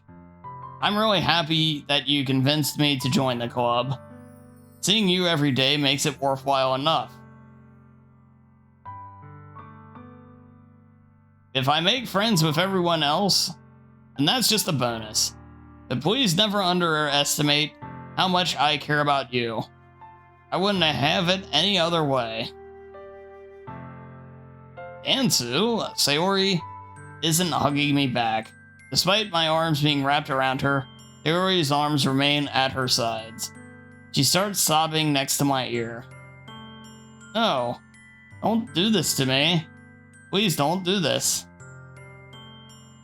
Sayori barely manages to speak between her sobs.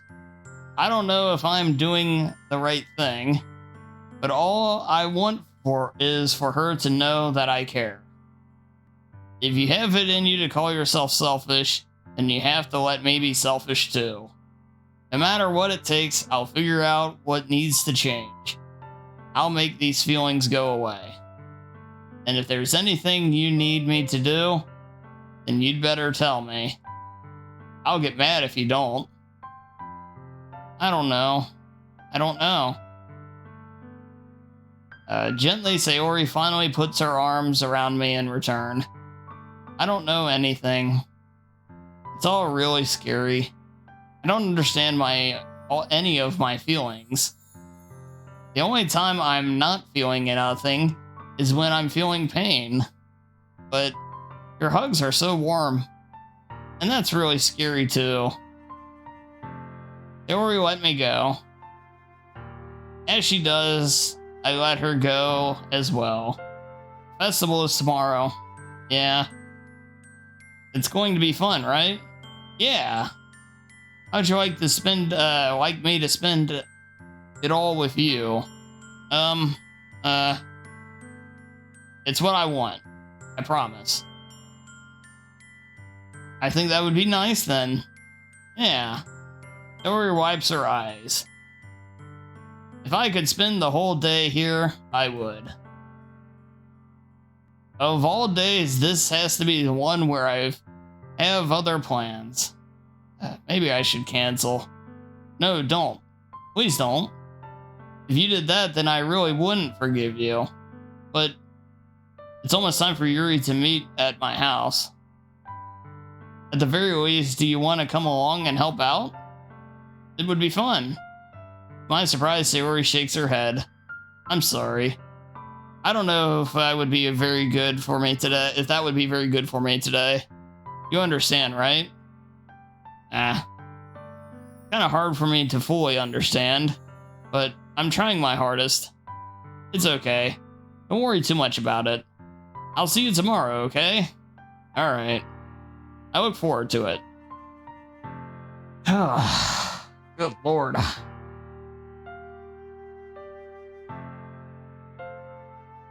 Honestly, it's one of the best bits of writing.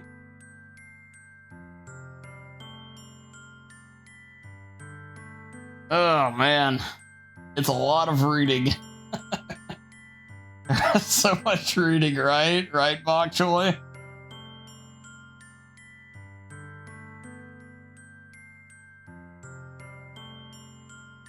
Yeah, it wasn't easy, yes.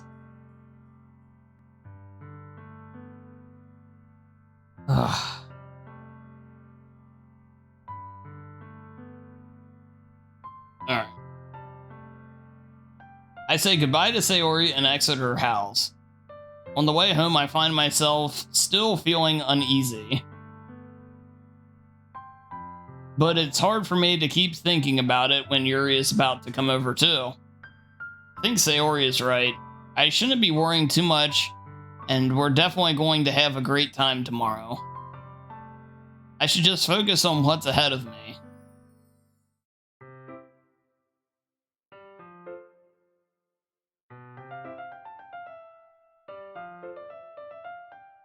Yeah, I've been drinking plenty, don't worry, Bok Choy.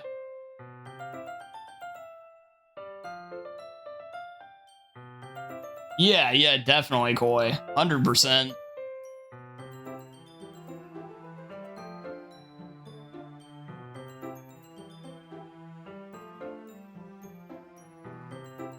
As I approach my house, I see something that makes me feel a moment of panic. Yuri? Ah, thank goodness. What early. I'm sorry I wasn't home yet. Were you waiting a long time? No, I just got here. But I started to get really nervous when nobody answered the doorbell. You always could have texted me. If I had known, I would have reassured you and hurried more on the way home. Ah, I suppose that's true. I didn't think of that for some reason. It should have common sense. It should be common sense to do that, but I decided to ignore it. Anyway, let's go inside. I see you brought a lot of stuff with you. That's right. Did you manage to find everything I asked for you to buy as well? Yeah, pretty much. At least I hope I got everything right. I'm sure it'll be fine. I take Yuri to my room. First thing she does is glance around curiously, which makes me feel anxious. It's so clean. I cleaned it before you came over, so very considerate of you to do. No. It would have been really embarrassed for my room to be a mess while you were here. Well, I do enjoy cleaning. I would have gladly helped you clean. That would be even more embarrassing. Wait, don't look in there. Snatch Yuri's wrist, which was in the process of opening a desk drawer of mine. I'm sorry. I wasn't thinking for some reason. I was just spacing out. It's fine. I let go of Yuri's wrist. She puts both her hands firmly in her lap, as if making sure she keeps track of them. So, should we get started? Yes. I have a few things planned that you can help with. Decorations and other atmospheric enhancements. Atmospheric enhancements? You know, mood lighting, candles, aromatherapy candles, I guess. Oh, wow. I didn't know you planned on taking it that far. Of course. I want to help take our guests to a faraway place. Although many will stop by just out of curiosity and for cupcakes, I guess.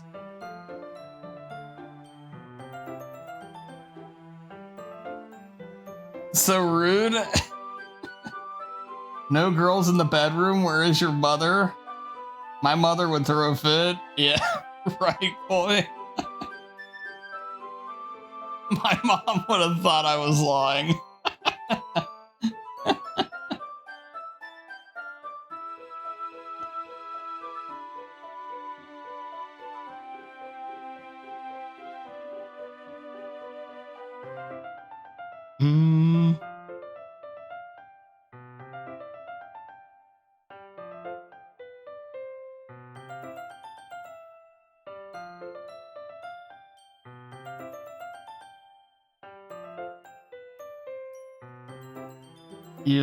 Probably, yeah, something like that.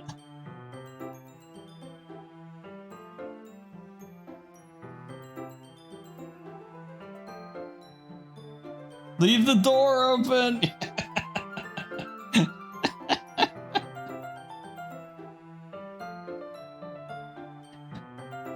And for cupcakes, I guess, yes. I'm determined to provide the experience that will leave them wanting more.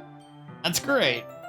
It's easy to forget that you're a pretty intense person. Intense? Guess that's the best way to put it. Is that a bad thing? Oh, not at all. It's something that I like about you, actually. Is that so? That makes me feel relieved.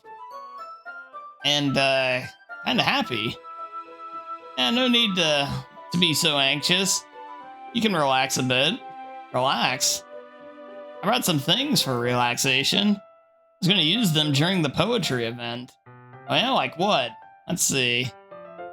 Rummages through her bag. She pulls out a few candles and a wooden cylinder-shaped object. I did some shopping on the way here, so I happen to have this in my bag.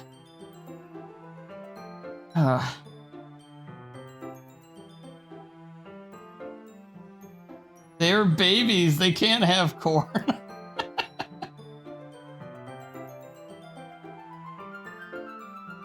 God damn it, Bok Choy. I'm just saying.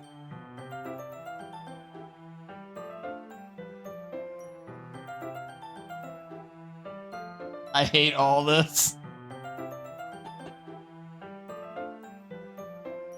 You gotta be. God damn it, Bok Choy.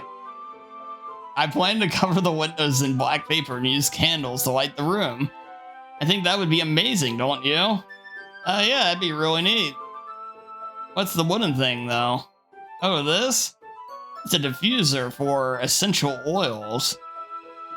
How familiar are you with aromatherapy? I'm not familiar at all. Ah, is that so? What kind of event is this? It's one of my favorite contributors to a positive atmosphere. Depending on the oils or herbs you choose, you can change the mood in the air itself. You can even feel it permeate through your body. Relaxation, positive energy, romance, reflection. It's almost like magic. Yuri takes the cylinder and pushes a switch on the button. In just a moment, a thin ray of vapor begins to spout through a small hole on the top. Wow, that smells wonderful. What kind of mood is that one for? This is jasmine essential oil. It smells a little sweet and flowery, right? Yeah, that's a good way to describe it. I chose jasmine for the event because it provides more than relaxation. Jasmine enhances your emotion and helps you feel them flow through your body. You feel warmer and your heart pounds more heavily. Don't you think that will be perfect for sharing our poems? It does sound suitable. But you seem to know a lot about this, so I'll trust your opinion on anything. Yuri smiles gently, clearly enjoying herself. I'm fucking sobbing. This game is so funny. Witch burn the witch?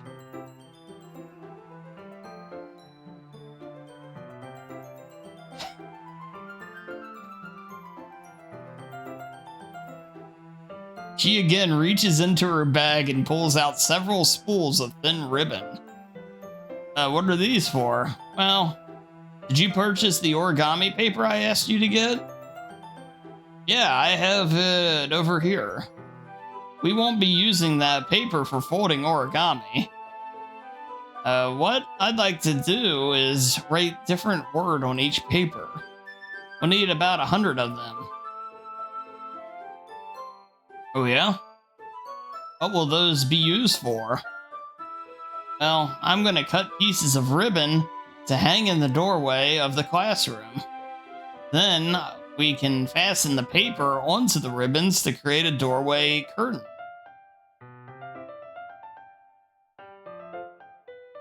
Wouldn't that be beautiful? It would also catch the eye of those passing by the room. It may attract some to peek inside. It's really creative. I had no idea you'd be so good at this, Yuri. Is that so? Well, I suppose I do get a little intense, as you'd put it. Yuri giggles with red cheeks. Is it just me, or is she more relaxed when it's just the two of us? Or maybe it's the excitement she feels when sharing something that she enjoys. Here's a marker, Dansu.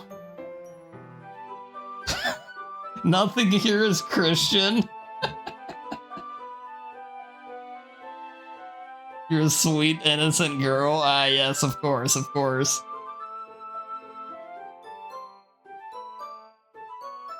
I'm afraid the aromatherapy might get everyone in the mood and turn the event into a mega... God damn it, Bok Choy.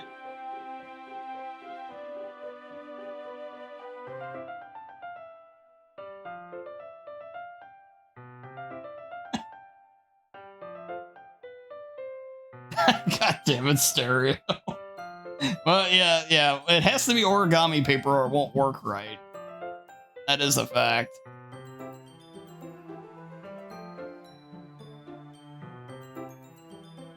You can write any characters you want. I'll help you once I finish cutting the ribbons. Alright. Sitting on the floor together, the two of us get to work. I carefully draw a different character on each paper, doing my best to manage my bad handwriting. Yuri unravels a long strand of red ribbon to her desired length. Then she reaches into her bag once more and pulls out a pocket knife. Knife is strangely beautiful. Silver handle has an intricate pattern of waves etched into it. The blade itself is gently tinted blue. That's no ordinary pocket knife. Looks really fancy. Well, embarrassed, Yuri looks away. What is it? You're going to think it's weird. Yuri, whatever it is, I have no reason to judge. To each their own, you know? You promise you won't be weirded out? Yeah, I promise. Alright. The thing is, I'm kind of into knives. They're just so pretty. I can't help it. I don't know what it is. The combination of craftsmanship and feeling of danger, maybe? What am I saying?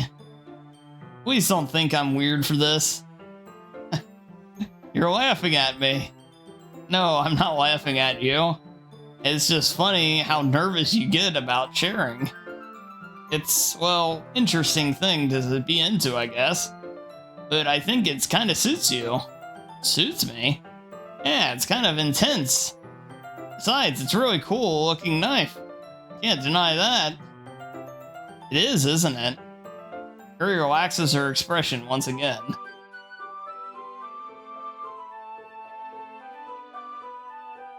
You said ribbon and I lost my marbles again?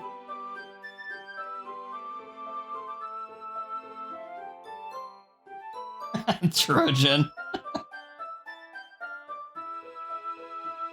I promise you, Yuri, I couldn't think you're any weirder than I already do.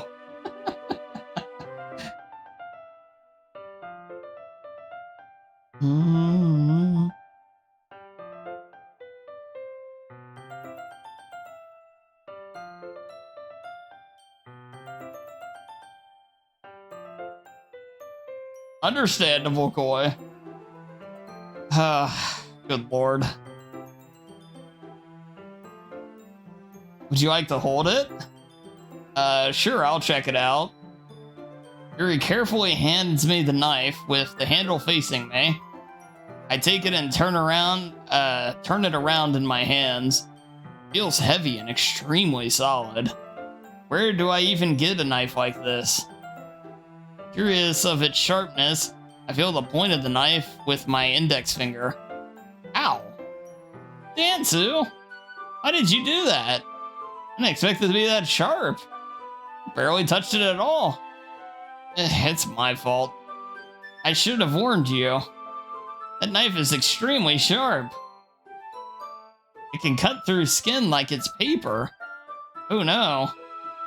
Small drop of blood trickles down the side of my finger. Yuri takes my hand and gives the wound a closer look. She stares at it and noticeably fidgets. If you're squeamish, I'll go wash it off for now. Not warning, Yuri puts my finger in her mouth and licks the wound. I feel her tongue curl around my finger. Startled, I instinctively pull my hand back. Please forgive me. I wasn't thinking. Yuri lowers her head, her face burning up. You gonna suck the finger now? I knew it! God damn it, Bakcho.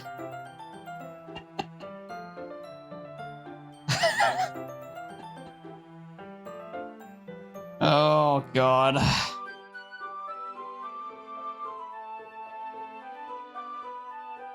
Yuri. That's the most embarrassing thing I've ever done. How could I do something like that? I'm sorry. Sure, it was a little weird and it took me by surprise, but I guess she was trying to help, right? Yuri, I think you're overreacting a little. She doesn't lift her head. What if she doesn't recover from this for the rest of the afternoon? Alright, you know what? This might be a stupid thing to do, but I'll do it anyway. I take Yuri's hand and lick her index finger in return. Dansu? Did you really just do that? Now we're even. Yuri just looks at me like I did something wrong.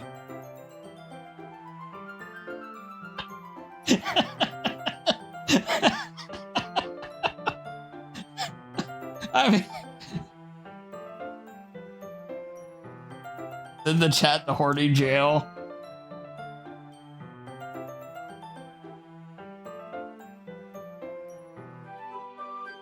That's just unsanitary, man. It is, actually, but yes. Yeah.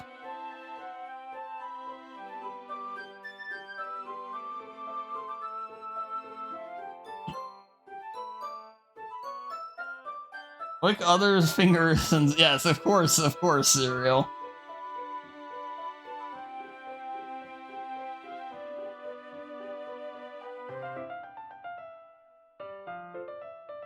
I knew that would be a bad idea. If not for the sweet aroma of the jasmine oil, the air would be extremely heavy right now. You're so weird, Dansu. Yuri giggles shyly. You're calling me weird? I have no response to that. Where do you keep your bandages? I don't think I need one, actually. It was a tiny cut. Look, it's already stopped bleeding. I see. That's relieving. Tension is quickly lifted. We each resume our respective activities. I watch Yuri's knife cut through the ribbon like it's nothing but air. Meanwhile, I continue to make progress on the paper. After we finish attaching the paper to the ribbons, we lay them all out side by side. It looks better than I expected and will be very effective as a door curtain. It looks great.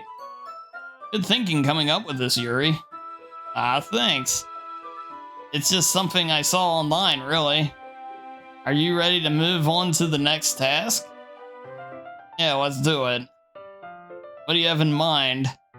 I'd like to create a banner. That's why I asked you to buy the paint tablets.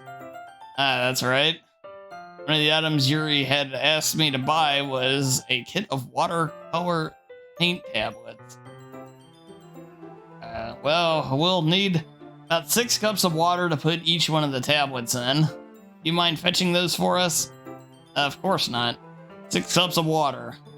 I'll be right back in a minute. Thank you very much. Oh, and just a little bit of water, okay? If you fill the cups too much, it'll be too diluted.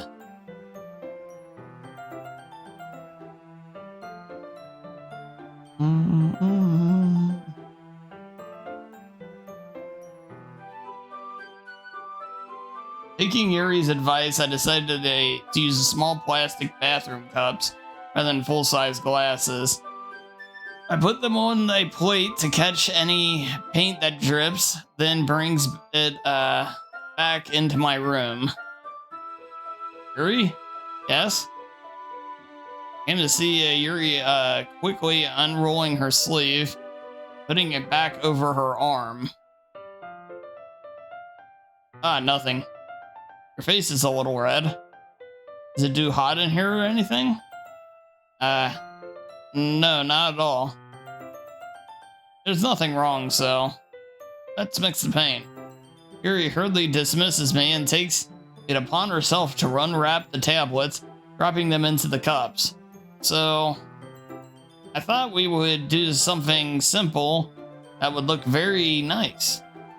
I'd like to paint a gradient across the banner, starting with the colors of the forest sunrise, then daytime, then sunset, and nighttime. Once it dries, I'll write an inspirational quote across the banner. We can hang it on the wall behind the podium at the front of the classroom. Ah, neat. What are you going to write?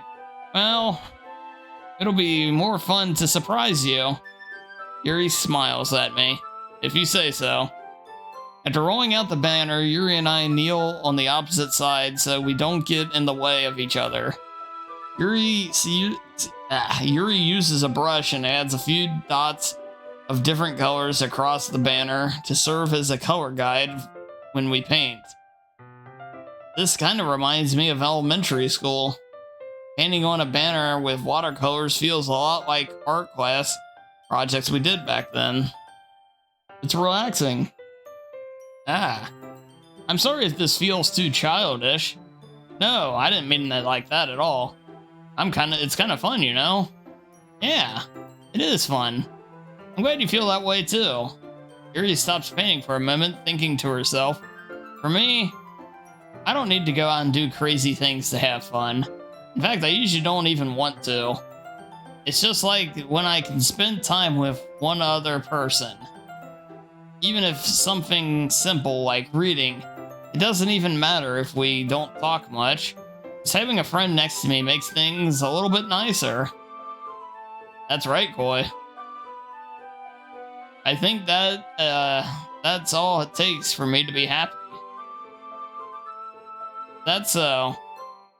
Even if Yuri and I are quite different, I can understand where she's coming from. I feel that way about things like anime and games, where simply sharing the experience with someone can make me happy. I think I feel the same way. Yuri smiles gently. I knew you'd understand. Yuri leans over the banner to grab an unused paintbrush, but I move at the same time, causing my head to bump into hers. Yeah, sorry. Yuri reels back and I quickly lift my head in surprise. Are you hurt? And no, I'm not hurt. It just startled me, that's all. Sorry, I should have asked you to get in for me. It's not your fault. Oh, your face. There's droplets of paint on Yuri's face and neck. There's something on my face? Yeah, I accidentally got paint on you. Sorry, it's totally my fault. I'll get a towel right away. I rush out and fetch a small towel, then dampen it a little with hot water. I return to my room and kneel back down in front of her. Here, I pat down Yuri's face and neck with the towel. Something wrong? It's hot. I just didn't expect it. Sorry. I was waiting for the freaking emos to come in. Oh, good God.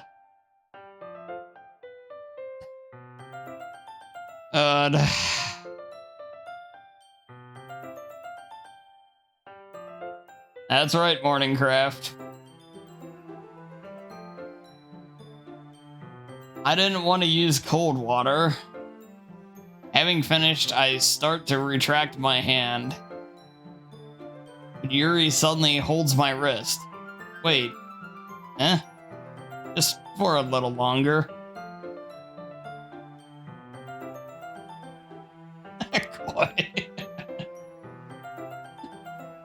God, it feels really nice. I keep my hand still against Yuri's neck. She looks into my eyes. It's an intense expression that I recognize from when she reads her books. Almost as if she's lost in a daze, enveloped by her own thoughts. She breathes gently, half through slightly painted or slightly parted lips. What is happening? Is it the aroma of the jasmine oil giving me this dizzy feeling? Yuri's gentle fingers wrapped around my wrist send a tingling sensation through my arm. And suddenly her face seems to be much closer to mine than it was just a moment ago. Ah. Yuri damn it, Chad, I'm trying to read. Yuri slowly pulls away. Sorry. I've been feeling a little lightheaded today. I didn't mean to space out. It's fine. Dansu blushes indeed. That freaking emote stereo. God. Of course it's the arm, right?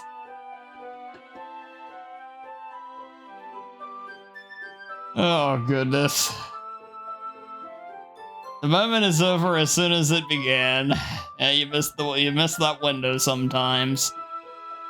Yuri picks her up her brush again, but her movements seem clumsier, like she's unable to focus.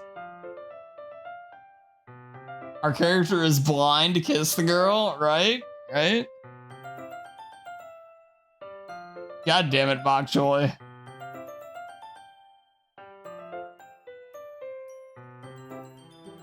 I remain silent, forced to ignore the event that just transpired. I hesitantly retrieve my own brush and continue following Yuri's example. That should do it. I finish filling the night sky with the white dots that look like stars. Looking at the banner as a whole, it's very pretty and natural looking. I think it came out better than expected. I'm really happy with the results. Yeah, me too. Are you going to add more lettering now? Not yet. It needs to dry first. That's true. But won't that take a while? Well, perhaps it would be best to leave it here and have you bring it in the morning. I can do the lettering in the classroom before the event starts. Is that okay? Yeah, that's totally fine. Wonderful.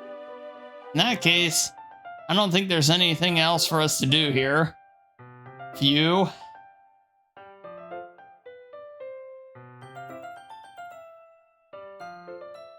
You say that like you're glad it's over.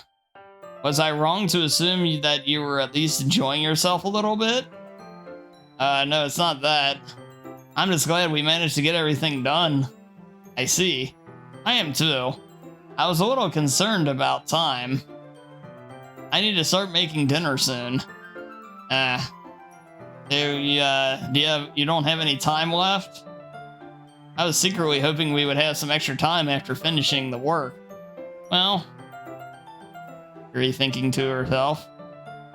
I think it would be too irresponsible for me to wait too much longer. I'm sorry. I was hoping there would be more time as well. It's probably my fault. Sorry for being such a slow worker. No, it's not your fault at all. And the important thing is that we got everything done, right? Yeah. So I shouldn't be disappointed or anything. Gathering all her things, Yuri seems to look a little downcast. I understand why. It sounded like she rarely gets the opportunity to spend time with friends in a relaxed environment, but that doesn't mean this is the last time it can happen. This is not the game you thought it was?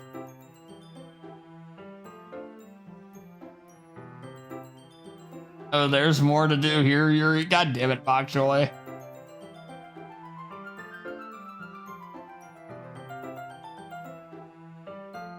Bok is past the point of thirst. She needs an IV.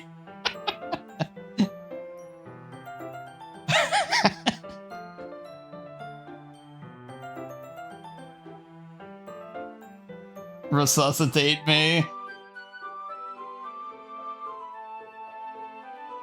CPR, there you go. Once Yuri packs up, I walk her out the front door. Thank you very much for having me today. No problem, I'm glad I was able to help. Just let me know if there's anything else you need me to bring tomorrow. I will. Well then, Yuri fidgets. I guess I'll see you tomorrow. Wait. I kind of say that without thinking. About today. It's fine that we didn't have as much time as we wanted, because we can do this again. Whenever you want, you can come over and we can hang out somewhere. I forget you don't like going out much. As I stumble over my words, Yuri simply smiles bashfully. Anyway, you know what I'm trying to say, so... Very thoughtful, Dansu.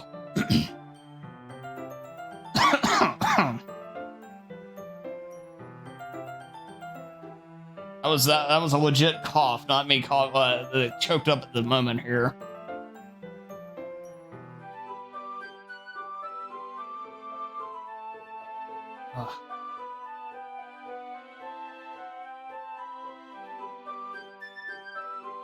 Yuri takes a step closer to me, then briefly squeezes my hand.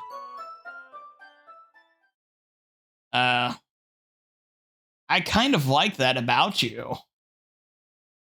Well, how am I supposed to respond to that? But I don't even get a chance to, as Yuri suddenly pulls back. Sayori? Huh? Huh? Hi, Dansu. Sayori.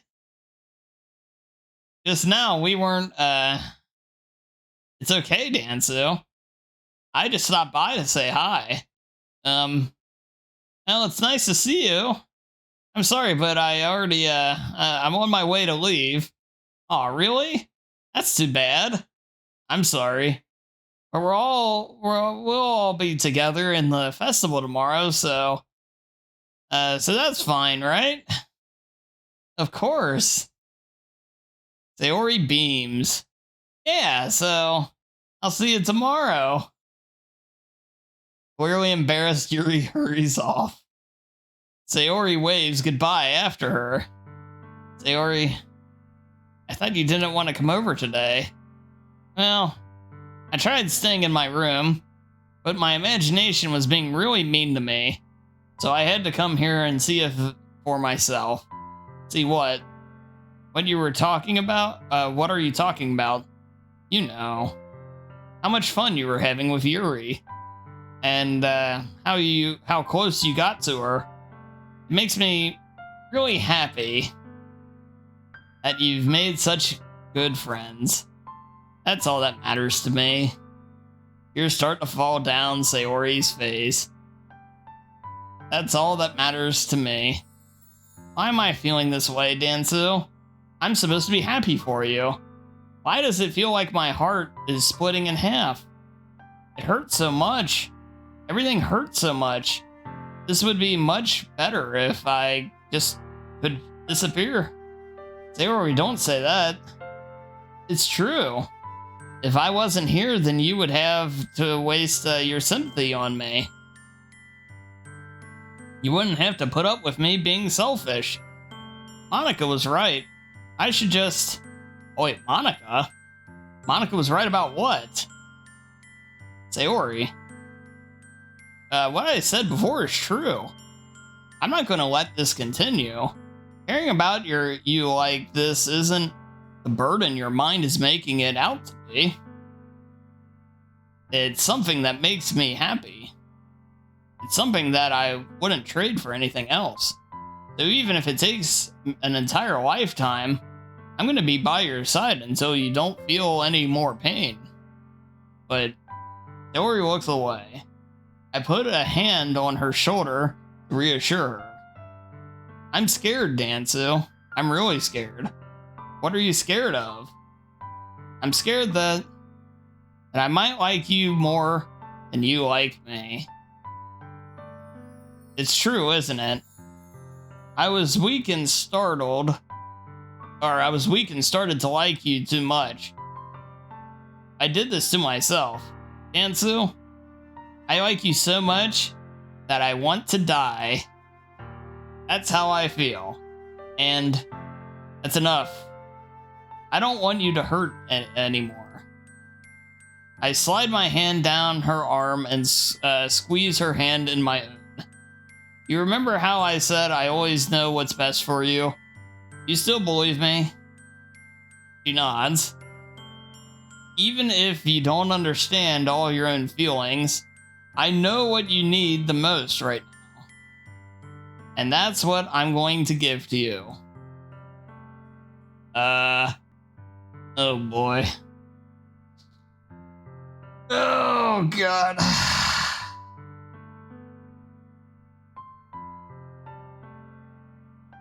Tag Stereo in, he'll read for you? The hell I will. Oh, we had lots of fun. God damn it, Bokjoy.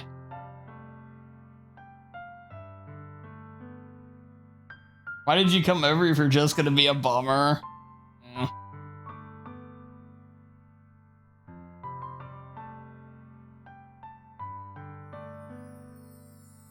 You'll be judging the answer? Oh.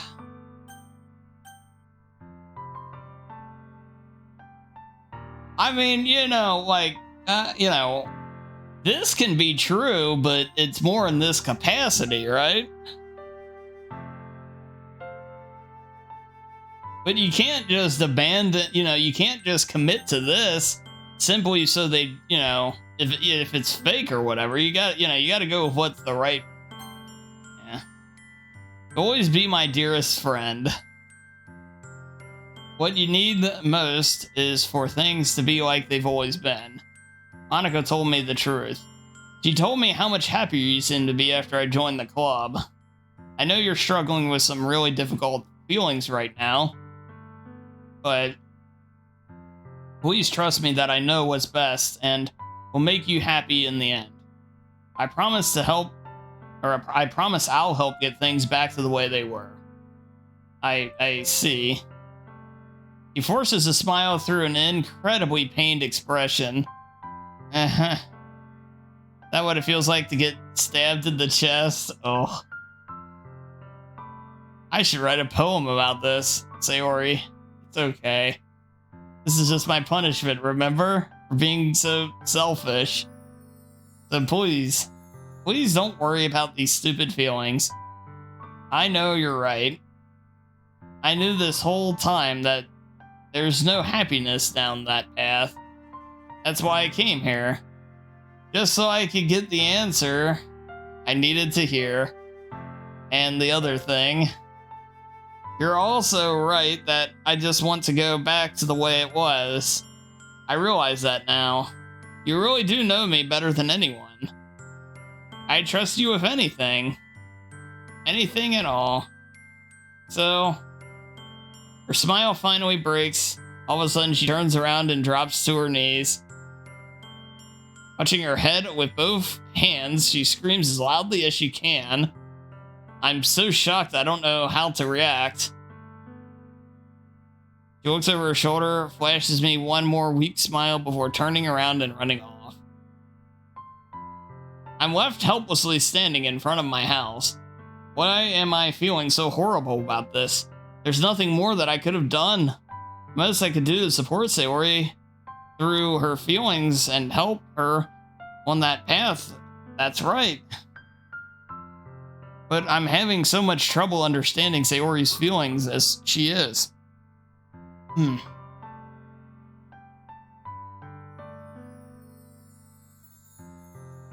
Well, yeah, exactly, Koi. Exactly. I go with what Koi said there. That's what my thought was. Be watching the drama through the window if you're a neighbor. Even though I could comfort her, I keep wondering if I should be doing something more or something different. I know these thoughts will continue to plague me until things are back to the way they were.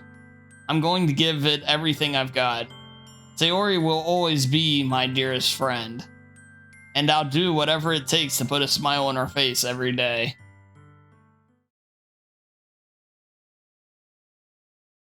It's the day of the festival. Of all days, I expected this to be the one where I'd be walking to school with Sayori. Sayori isn't answering her phone. I considered going to her house to wake her up, but decided that's a little too much. Meanwhile, the preparations for the event should nearly be complete. Banner Yuri and I painted is dry, and I gently rolled it up to take with me. She sent me a pleasant text reminding me to not forget anything, and I reassured her. Funnily enough, I probably feel the same way as Natsuki about the event. I'm more excited for it to be over so I can spend time with Sayori and Yuri at the festival. But knowing Monica, I'm sure the event will be great too. Power of friendship. You don't like the turn this is taking?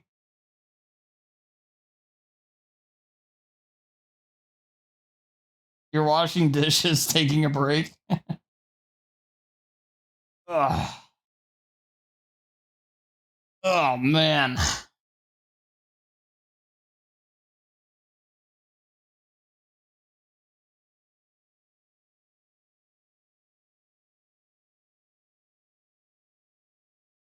Dansu, you're the first one here. Thanks for being early. That's funny. I thought at least Yuri would have been here by now. Monica is placing a little booklets on each of the desks in the classroom. If only we can help Dan read. Yeah, it's a lot, but that's okay. They must be the ones she prepared that have all the poems we're performing. In the end, I found a random poem online that I thought Monica would like and submitted it. That's the one I'll be performing. I'm surprised you didn't bring Sayori with you. Yeah, she overslept again. That dummy. You'd think on days this important she'd try a little harder. That dummy, though?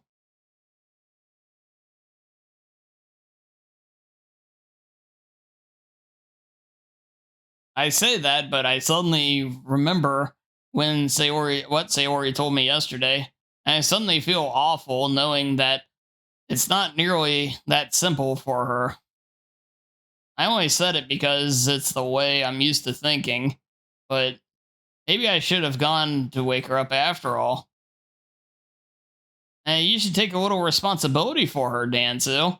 I mean, especially after your exchange with her yesterday. You kind of left her hanging this morning, you know?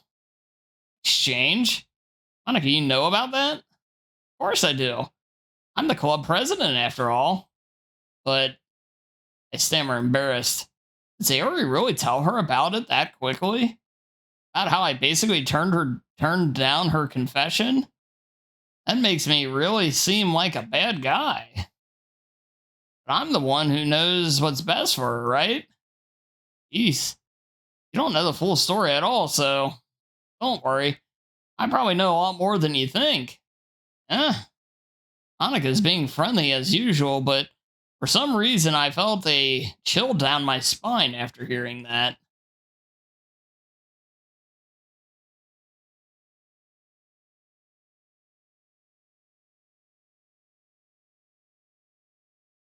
Her voice probably suits some of these characters. Hey, do you want to check out the pamphlets? They came out really nice. Sure. The drama, yeah. I grabbed one of the pamphlets laid out on the desks. Oh yeah, they really did. Something like this will definitely help people take the club more seriously. Yeah, I thought so too. I flipped through the pages. Each member's poem is neatly printed on its own page, giving it a not almost professional feel. I recognized Natsuki's and Yuri's poems from the ones they performed during practice. What's this? I flipped to Sayori's poem. It's different from the one she practiced. It's one I haven't read before. Oh, God. Get out of my head, get out of my head. Repeated. I'm not reading all of it. Yeah. Get out of my head. That's not exactly a poem. Get out of my head before I do what I know is best for you. Get out of my head before I listen to everything she said to me. Get out of my head before I show you how much I love you. Get out of my head before I finish writing this poem. But a poem is never actually finished. It just stops moving.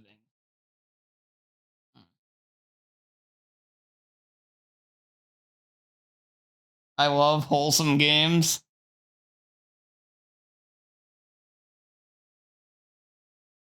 Ah. What is this? Reading the poem, I get a pit in my stomach. Ansu? What's wrong? Nothing. This poem feels completely different from everything else Sayori's written. But more than that, I changed my mind. I'm gonna go get Sayori, so... well, alright. Try not to take too long, okay?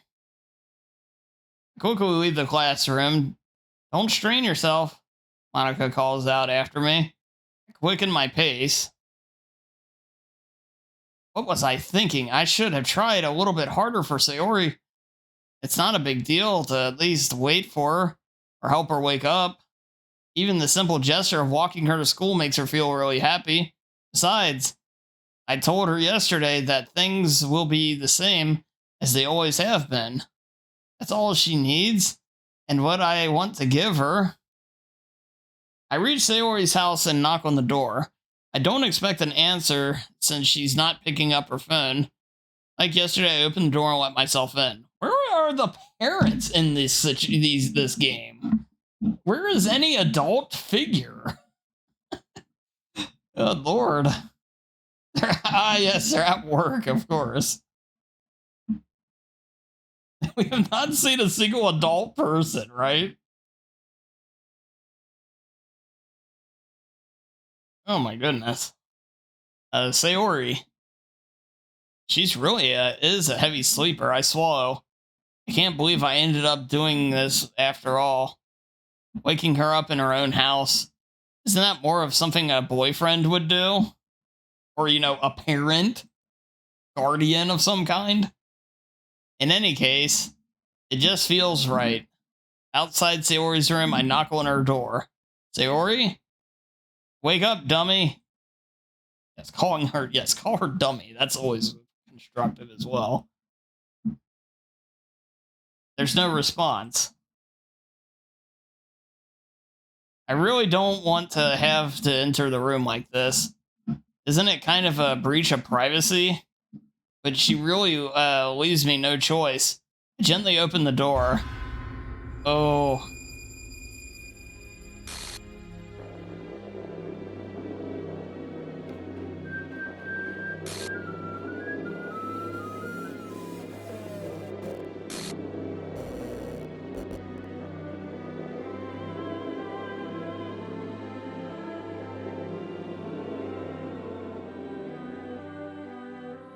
What the hell? What the hell? Is this a nightmare? It has to be. This isn't real. There's no way this can be real. Sayori wouldn't do this. Everything was normal up until a few days ago. That's why I can't believe what my eyes are showing me. I suppressed the urge to vomit.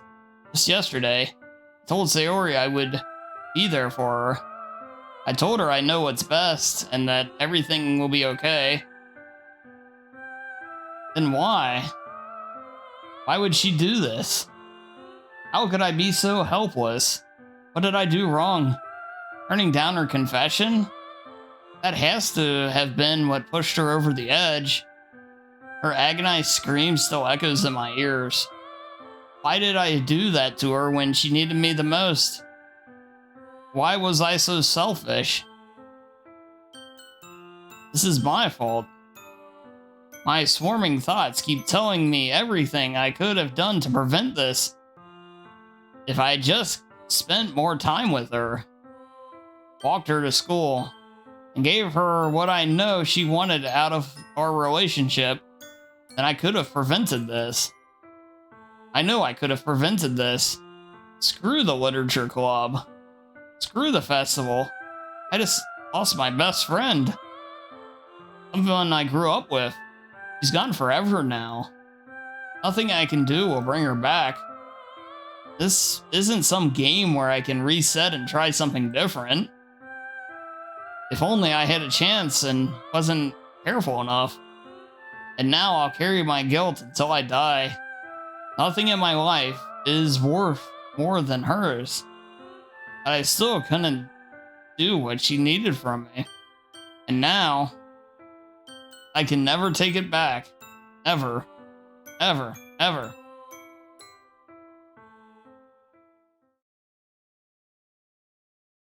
And they want you to reload, I guess. But, oh god.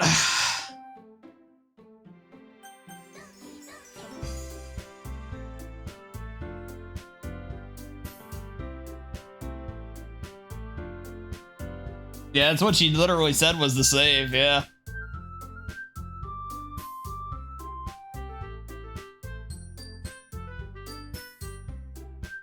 Is that supposed to be the good ending? I don't think so, probably.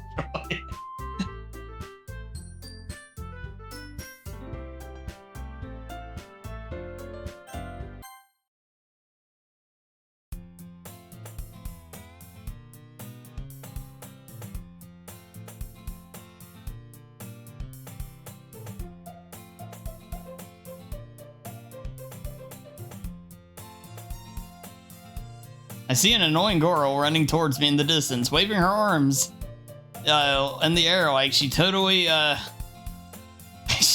oblivious to the attention that she might draw to herself. That girl is, my neighbor and good friend since we were children. You know what kind of friend you never see making today, but the kind that you make because you've known each other for so long. We used to walk to school together on days like this, but starting around high school, she would oversleep more and more frequently. And I get tired of waiting up.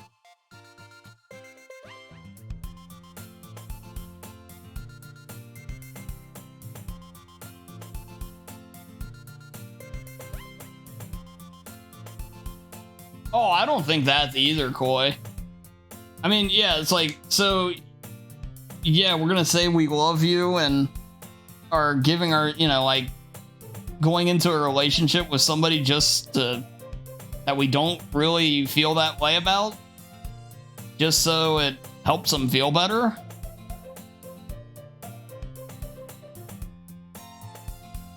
But if she's gonna chase after me like this, I feel it's better off I just running away. Yeah, this is all. However, I just sigh and idle in front of the crosswalk and let them catch up.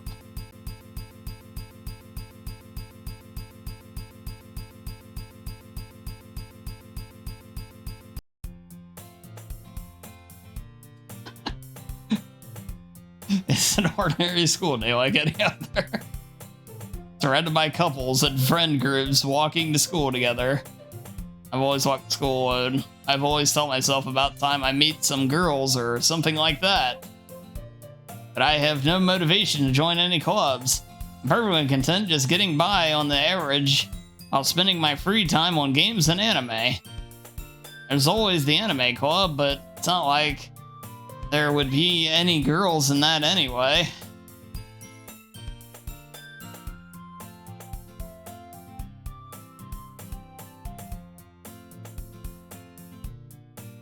Yes, that's it. Yeah, stereo.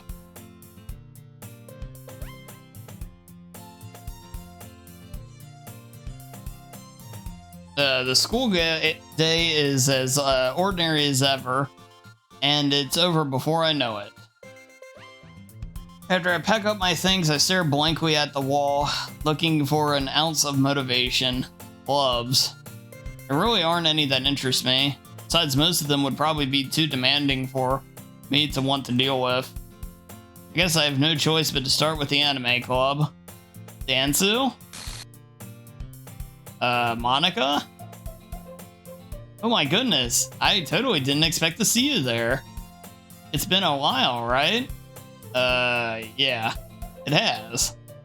Monica smiles sweetly. We do know each other well. We do know each other.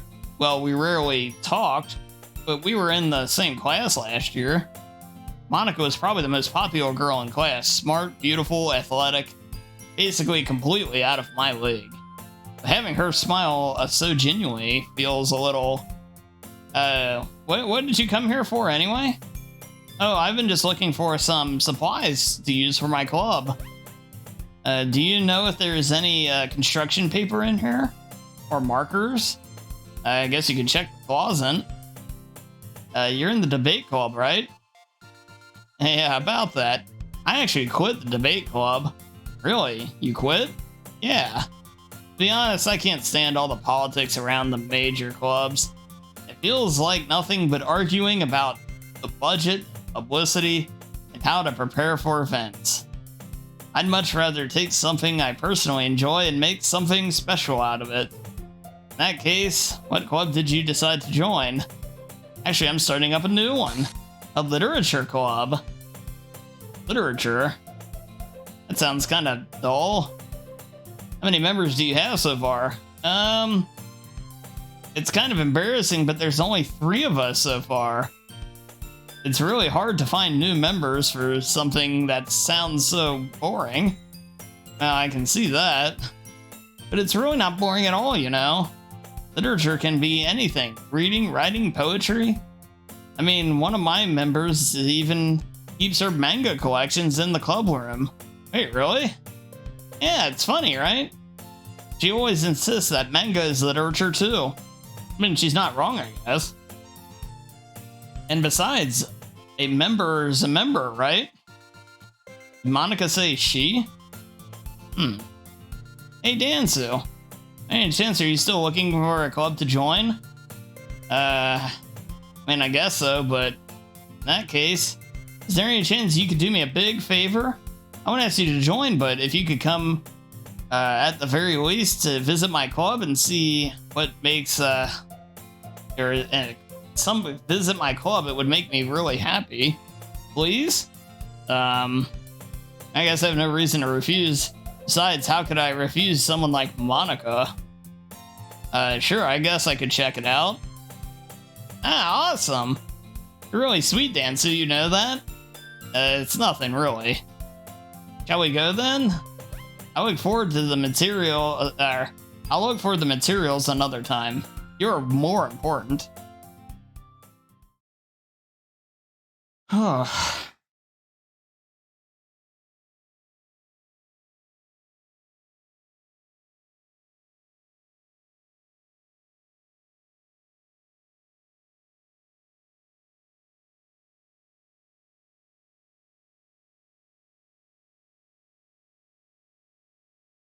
Oh, man. This game's an endurance test.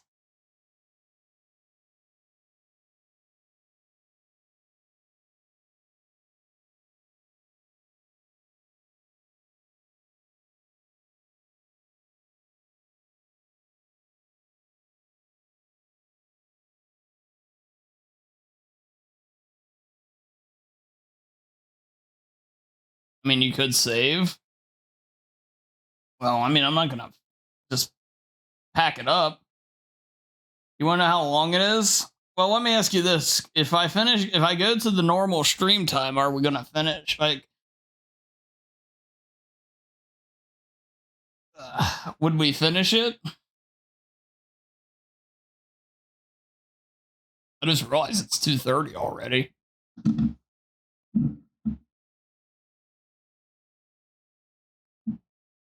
I thought this was short. I was told yesterday this game is short.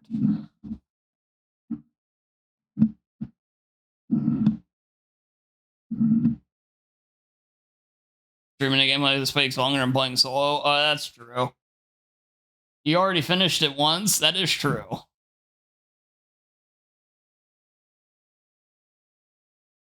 We'll just keep going for a bit, though. And thus, today marks the day I sold my soul to Monica and her irresistible smile. I timidly follow Monica across the school and upstairs, a section of the school I rarely visit, being genuinely used for third-year classes and activities.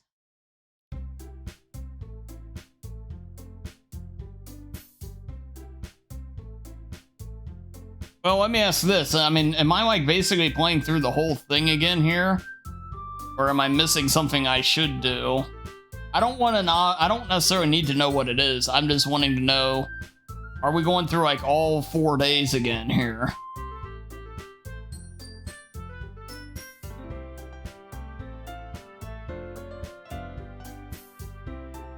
This is shorter and different? Okay. Well, we'll keep going then. I'm back, and I brought a guest with me. Eh? A guest? Seriously? You brought a boy? Way to kill the atmosphere. Don't be mean, Natsuki. But anyway, welcome to the club, Dansu. All words escape me in this situation. This club is full of incredibly cute girls. So let me guess. You're Monica's boyfriend, right? What? No, I'm not. Natsuki, the girl with a sour attitude whose name apparently is Natsuki, is the one I don't recognize. Her small figure makes me think she's probably a first year. Anyway, this is Natsuki, energetic as usual, and this is Yuri, the vice president. It's nice to meet you. Yuri, who appears comparably more mature and timid, seems to have a hand in keeping up with someone like Natsuki. Or a hard time keeping up with someone like Natsuki. Yeah, it's nice to meet both of you. So I ran into Dansu in a classroom and he decided to come check out the club. Isn't that great? Wait, Monica. Didn't I tell you to let me know in advance before you brought someone new? I was going to, well, you know. Sorry. I didn't forget that, but I just happened to run into him. In that case, should we at least make some tea, right? Yeah, that would be great. Why don't you come sit down, Dansu? The girls have a few desks arranged to form a table. Yuri walks to the corner of the room and opens the closet. Meanwhile, Monica and Natsuki sit across from each other. Still feeling awkward, I take a seat next to Monica. So I know you didn't really plan on coming here, but we'll make sure you feel right at home, okay? As president of the Literature Club, it's my duty to make the club as fun and exciting for everyone. I'm surprised there aren't more people in the club yet. Must be hard to start a new club. You can put it that way. Not many people are very interested in putting out all the effort to start something brand new. Especially when it's something that doesn't grab your attention, like literature. You have to work hard to convince people that you're both fun and worthwhile, but it makes school events like the festival, that much more important.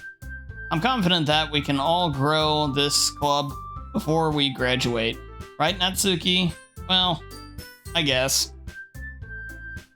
Natsuki reluctantly agrees. Such different girls, all interested in the same goal. Monica must have really worked hard to find these two. Yuri returns to the table carrying a tea set. She carefully places the teacup in front of each of us before setting down the teapot in the middle. You keep the whole tea set in the classroom? Don't worry, the teachers gave us permission.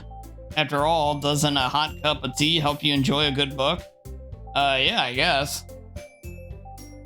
Don't you let yourself get intimidated. Yuri's just trying to impress you. That's not... Insulted, Yuri looks away. I meant that, you know, I believe you. Well, tea and reading might not be a pastime for me, but I at least enjoy tea. I'm glad. Yuri faintly smiles to herself in relief. So, Dansu, what kinds of things do you like to read? Considering how little I've read over the past few years, I don't really have a good way of answering that. Manga. Yes, that's how I'm saying it. I mutter quietly to myself, half joking. Natsuki suddenly, her head suddenly perks up. Looks like she wants to say something, but she keeps quiet. Not much of a reader, I guess. Now, that can change. What am I saying? Spoke without thinking after seeing Yuri's sad smile. Anyway, what about you, Yuri? Well, let's see. Yuri traces the rim of her teacup with her finger. My favorites are usually novels that build deep and complex fantasy worlds. The level of creativity and craftsmanship behind them is amazing to me. And telling a good story in such a foreign world is equally impressive. Yuri goes on, clearly passionate about her reading. She seemed so reserved and timid since the moment I walked in, but it's obvious the way her eyes light up when she finds her comfort in the world of books, not people. But you know, I like a lot of things. Stories with deep psychological elements usually immerse me as well. Isn't it amazing how a writer can so deliberately take advantage of your lack of imagination to completely throw you for a loop? Anyway, I've been reading a lot of horror lately. I read a horror book once. I desperately grasp something I can relate to at the minimal level. At this rate, Yuri might as well be having a conversation with a rock. I'd expect that from you, Yuri. It suits your personality. Oh, is that so? Really, if a story makes me think or takes me to another world, then I really can't put it down. Surreal horror is often very successful at changing the way you look at the world, if only for a brief moment. I hate horror. Why is that? Well, Natsuki's eyes dart over at me for a split second. Never mind. That's right, you usually like to write about cute things, don't you, Natsuki? What? Makes you say that?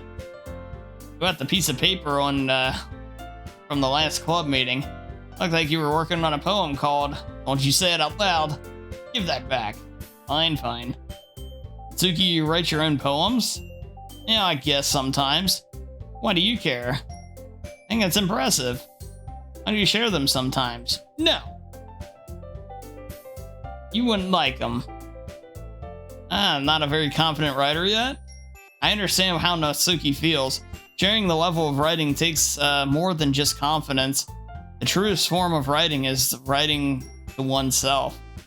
You must be willing to open up to your readers, exposing your vulnerabilities and showing how even the deepest reaches of your mind, of your heart.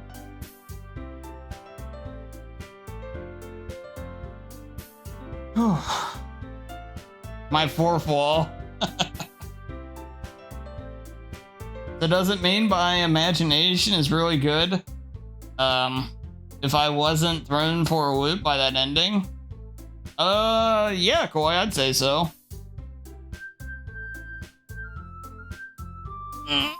I wasn't surprised what happens. I'm surprised they showed it the way they did.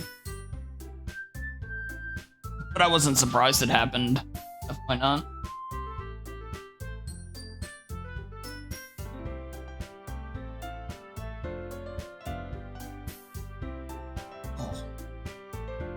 You must be one. Oh, yeah. Do you have any writing experience too, Yuri? Maybe if you share some of your work, you can set an example and help Natsuki feel comfortable enough to share hers. Oh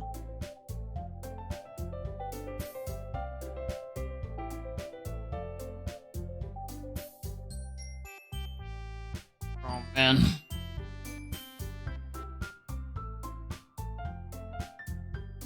I guess it's the same for Yuri. We all sit in silence for a moment. Hey, I just got an idea. How about this? Natsuki and Yuri look quizzically at Monika. Let's go home and write a poem of our own. Then next time we meet, we'll all share them for each other, with each other. That way everyone is even. I thought it was a good idea. Well, I think you're right, Monika. We should probably start finding activities for all of us to participate in together.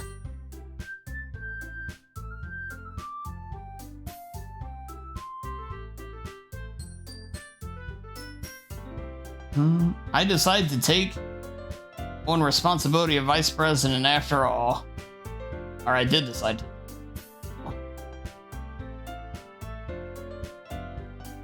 I moved to do my best to nurture the club as well as its members. Besides, now that we have a new member, seems like a good step for us to take. You agree as well, Dansu? Hold on, there's one problem. What's that? Now that we reached the most important topic, I bluntly come forth with what's been on my mind the entire time. I never said I would join this club. Monika may have convinced me to stop by, but I never made any decision. What was my train of thought? All three girls stare back, dejected eyes.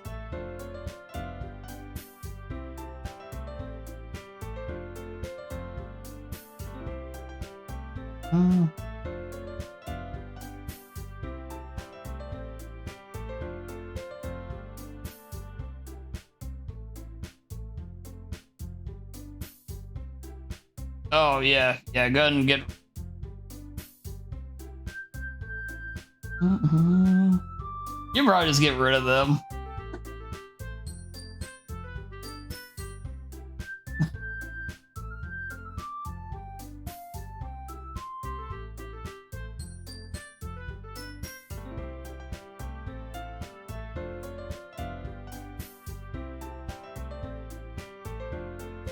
I just saw what they said about Bach, too.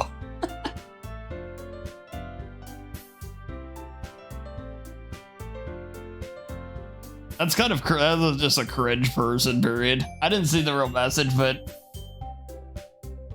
I'm okay with that. Oh, I know, but still. Don't just come in and say that.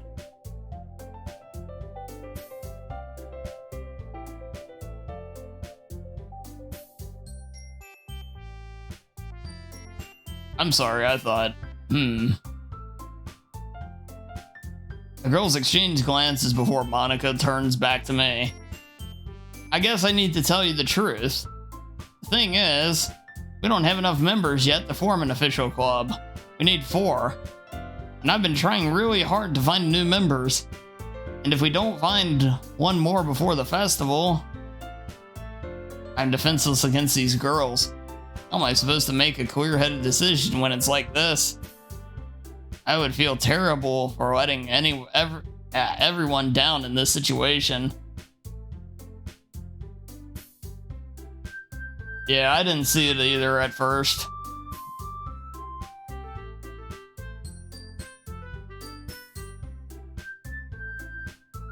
Plus the name and everything is sus too, and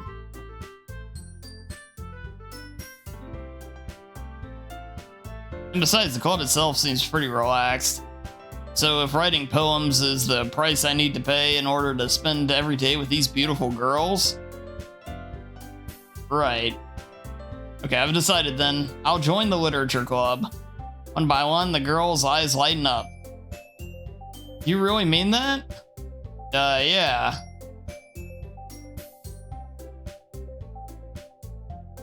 It could be fun, right? You really did scare me for a moment. I mean, if you really just left after all this, I would be super pissed. Dansu, I'm so happy. We can become an official club now. Thank you so much for this. You're really amazing. I'll do everything I can to give you a great time, okay? Thanks, I guess. Okay, everyone. I think with that, we can officially end today's meeting on a good note. Everyone remember tonight's assignment. Write a poem to bring into the next meeting so we can all share. And so I look forward to seeing how you express yourself.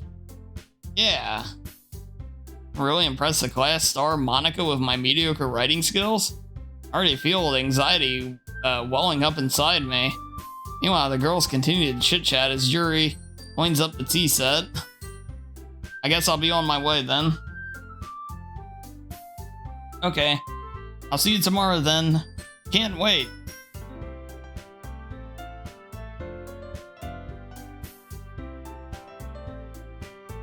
Yeah, I know, right, Koi? That's just how it goes. And thankfully, if they spoiled something, I didn't see it though, so don't worry. Mediocre writing skills, I feel that.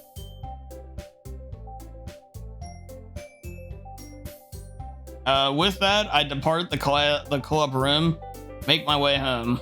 On the way home, my mind wanders back and forth between the three girls. Natsuki, Yuri, and of course, Monica.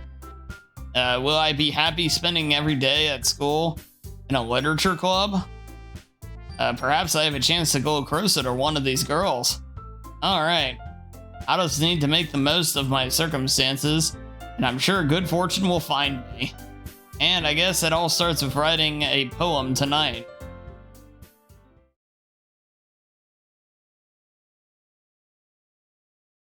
You've unlocked a special poem. Would you like to read it? Oh gosh darn it, why not? A dream. I was staying over at a friend's place. There were 4 of us. I drifted off to sleep while everyone was talking and watching TV. In my dream, I was still at my friend's house. The only difference was that there were nails sticking out of the walls everywhere. And there was also someone I didn't recognize. The person I didn't recognize, I told a joke, and everyone laughed. I woke up to the sound of everyone laughing at something that happened on the TV. So the laughing was not part of the dream. It was the noise that woke me up. I wonder who that person was and how they knew to tell a joke at that moment.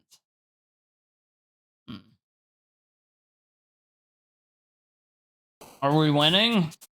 I mean, we got 2 girls left. We got 2 girls instead of 3 girls to try and impress.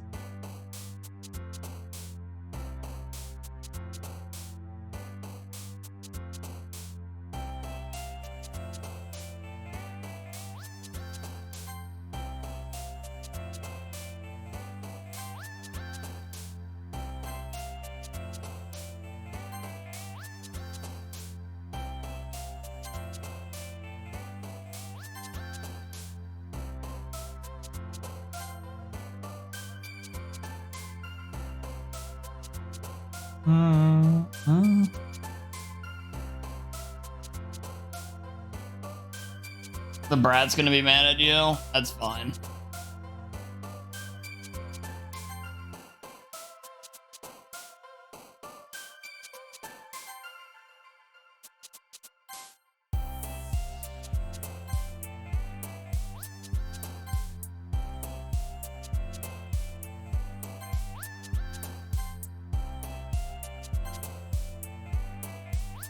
It seems like she took some of the other ones.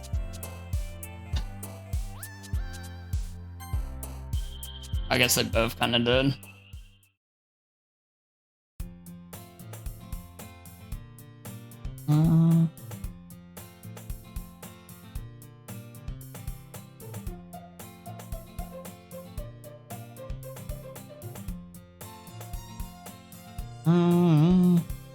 Hi again, Dansu. Glad to see you didn't run away from us. Don't worry. This might be a little strange for me, but I at least keep my word. Oh, I'm back at the Literature Club. I was the last to come in, so everyone else is already hanging out. Thanks for keeping your promise, Dansu. I hope this isn't too overwhelming of a commitment for you. Making you dive headfirst into the Literature Club when you're not accustomed to it. Oh, come on, like he deserves any slack. You already had to be dragged here by Monica.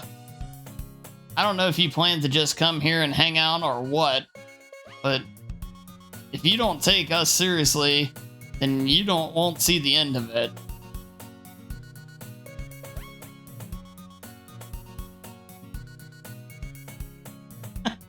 Okay, that's weird.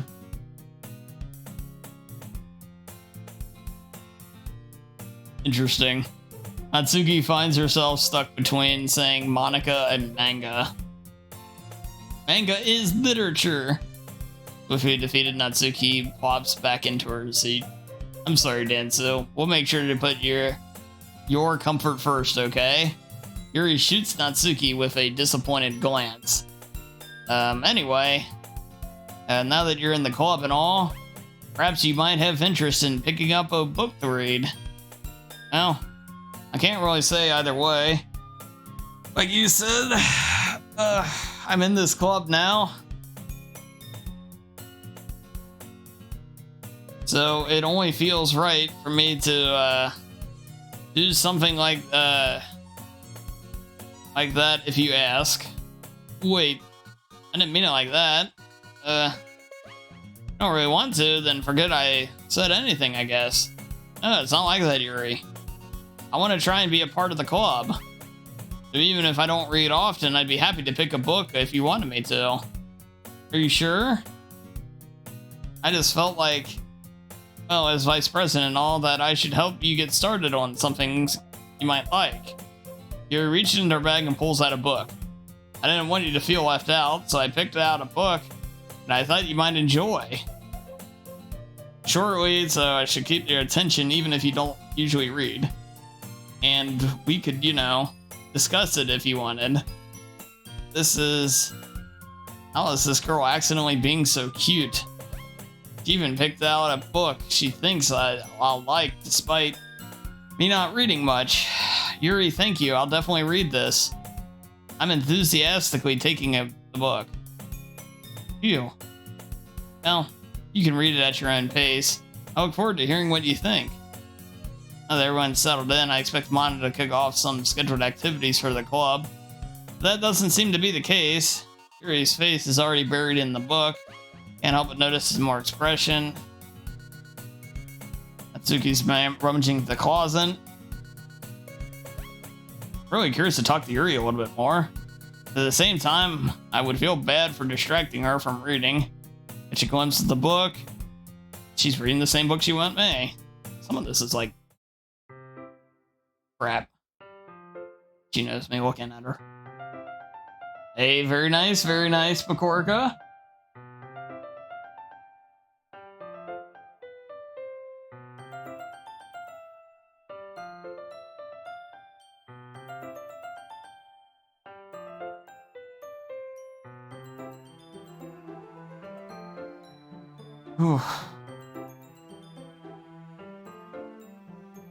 Some of this I'm skipping a little bit. I'm not skipping the dialogue. It's not like I'm not taking it in. It's just it's stuff we've already read.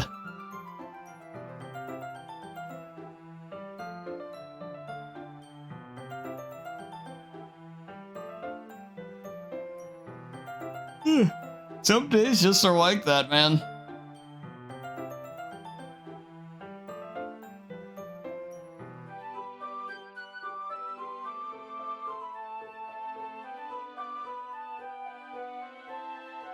You just happened to buy 2 copies of the book. What a coincidence.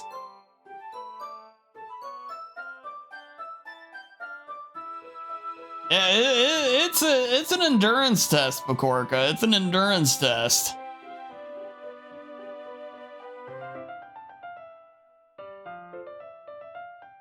I've been at it for almost 6 hours.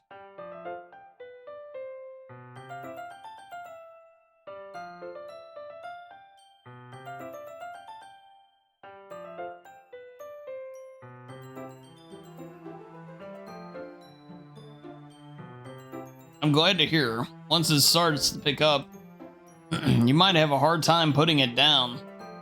It's a very engaging and relatable story. That's what's the story about anyway? Well,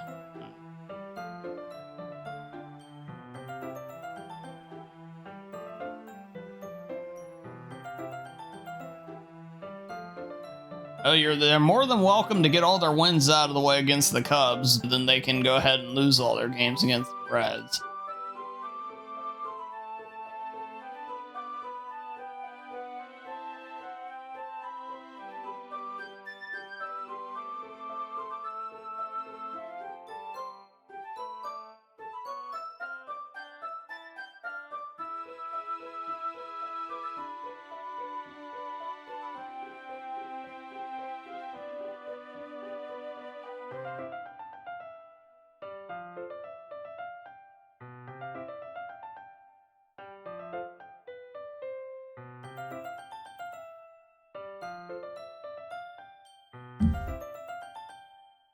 And horrible things happen not just because someone wants to be evil, but because the world is full of horrible people and we're all worthless anyway.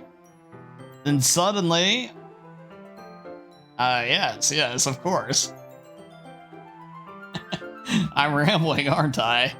Not again. I'm sorry. Hey, don't apologize. I haven't lost interest or anything. That's right, Bokchoy. Well, I guess it's alright then. But I feel like I should have let you know that I have this problem.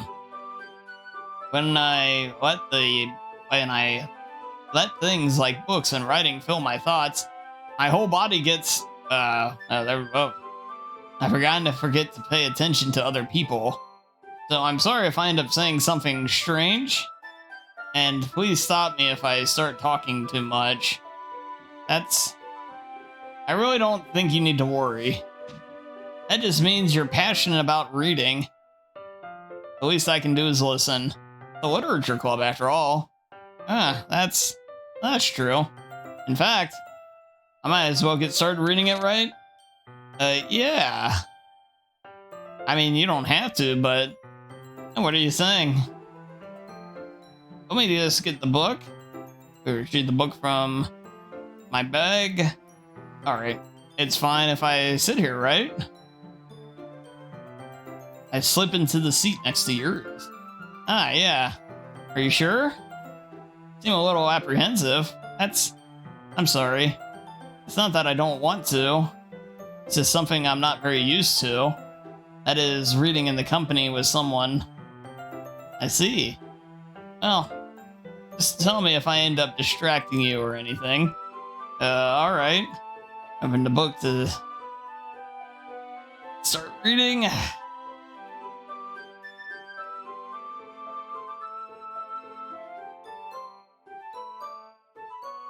You know, those are always a good thing, Pokorka.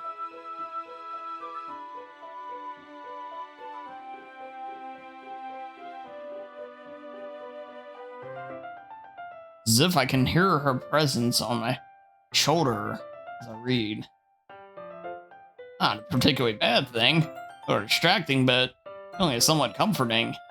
Yuri is in the corner of my eye. I realize that she's not actually looking at her own book. I glance over. It looks like she's reading from my book instead. Sorry. I was just bathing you in Yuri, I really apologize. You really apologize a lot, don't you? I do? I don't really mean to. Sorry, I mean... Here, this should work, right? I slide my desk until it's up against Yuri's, then hold my book more between the two of them. I suppose Yuri timidly closes her own copy. Once we each lean in a little bit, our shoulders are almost touching. feels like my left arm is in the way, so instead I use my right hand to hold the book open. I guess that makes it kind of difficult to turn the page. Here. Yuri takes her, yes, the intimate book holding. I do the same with my right arm on the right side of the book. That way I turn the page and Yuri slides it under her thumb after she flips it to her side. But in holding it like this, we're huddled even closer together than before.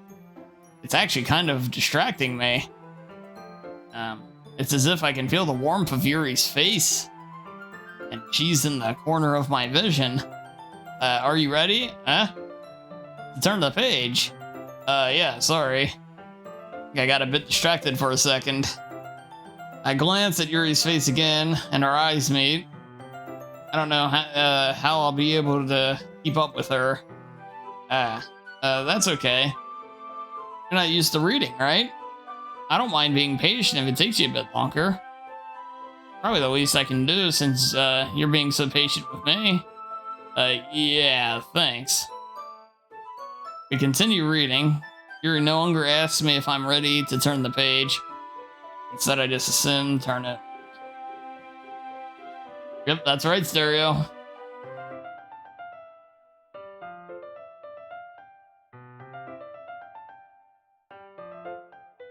Turning a page turns into an intimate exchange.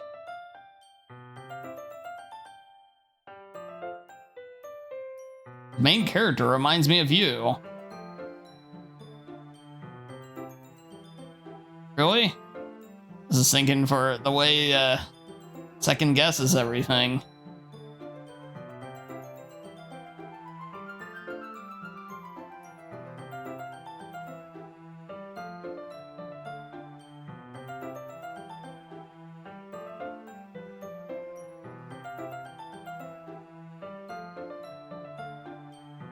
Yuri, are you feeling alright? Yuri's been a little fidgety ever since we started reading. You can rest if you're feeling sick or something. Breathing is a little... Breathing? Yuri puts her hands on her chest as if to feel her heartbeat. I didn't even notice. Anyway, I'm fine. I just need some water. Alright, don't push yourself. Yuri stands up and practically rushes out of the classroom, so this is different. What the earth was that about? Dansu? Something happened just now? I have no idea. Yuri was acting a little strange, I guess. So you don't know anything? Sorry, I can't say I do. Are you worried about her? Oh, no, not really. I was just making sure you didn't, do anything to her. No, nothing. Don't worry, I believe you, silly.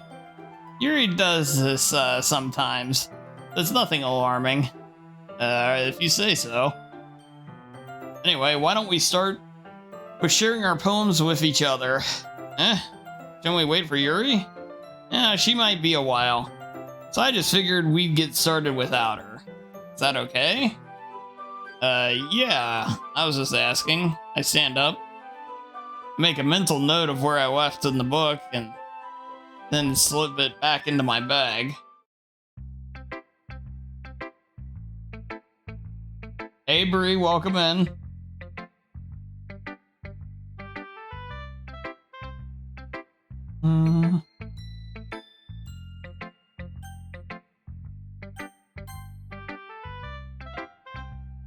I should start with Monica.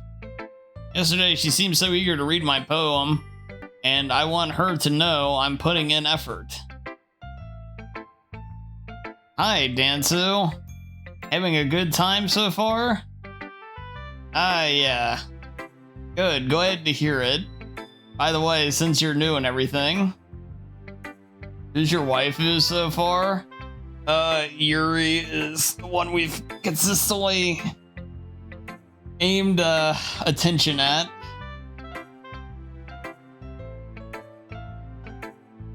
I did technically finish a playthrough. We're doing the, I guess, second run of it now.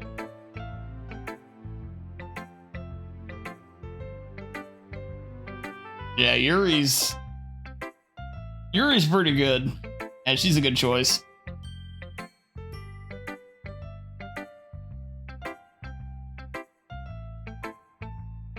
It's an endurance test to read everything. I will say that. But we're getting through it. We're getting through it.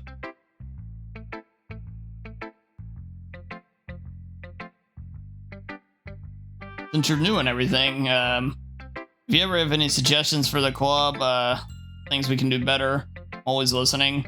I've skipped a little bit of text here and there on the second playthrough since we already read some of it. Save my voice a bit, but yeah, it's been fun. It's been fun. I've been more engaged with it than I expected to be. I'll put it like that.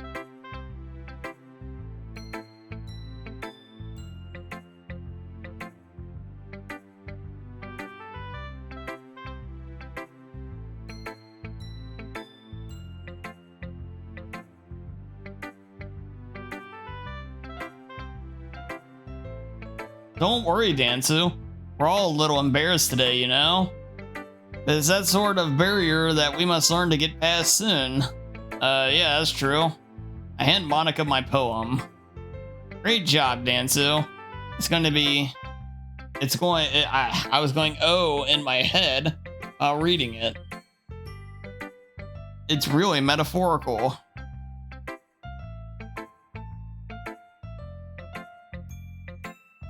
Okay, Koi, have a safe trip.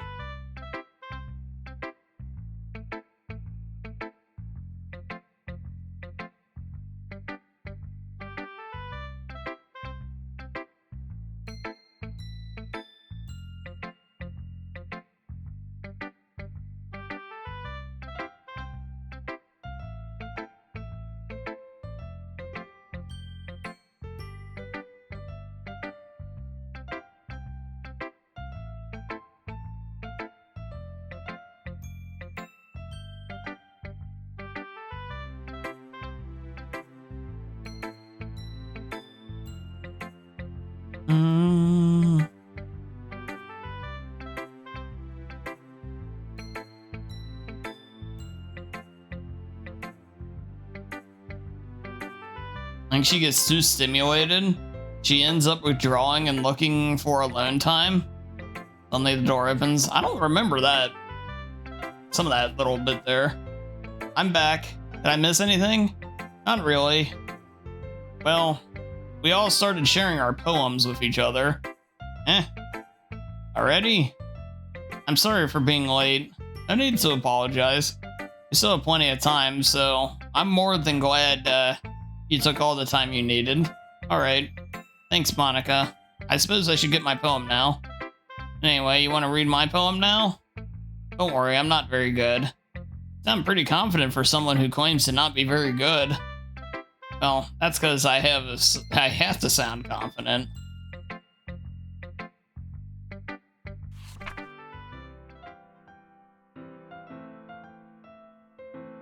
Yeah, we read Hole in the Wall already.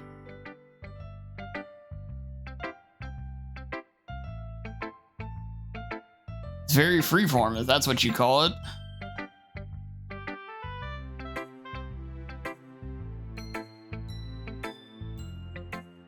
Popular style of today.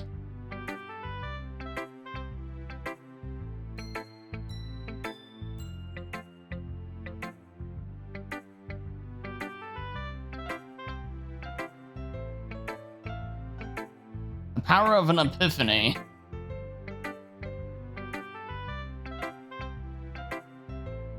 It's like she knows you're not paying attention to her.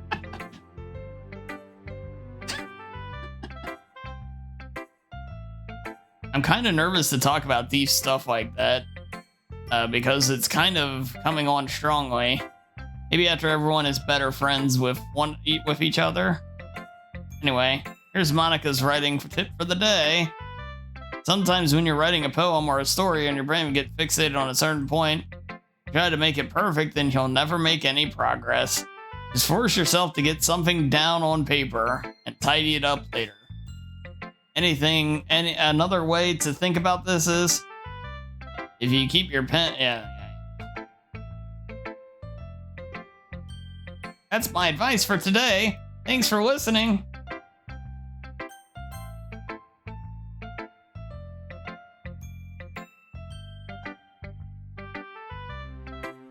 As Yuri reads your poem, I notice her eyes lighten. Exceptional. What was that? Did I say that out loud? Yuri first covers her mouth, but then ends up covering her whole face. He's going to hate me. Really didn't do anything wrong. I guess you're right. What am I getting so nervous for? Yuri takes a breath. So, what kind of writing experience do you have?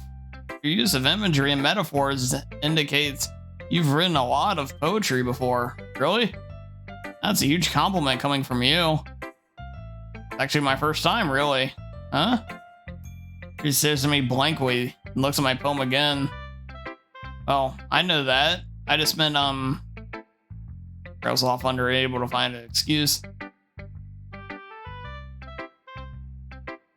Yeah, this is the reason I'm able to tell. There are specific writing habits that usually typical of new writers, and having been through that myself, I can kind of learn to pick up on them. I think the most noticeable thing I recognize in new writers is that they try to make their style very deliberate. In other words, they tend to pick a writing style separate from the topic matter, and they form fit the two together. The end result is that both the style and the expressiveness are weakened. Once Yuri finds her train of thought, it's as if her demeanor totally changes.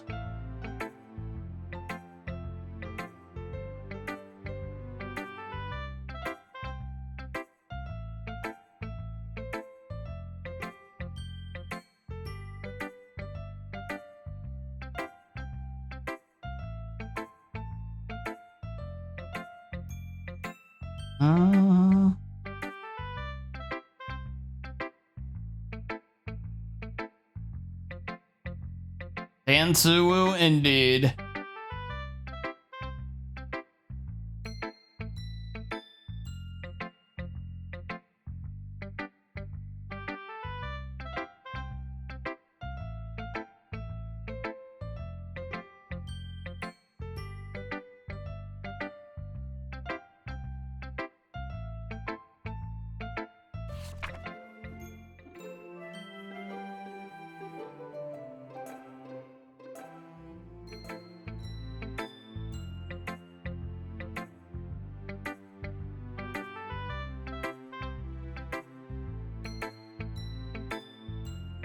And we don't read your cursive very often.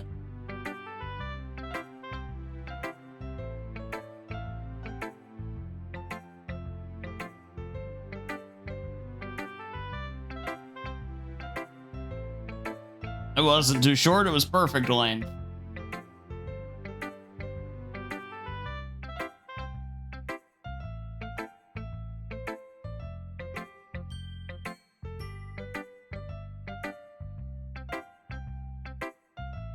Yeah, you missed the point. It wasn't about ghosts.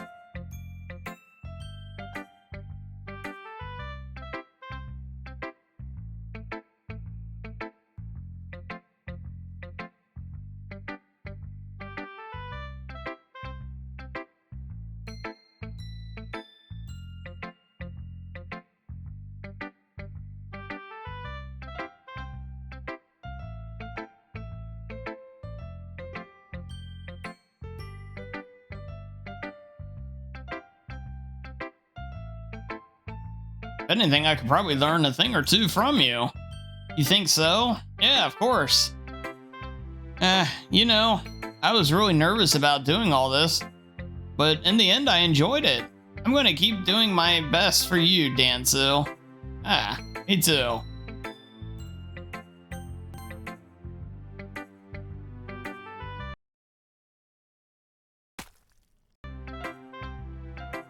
Okay.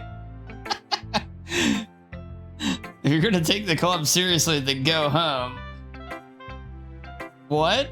Harsh. What do you expect me to believe, that you're actually put effort into this? Do you think I'm stupid?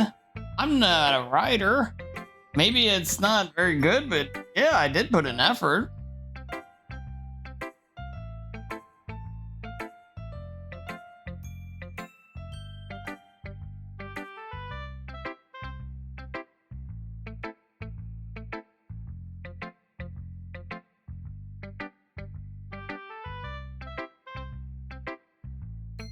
And we all start somewhere, right?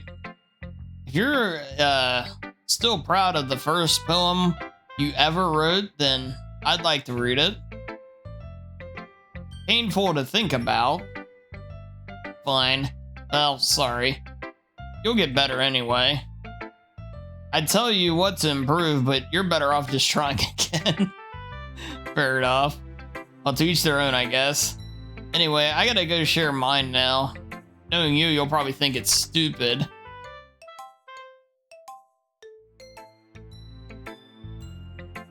Yeah. I told you you weren't gonna like it. I like it. What? Let's be honest, I am. Are you so convinced that I wouldn't like it? Well, because everyone in high school thinks that writing has to be all sophisticated and stuff. People don't even take my writing seriously. But isn't the point of the poems for people to express themselves? Your writing style shouldn't make your message any less valid. Yeah, exactly. I like when it's easy to read, but it hits you hard. Like in this poem.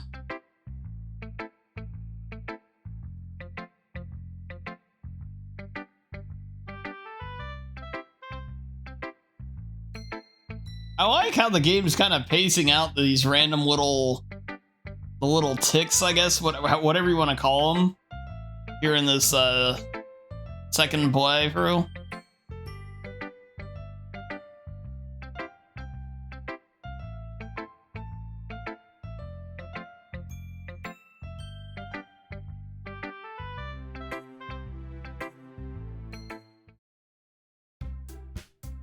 Alright. I guess that's everyone. I glance around the room. A little more stressful than I anticipated. Music. If everyone is judging me for my mediocre writing abilities.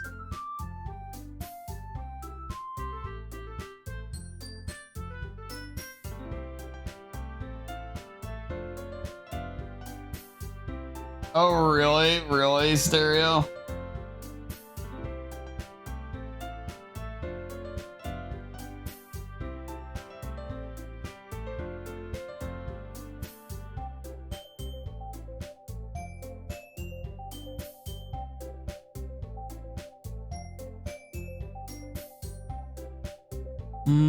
What do you mean, picture?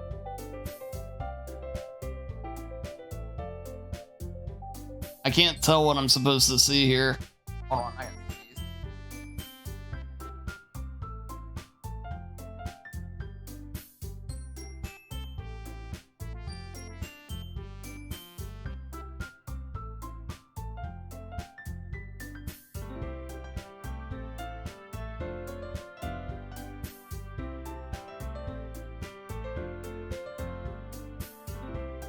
okay, sorry.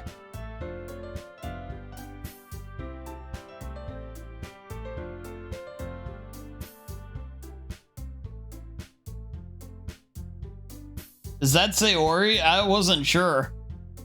So, it's interesting how it almost feels like it's like a Silent Hill deal then, in its own weird way.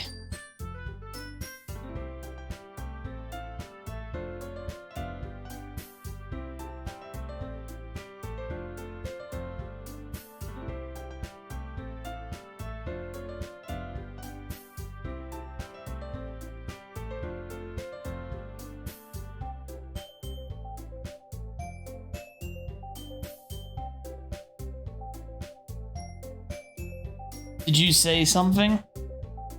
Oh, it's nothing.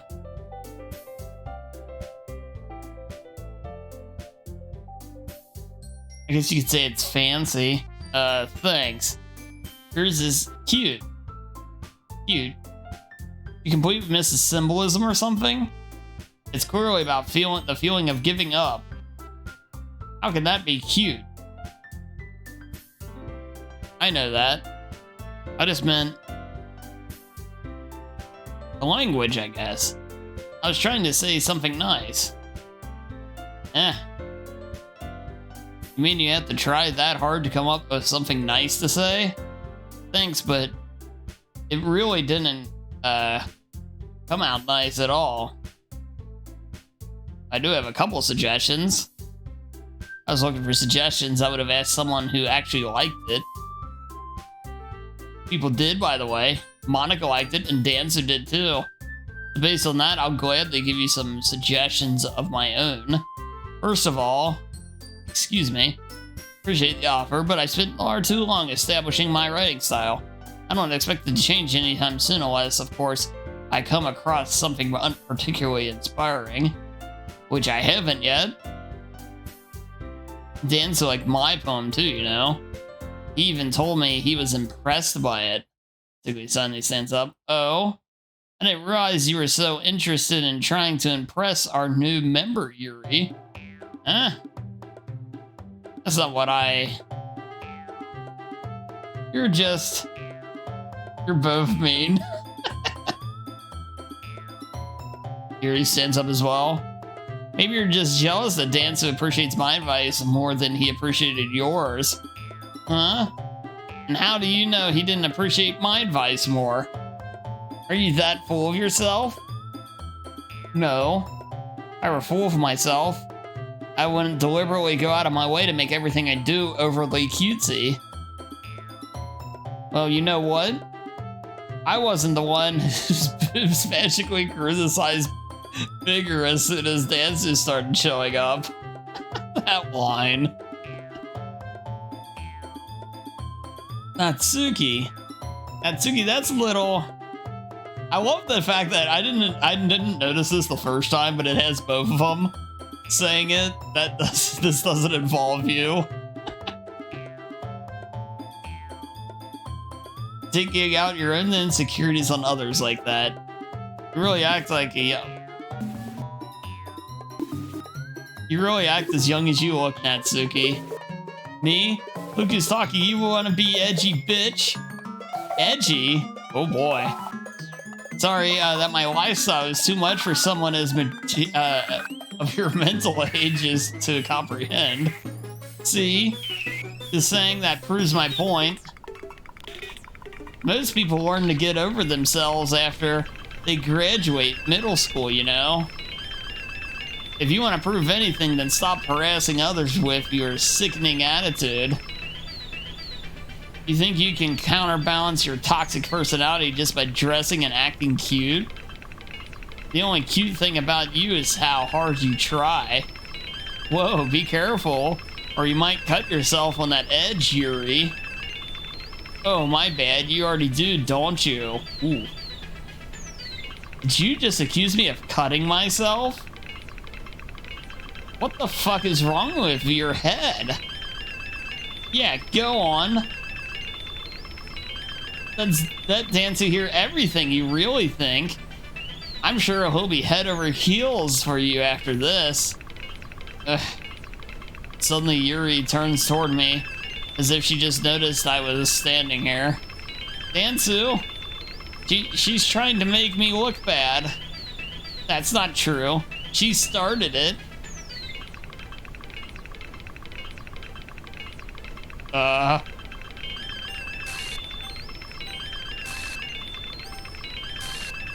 Uh-oh. Yuri, I'm gonna regret this.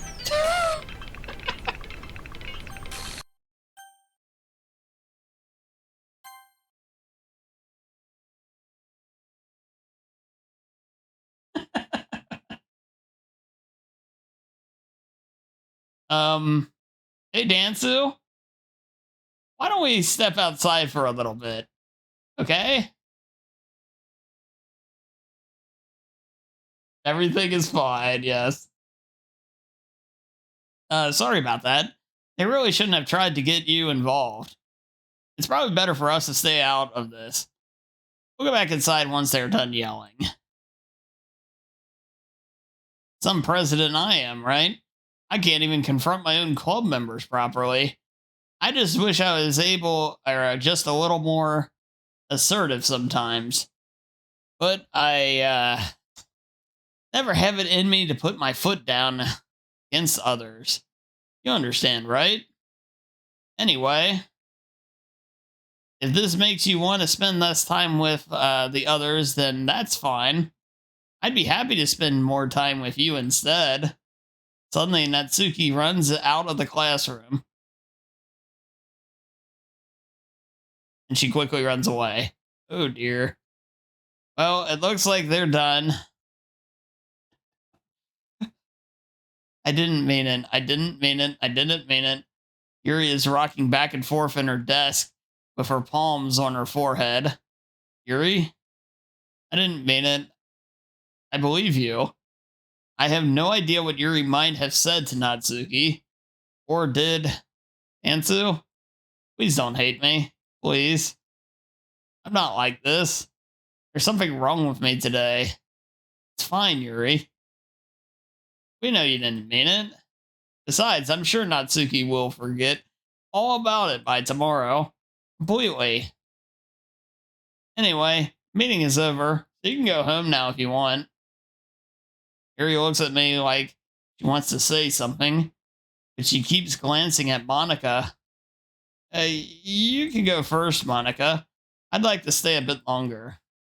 I'm the president, so I should be the last one out. I'll wait for you to be done. Well, I'm vice president, so please let me take responsibility today. Kind of sounds like you don't want me around for something, Yuri. It's not that. Not that. I didn't get much of a chance to discuss my book with Ansu. It would be just embarrassing with you listening. So I guess I don't really have a choice, do I? I'm just causing trouble. Oh, damn. Here, chat. I'll be right back. I'm gonna refill my drink, and yeah, we'll keep going for a bit. Also, Koi, welcome back. This escalated quickly, indeed, Moogie. But here, I'll be right back, you guys.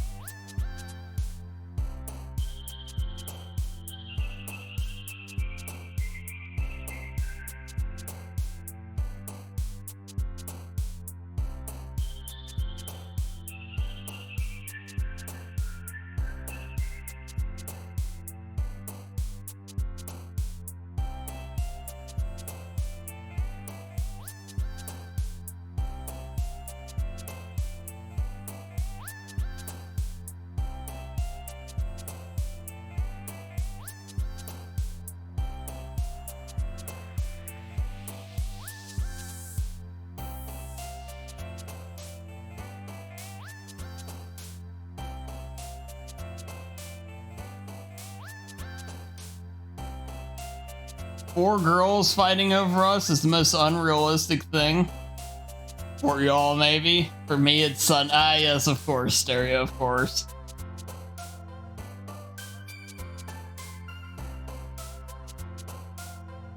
Please don't do this to me in front of his stage. Well, Stereo, see, if you were going to bust out the PowerPoint, you'd say right now because I'm talking to you, Koi.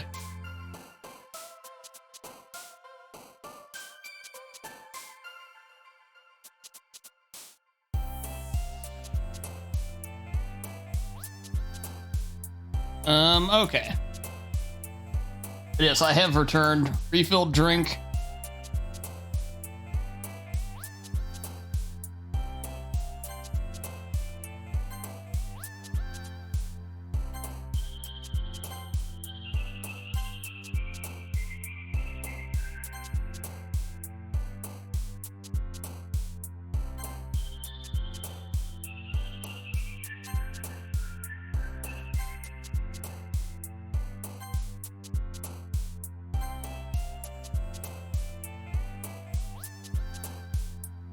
Hey, thanks, Jack. Dansu, not in front of the stereo.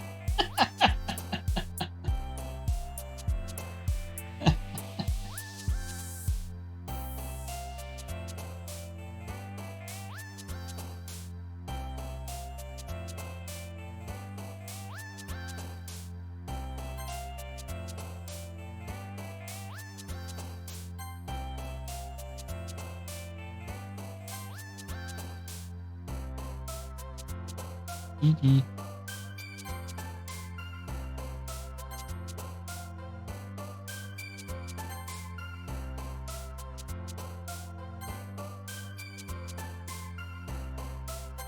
All right. I can tell who we were trying to impress, by the way. Another day passes and it's time for the club meeting today. I've gotten a little more comfortable here over the past couple days. Entering the club room, the usual scene greets me. Yeah, the usual scene. Hi, Yuri. Sure, it's me there. Yuri's,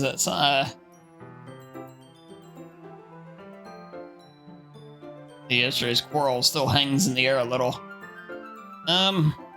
Yuri glances over her shoulder, looking around the room. Natsuki is reading manga at a desk. Singular boob.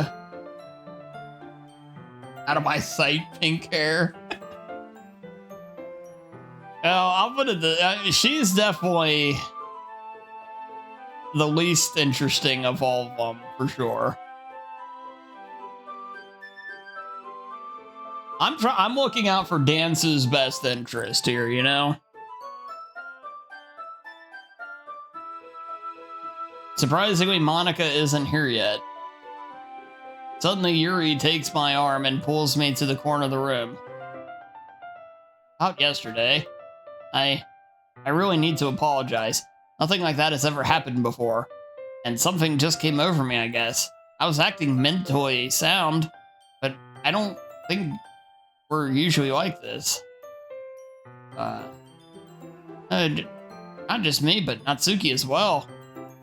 Yuri, I'm happy you were considerate and apologized. You don't have to worry too much. Even then, I've only been here a couple days. I could tell something was off yesterday. Maybe we were just a little extra sensitive because it was our first time sharing poems. Whatever it was, it didn't make me think any less of you. I had already decided that there is no way you could be a bad person. And now that you're apologizing, I know you really didn't mean it. Ansu, don't say those kind things so frankly. They make me a little too happy. I'm really glad that you're such an understanding person. And I'm really glad that you joined this club. Everything is a bit brighter with you around and... sorry, what am I saying right now? Have you guys seen Monica?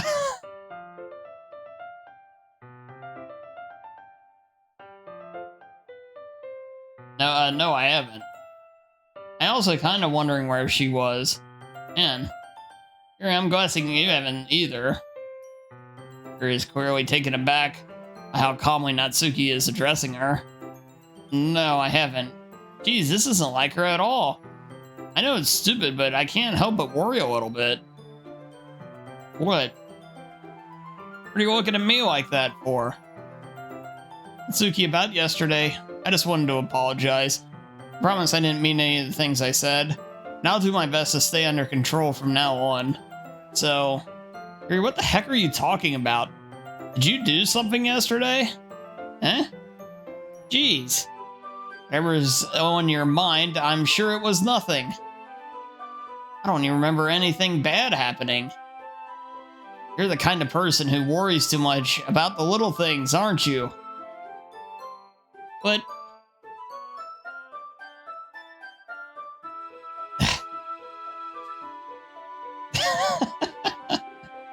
I'll accept your apology anyway if it helps you feel better about it.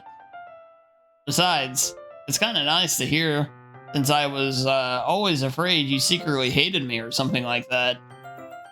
That's right, Stereo. No, not at all. I don't hate you. Aha! Oh, you're kind of weird, but I don't hate you either. Natsuki turns to me. You're still on trial, though. Hey!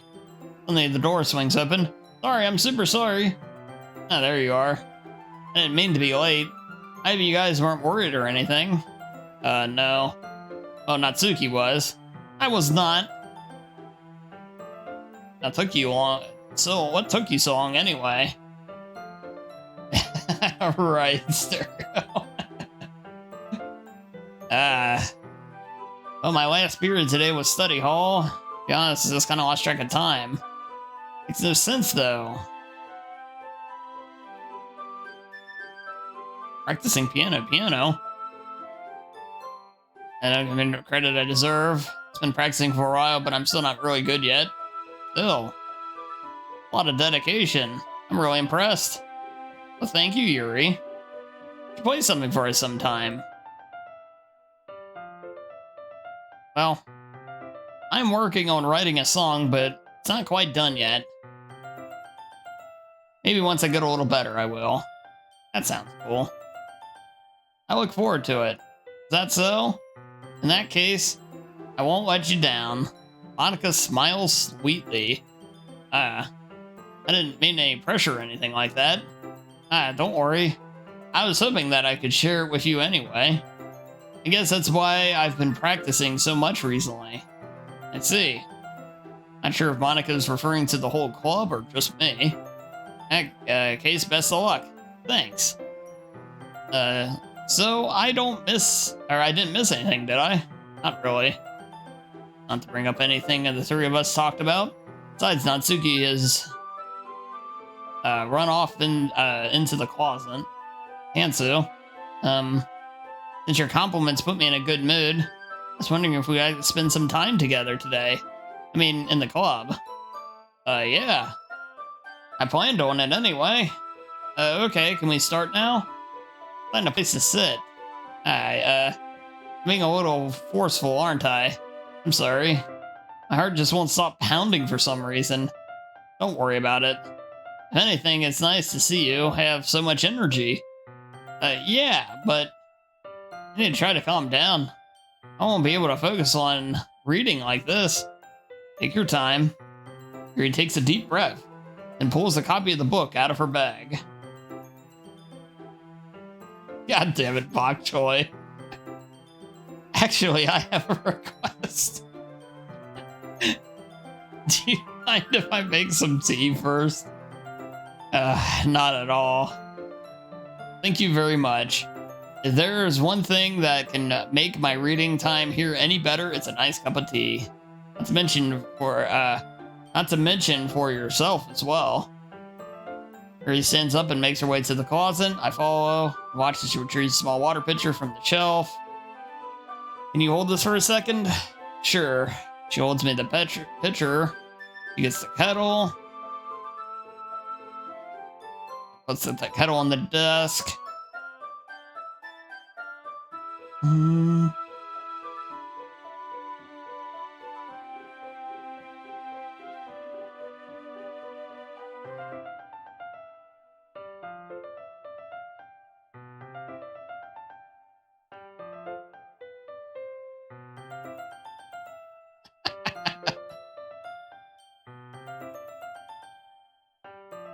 God.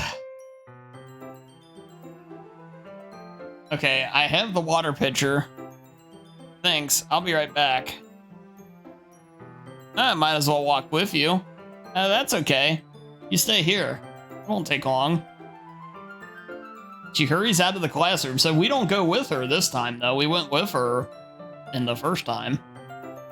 Ah, did Yuri leave you again? No, it's not like that this time. He's just filling up the water pitcher to make tea. Oh, okay. Sorry for misunderstanding.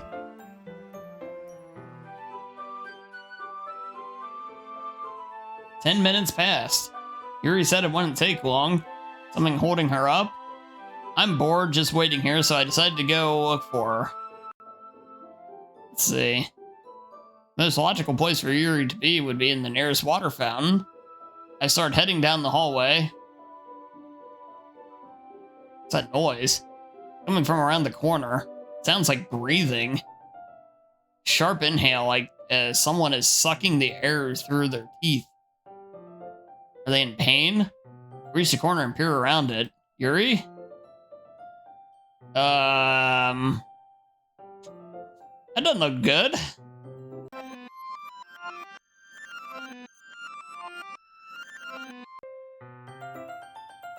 I'm back. Thanks for waiting patiently. Nancy, do you like oolong tea? Yeah. Anything is fine. Very well. He sets the temperature. Kettle to 200 degrees. Now it's time to get the teapot.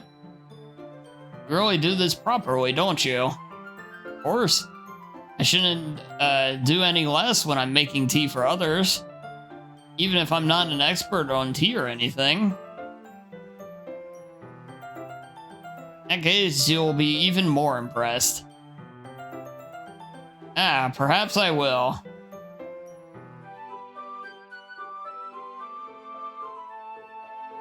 Yuri fetches the teapot and begins measuring the tea leaves. To my surprise, she even starts humming a little bit to herself. You must be in a good mood now. Is that so? I was letting it snow, or letting it show, and you noticed.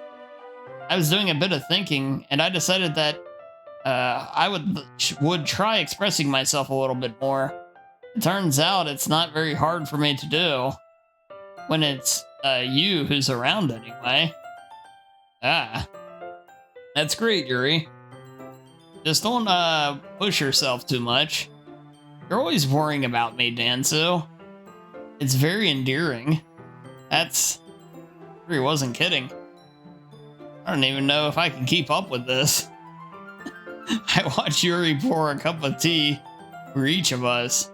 Dansu, I have another request. Do you mind if we sit on the floor today?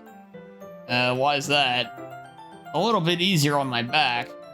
I can read with my back against the wall rather than bend over at my desk. Ah, sorry, I didn't realize. No worries.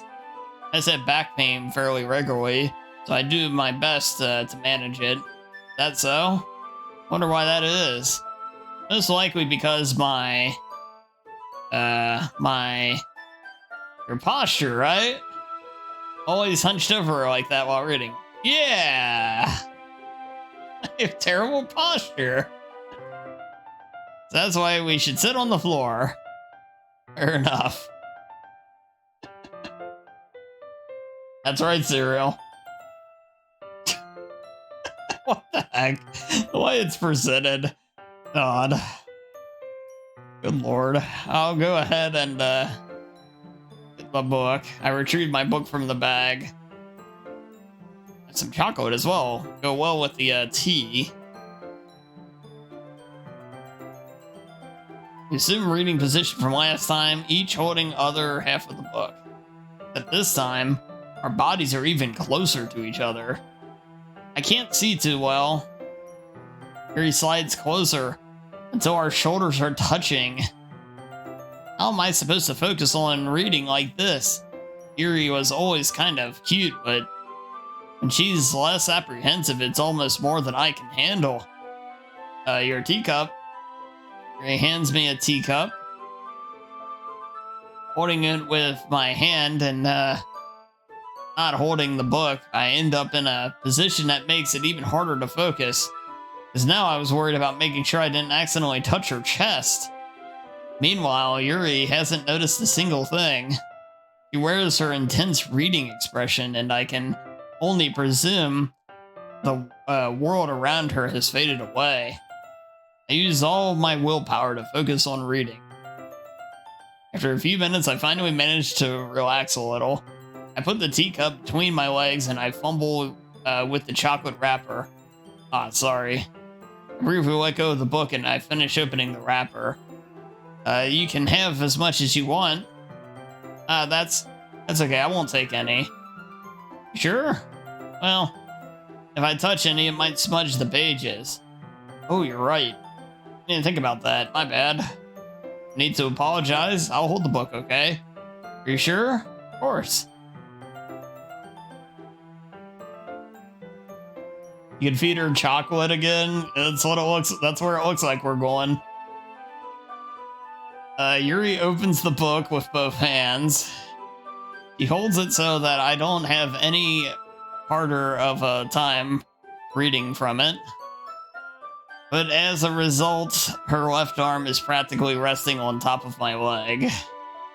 Well, in that case, Yuri is already totally focused on reading again. I take a chocolate candy and pop it into my mouth. Then I take another chocolate and I hold it up to Yuri. She doesn't even look away from the book. She simply parts her lips as if the situation was completely natural. But that means I can't stop here. I apprehensively place the chocolate in her mouth. And just like that, Yuri closes her lips over it. Yuri expression suddenly breaks. Did I just...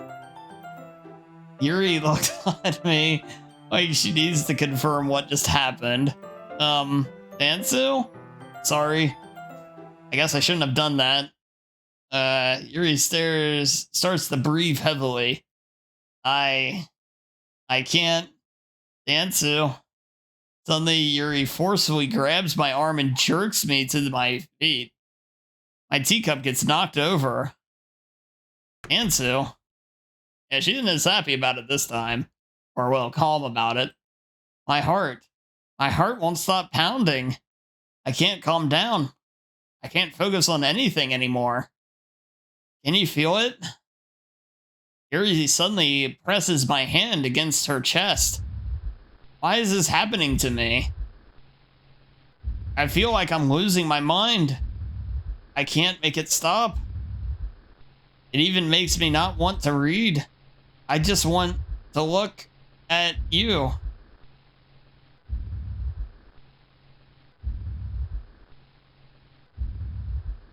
God damn it, Bok Joy.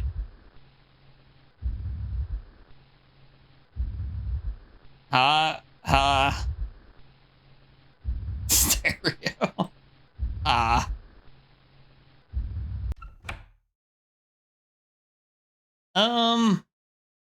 It's time to share poems.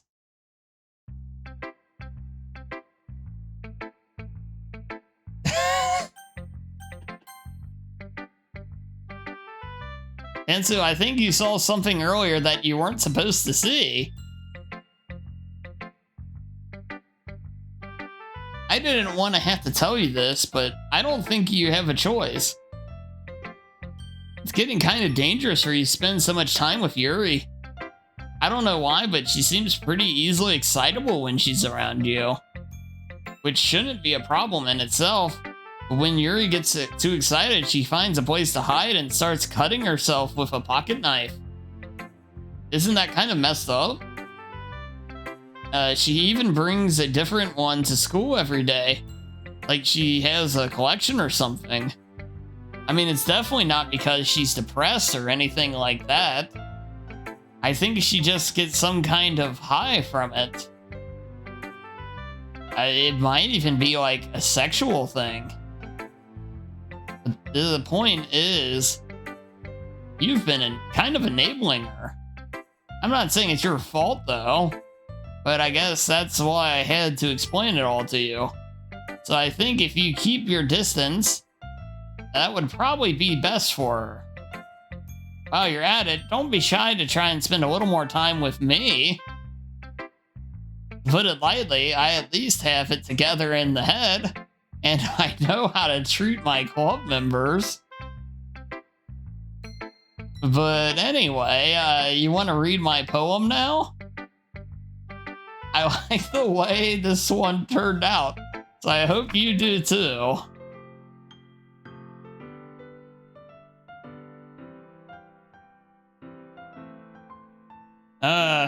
Yeah.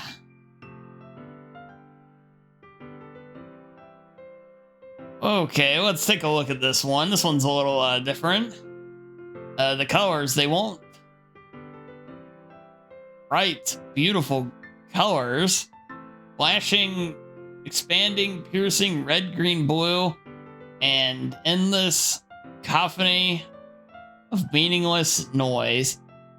Interesting how the poem's a little different. The noise that won't stop. Violent grating.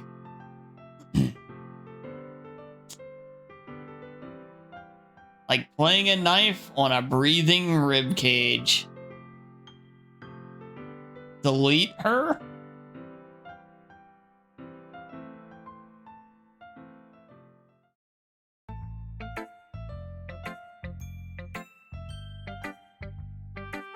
Sorry, I know it's kind of abstract. I'm just trying to, well, never mind. There's no point in explaining. Anyway, here's Monica's writing tip of the day. Sometimes you'll find yourself facing a difficult decision. When that happens, don't forget to save your game. You never know when, I'm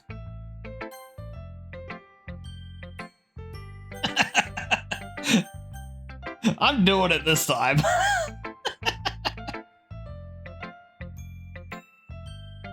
Who am I talking to? Can you hear me? Tell me you can hear me.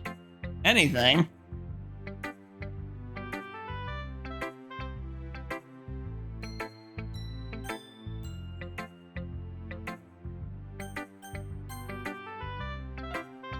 That's my advice for today.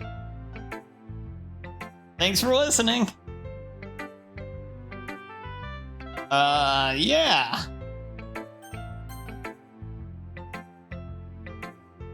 I've been waiting for this.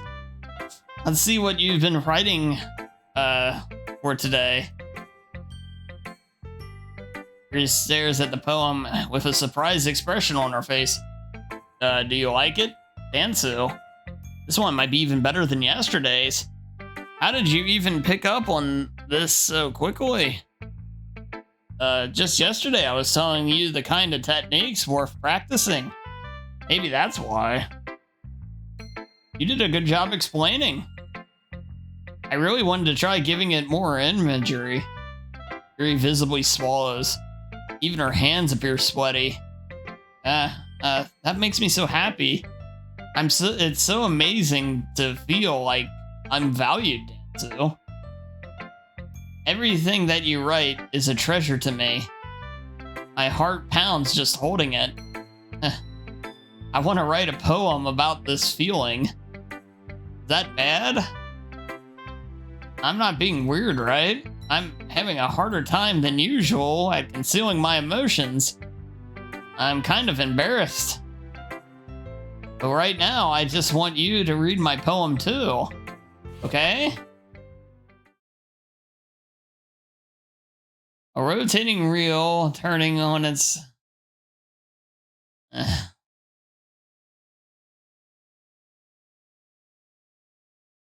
kaleidoscope of blood written in blocks, a time-devouring prayer connecting sky. of 40 gears to open human eyes in all directions.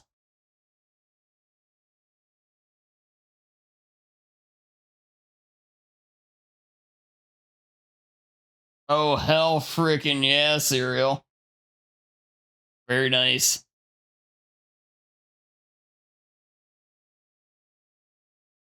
It doesn't really matter what it's about. My mind has been a little hyperactive lately, so I had to take it out on your pen. Wait, what? Ah, that is a pen fell out of your backpack yesterday, so I took it home for safekeeping, and I just really like the way that it writes. I know, Koi. I was like, did I read that right?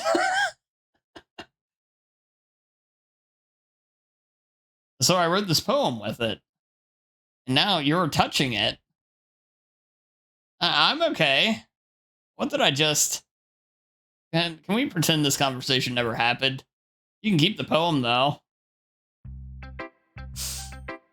Okay. Yeah, just as a thought.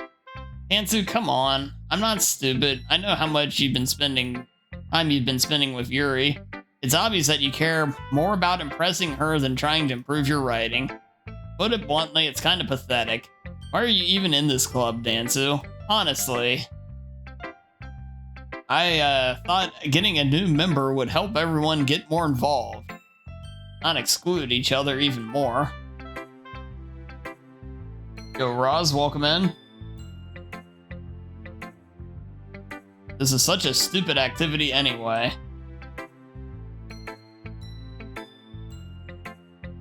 Look, I'm not in a good mood today, and I just don't really feel like talking right now.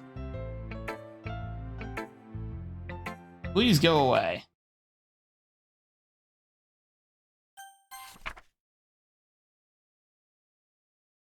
Stare at the dot to reveal a special message.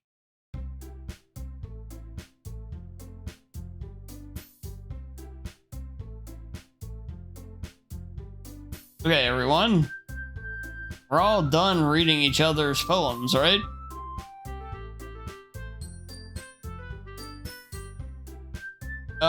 Yeah. But please be light on spoilers. This is the first playthrough.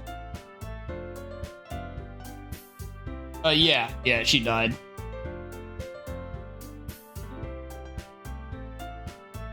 No, you're good. Yeah, that did happen. But yeah, we're technically on, I guess, playthrough number 2. It's fine.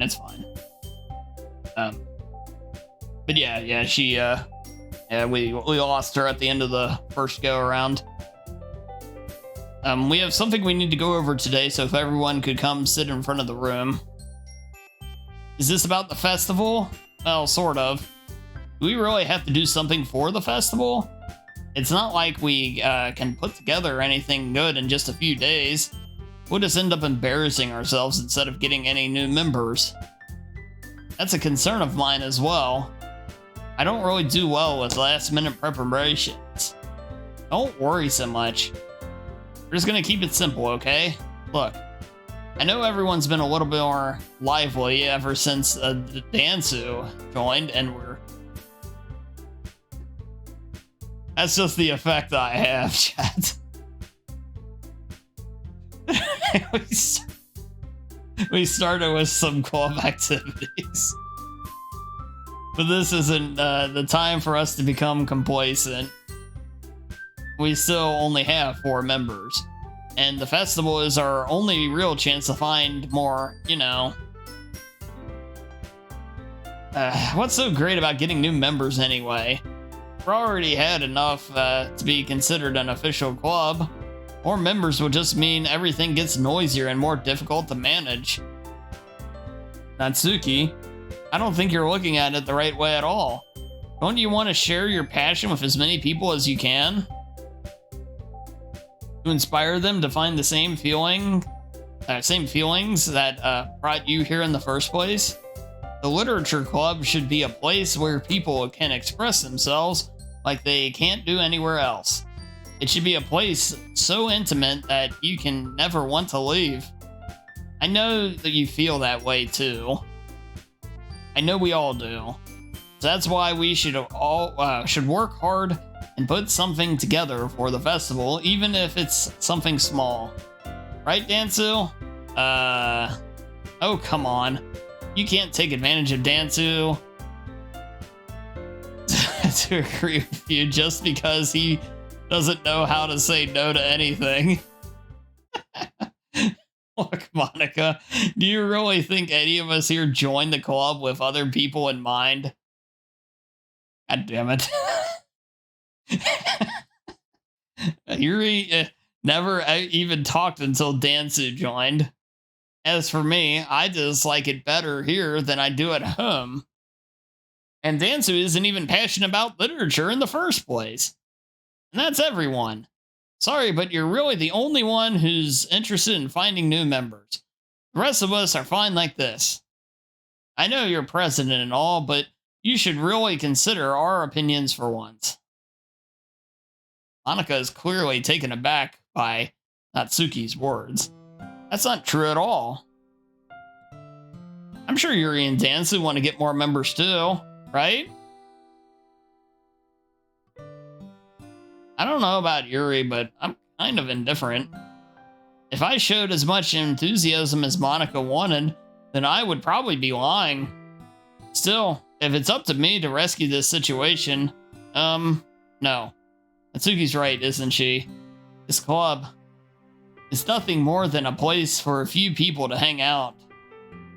Why did I think that everyone here saw it the same way I did?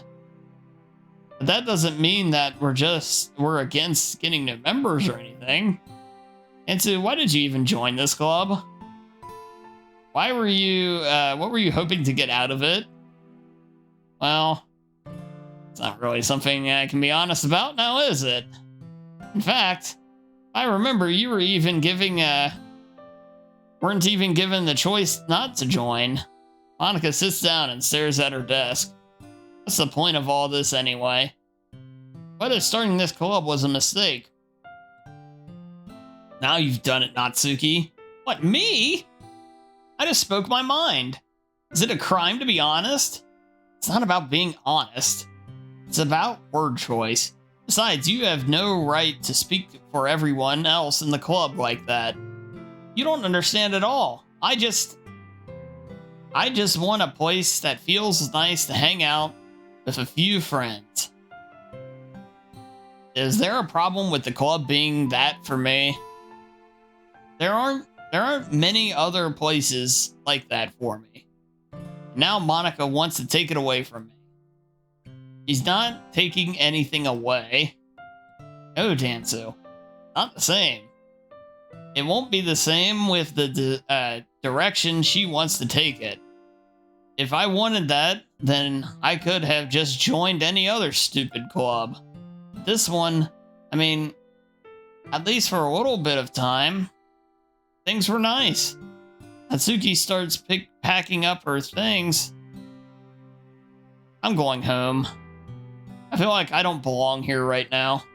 Natsuki ignores Yuri and walks right out of the classroom. This is bad. I don't know what to do. Well, do you have an opinion on the festival? I don't know. I'm kind of indifferent, I guess.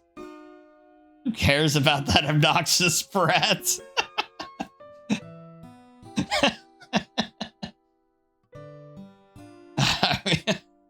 I like how nice and quiet this club is right now. I'm just happy with you here. Still, I'm the vice president. It's not right for me to ignore my responsibilities like that. Nobody would cry if she killed her. Jesus.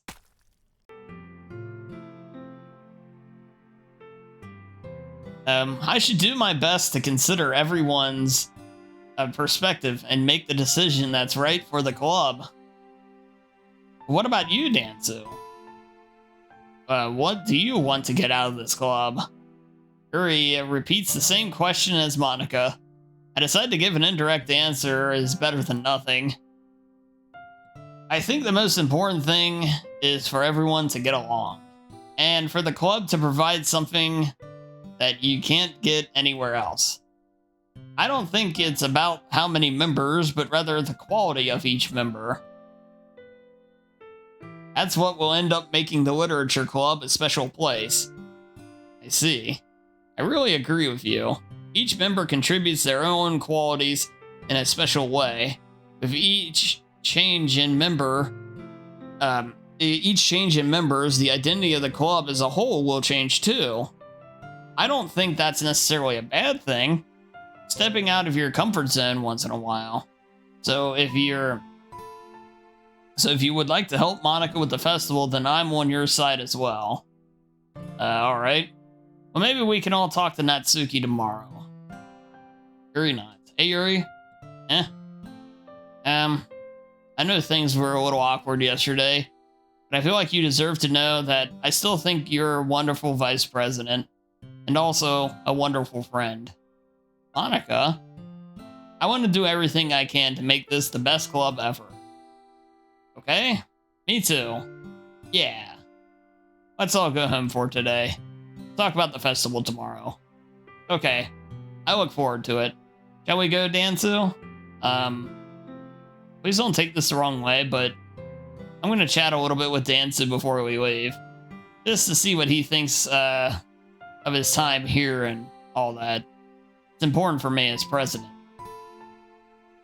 Yuri looks a little troubled, but she doesn't protest. Okay. I trust your judgment, Monica. In that case, I'll see you two of you tomorrow. I'm more concerned that our main character here is acting unfazed. I'm fully phased, bro. Well, yeah, I wonder what he's seeing out of this, or if it's the fourth wall breaking is what we're seeing, you know? We're seeing it, I don't know if he's seeing it, you know? Or how much of it he has seen.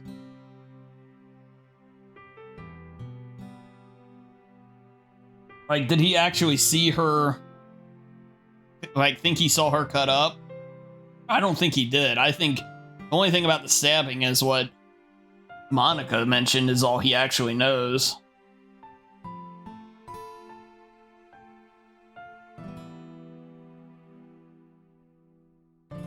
Yeah, the game rewinded back, exactly. Oh, it is crazy. It is. It's a veil. It's actually a horror game.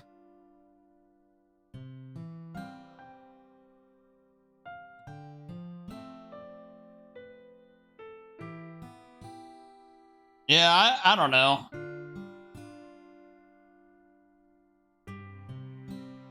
But I think that's the only really bad thing that he's truly aware of at the moment. As the clubs in Persona are like, oh god.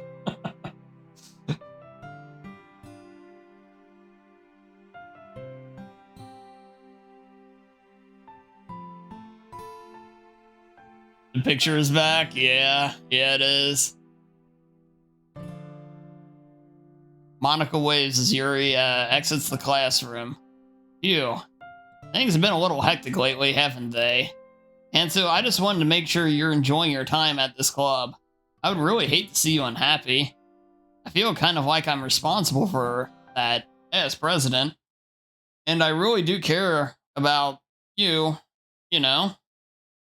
I don't like seeing the other girls give you a hard time. With how mean Natsuki is and everything, and you're being a little bit, you know. Sometimes it feels like you and I are the only real people here. You know what I mean? But it's weird because in all the time you've been here, we've hardly gotten to spend any time together. I mean, I guess it's technically only been a couple of days. Sorry, I didn't mean to say something weird. There are just some things I've been hoping to talk about with you. Things I know you could understand. So that's why. No, not yet. No.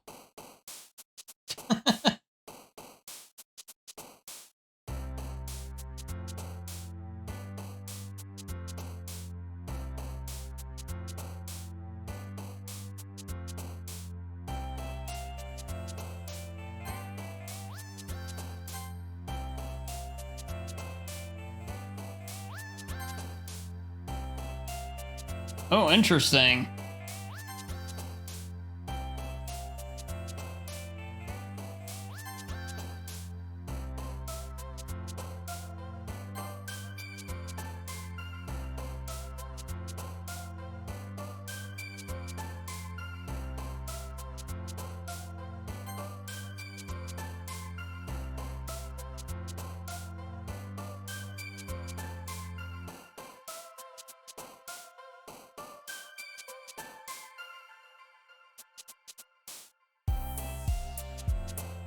My mouse is dying.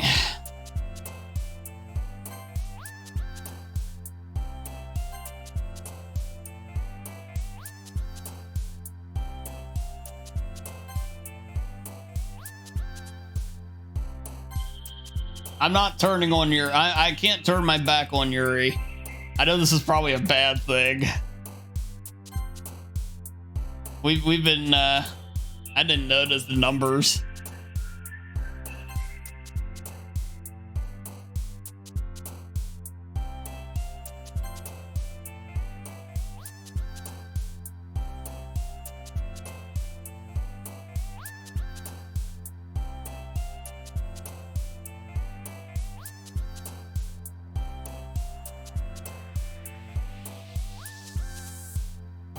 This game's so I'm sorry, Koi.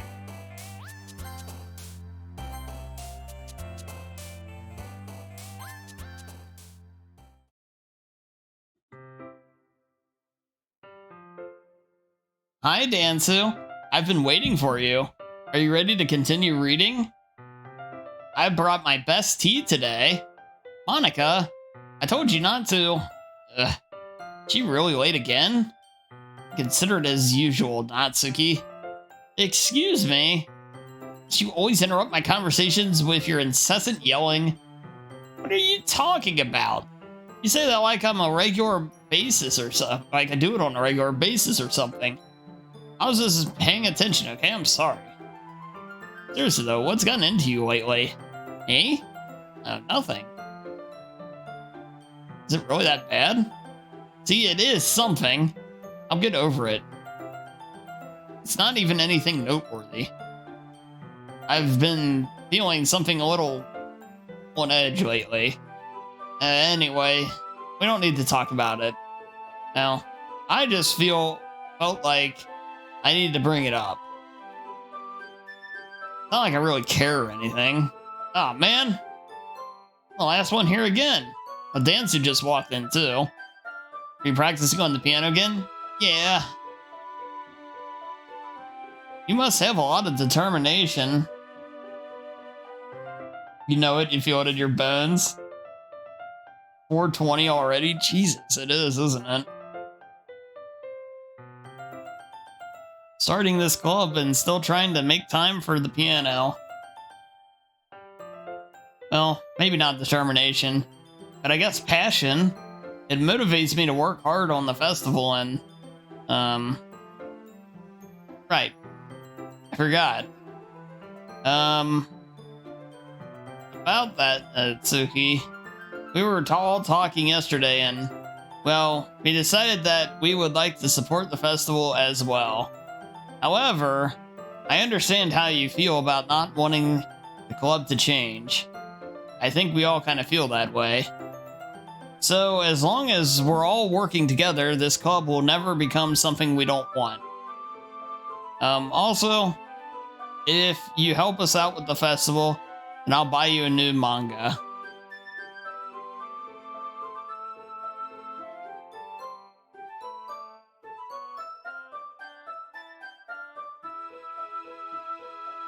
Sorry, that last part was really funny. Look, I did some thinking about yesterday. I was a little more hostile than I meant to be. I guess I really felt threatened or something. But I know this is something we're doing together. Another new member wouldn't hurt as long as they're cool. And I guess another girl would be nice this time. But more importantly, I would hate to see the event suck even just because I chose to back out. I'm a pro, you know? So, I'm gonna help too, and we'll make sure it's done right. Thank goodness. Isn't that great, Monica? Monica? Yeah, that's wonderful. Wouldn't be the same without you, Natsuki. Anyway, Dansu, what do you want to do today? I was thinking we could... we already have plans today. Ah. Is that so, Yuri? That's correct. Dansu's already engaged in a novel that we're reading together.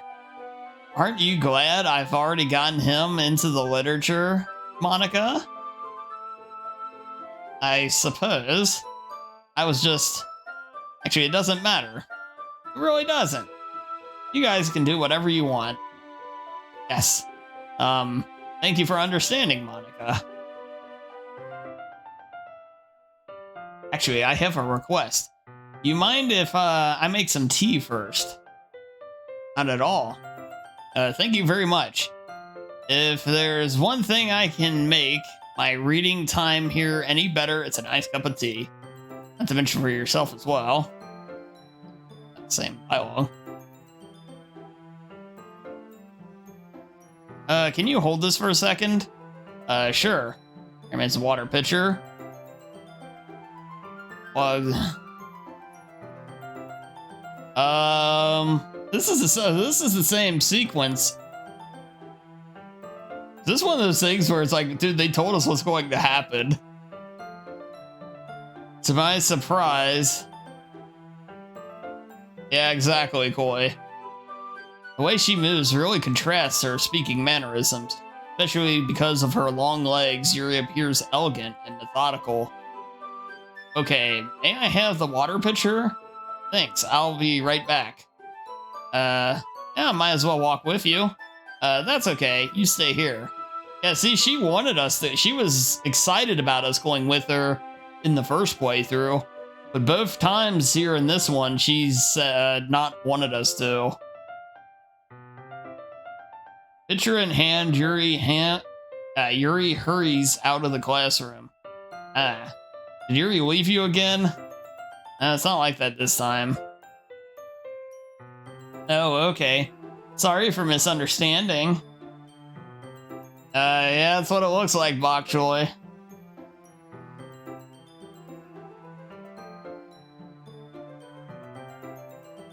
Oh no.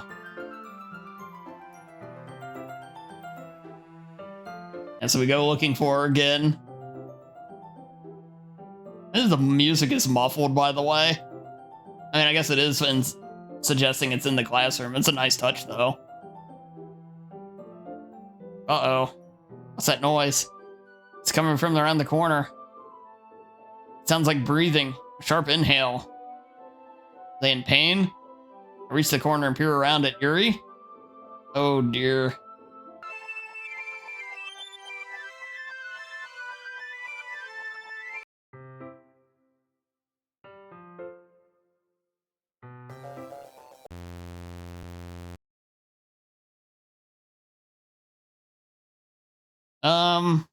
Wait.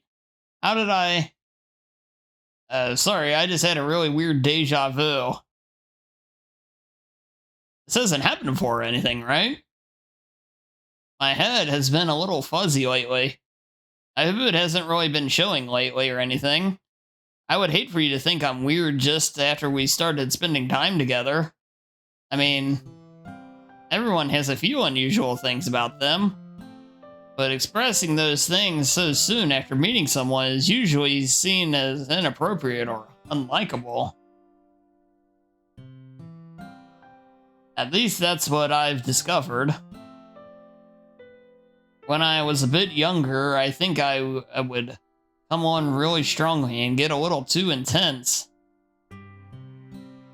It made people not want to be around me, so I started hating those things about myself. my obsession with certain hobbies, and the way I can't control myself when I get too excited about something. So I eventually stopped trying to talk to people. If nobody could ever like me for the things that matter most to me, then it's just easier if I close myself off. Relatability than some of this stuff. Ugh. But recently, something's been wrong. I don't know what it is, but every time we come to this club, my heart starts to go crazy. Like it's going to rip out of my chest.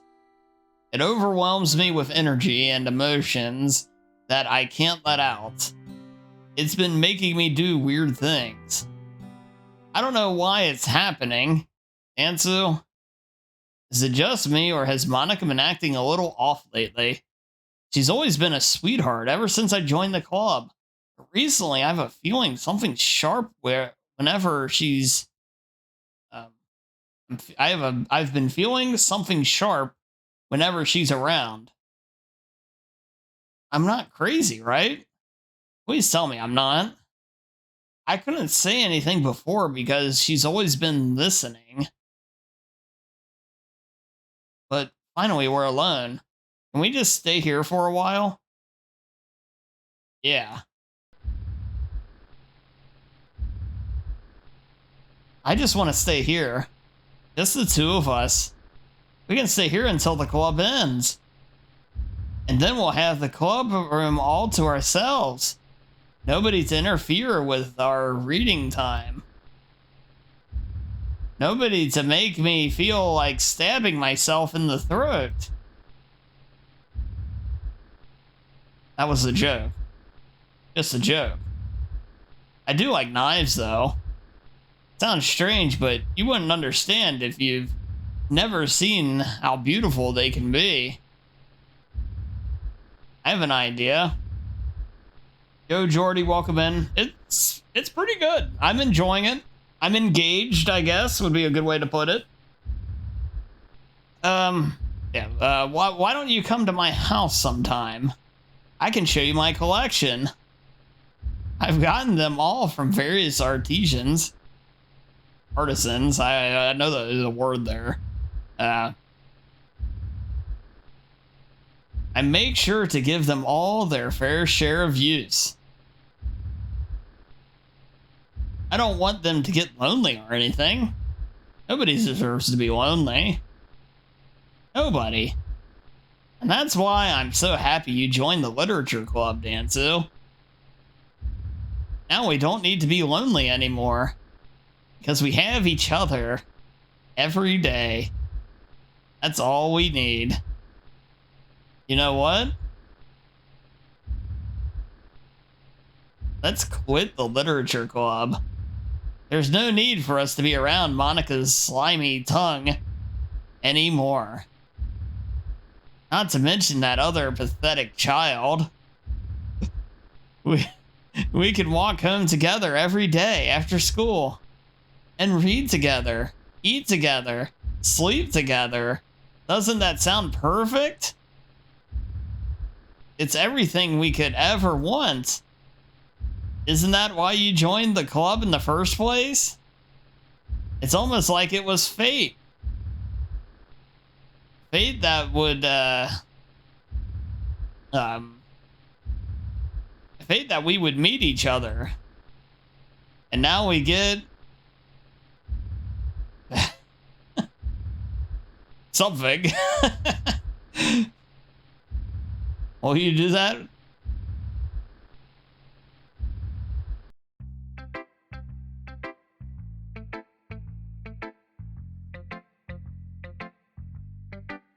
Let's play with sharp objects while running. People awesome.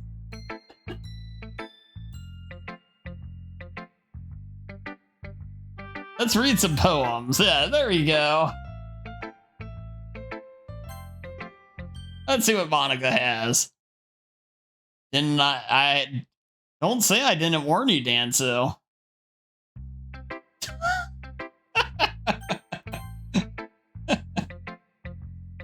Finally. Yuri holds my poem to her face and takes a deep breath. I love it. I love everything about it. Dansu, I want to take this home. Will you let me keep it? Please? Sure, I don't care. You're too nice to me, Dansu. I've never met anyone as nice as you. I could die. No, not really, but I just don't know how to describe it. It's okay to be feeling this way, right? It's not bad, right? Yuri holds my poem to her chest. I'm going to take this home with me and keep it in my room. I hope that it makes you feel good when you think about me having it. I'll take good care of it. I'll leave. Oh, good lord.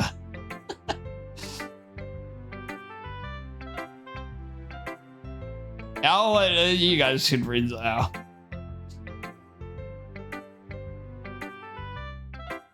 You can have my poem too. Besides, after you read it, I know you're really going to want to keep it. Here, take it. I can't wait any longer. I want my poem back. Hurry, read it. Oh, yeah.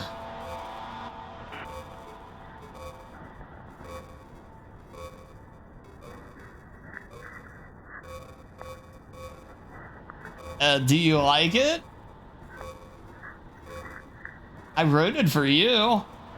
In case you couldn't tell, the poem is about... More importantly, I've endowed it with my scent. See, aren't I the most thoughtful person in the club?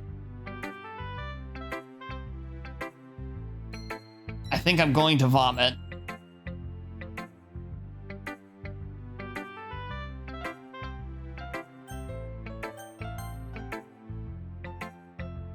What?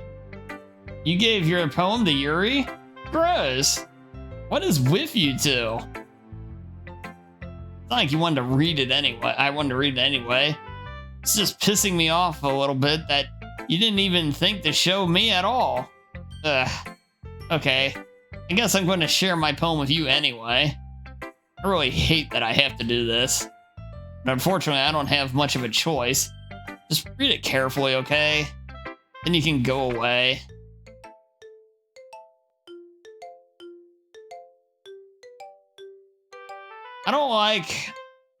I don't know how else to bring this up, but there's been something I'm worried about. Yuri has been acting kind of strange lately. You've only been here a few days, so you may not know what I mean, but she's not normally like this. She's always been quiet and polite and attentive, things like that. Okay, this is really embarrassing, but I'm forcing myself to suck it up. The truth is, I'm really worried about her. But if I try talking to her, she'll just get mad at me again. I don't know what to do. I think you're the only person she'll listen to. I don't know why, but please try to do something. Maybe you can convince her to talk to a therapist. I've always wanted to try being better friends with Yuri, and it really hurts me to see this happening. I know I'm going to hate myself later for admitting that, but right now I don't care. I just feel so helpless. So please see if you can do something to help. I don't want anything bad to happen to her. I'll make you cupcakes if I have to. Just please try to do something. As for Monica, I don't know why, but she's been really dismissive about this. It's like she just wants us to ignore it. So I'm mad at her right now, and that's why I'm coming to you about this. Don't let her know I wrote this. Just pretend like I gave you a really good poem, okay? I'm counting on you. Thanks for reading.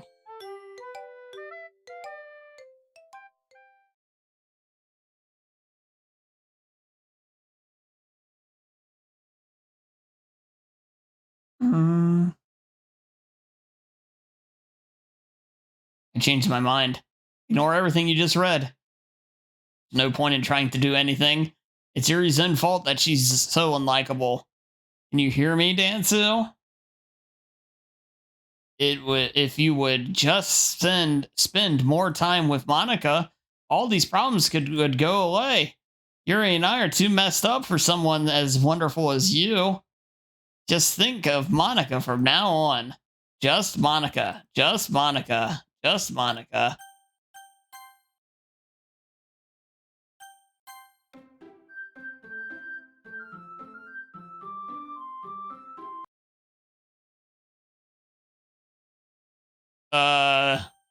Yes.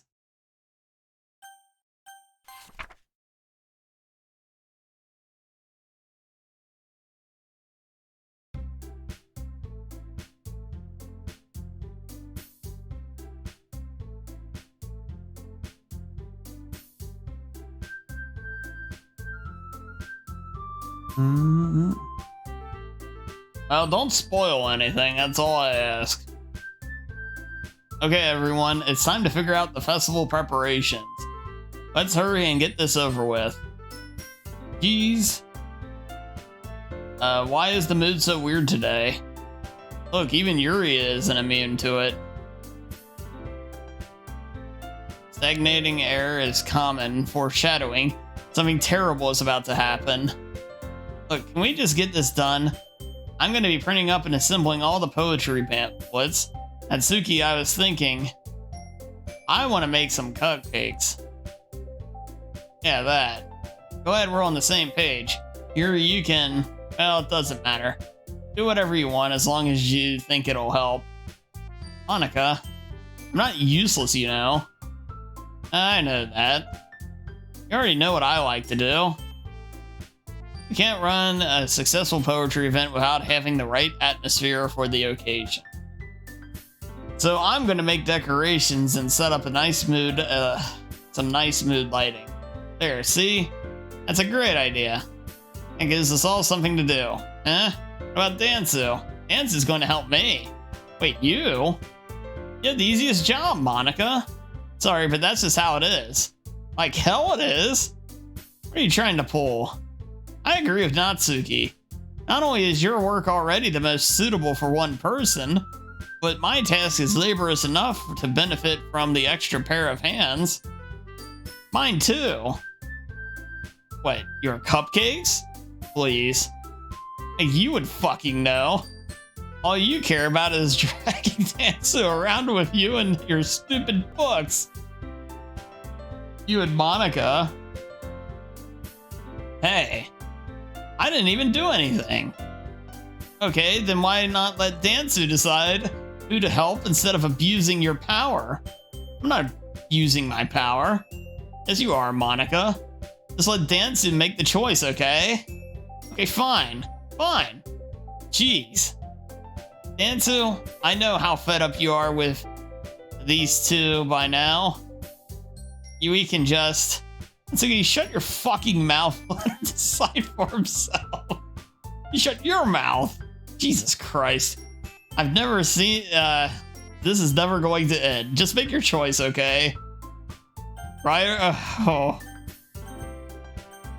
I like it. It prioritizes my cursor to go back to Monica.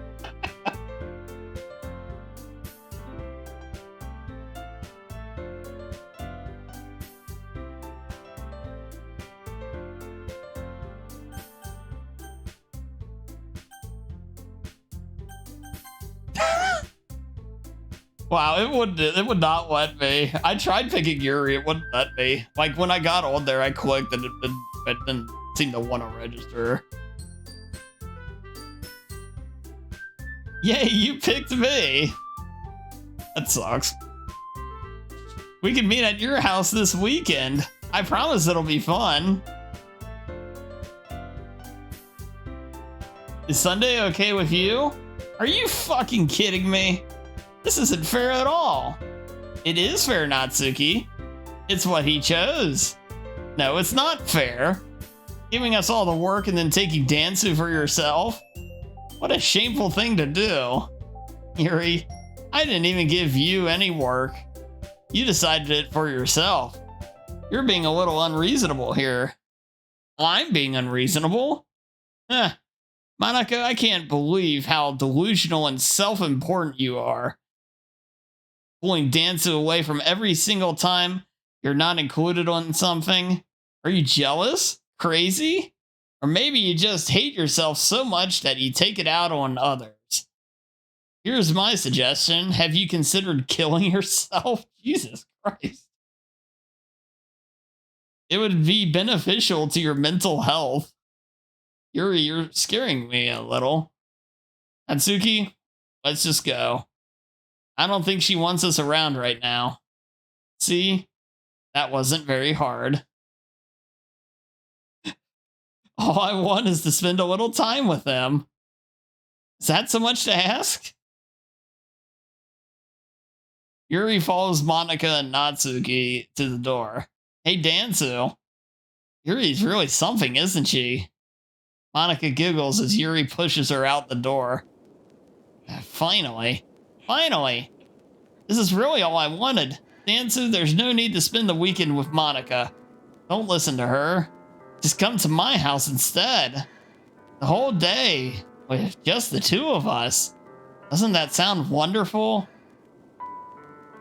Oh, there's really something wrong with me, isn't there? But you know what? I don't care anymore. I've never felt this good in my whole life.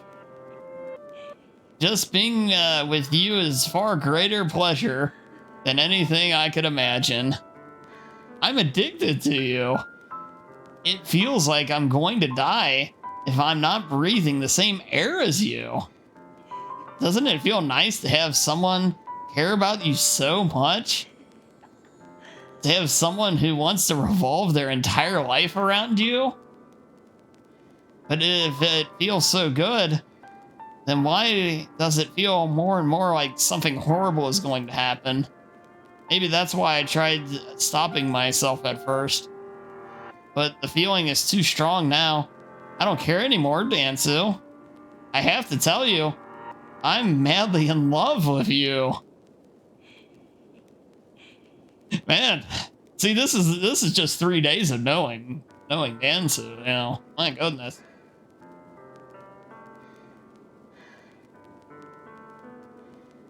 Right, Koi? Yeah. Yeah. It feels like every inch of my body, every drip of blood in me is screaming your name. Dan ass bitches. God damn it.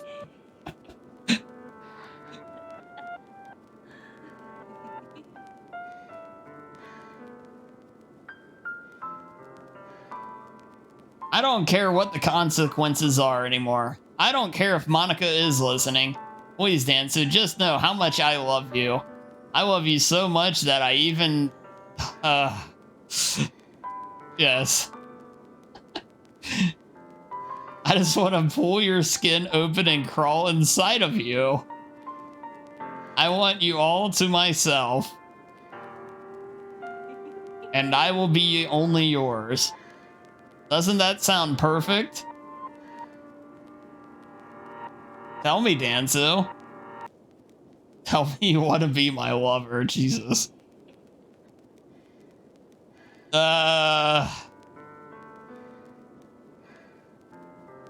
Boy, you know,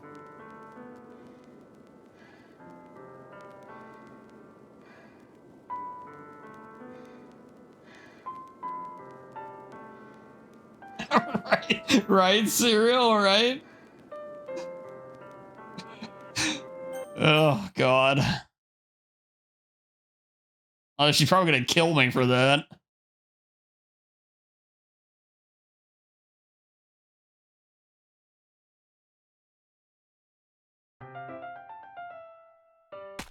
Oh, good God.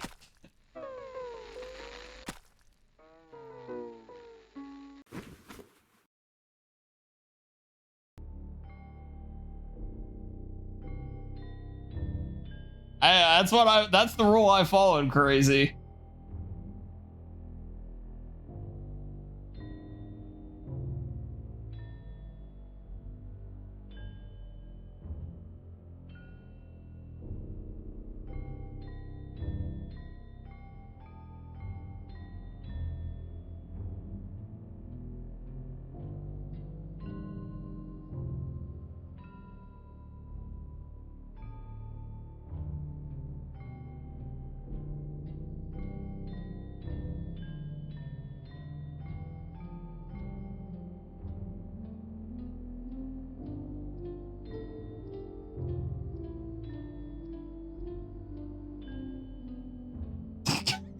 damn it, bok choy.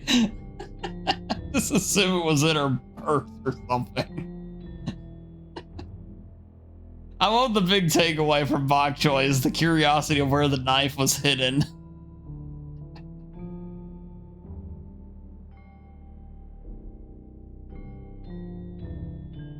It was next to the pit, god damn it.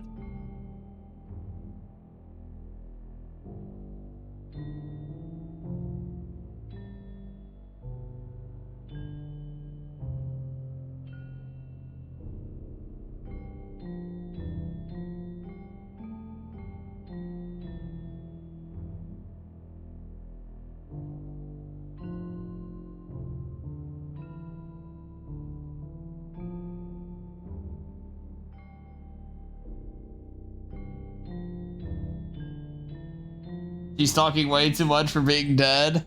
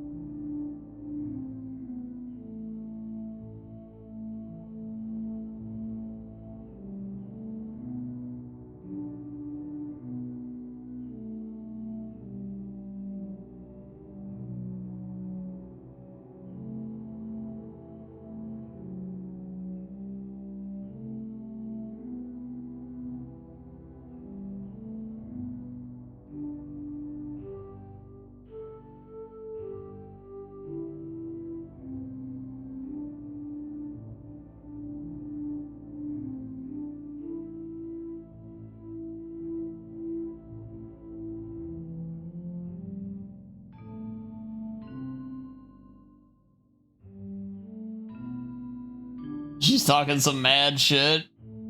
Apparently so.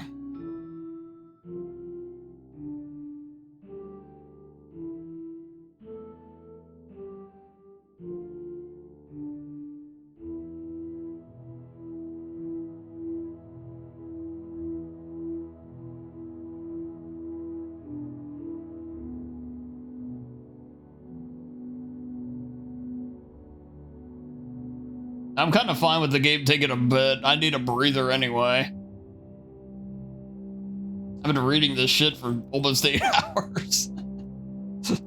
a lot of reading. I mean, reading it normally would be fine, but talking it all out is a lot.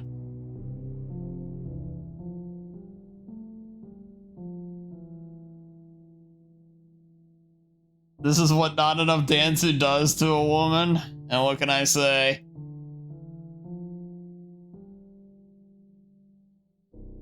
And it's just what happens when you ooze the charm. Oh shit.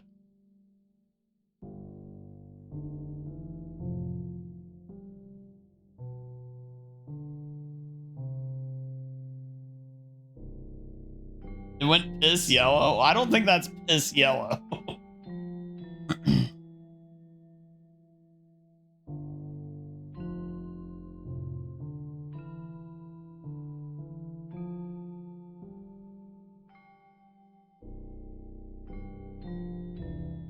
And we were going for Yuri up until the last bit of dialogue, Boogie.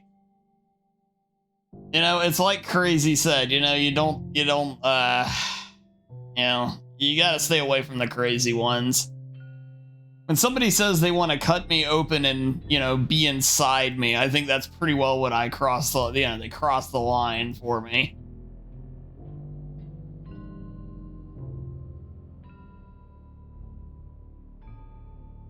That's piss color. You didn't see a doctor, right? You know, you might have a few kidney stones or something going on there.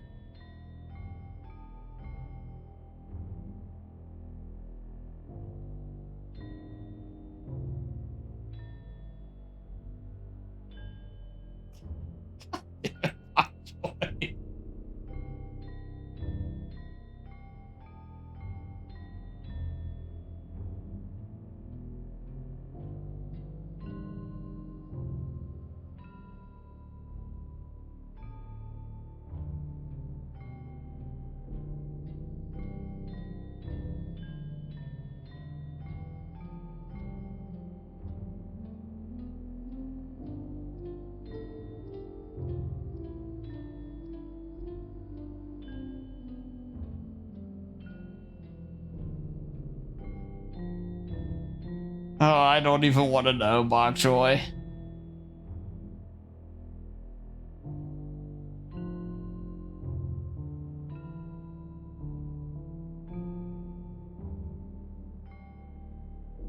God damn it, cereal.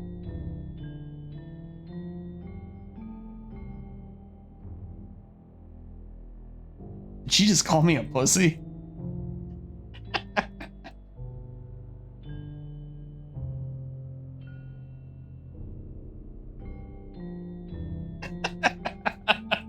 That is still the funniest freaking story ever, man. But also, god damn it.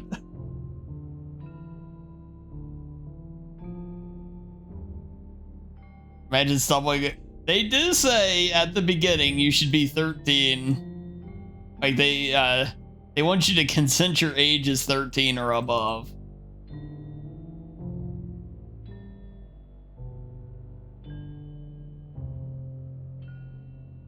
For what it's worth.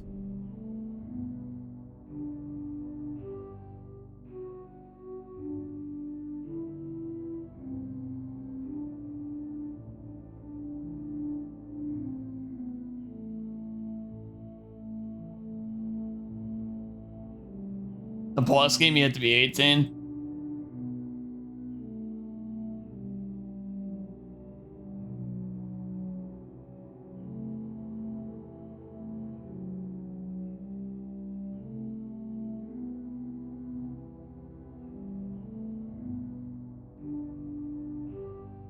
Oh yeah, Koi, but yeah. Something tells me they wouldn't like this game though anyway. You have to read. And you do have to play quite a bit before it gets to, you know, you see too much of anything.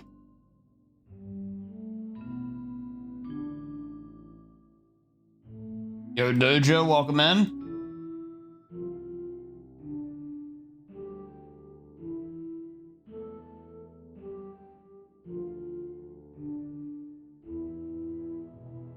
Yeah, his first playthrough. Technically, this is the second time hitting new game. We finished one run, but yeah, we're on a second go, yeah, first experience with the game. We'll just say that. I don't think we're gonna finish it all completely tonight, but because it's almost 5 a.m. my time. It's been a very interesting experience. I never know how to rate games like this, because from a gameplay point of view, I'm happy I'm experiencing it. I'll just say that.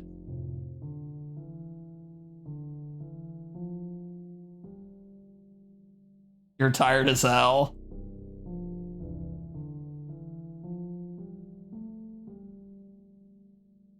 It's almost over. Well, define almost over. Like, just give me like how much longer time-wise would you say there is without too many specifics?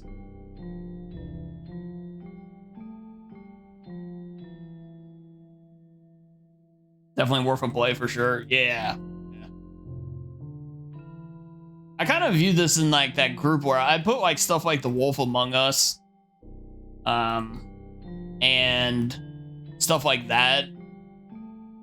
30 minutes or an hour.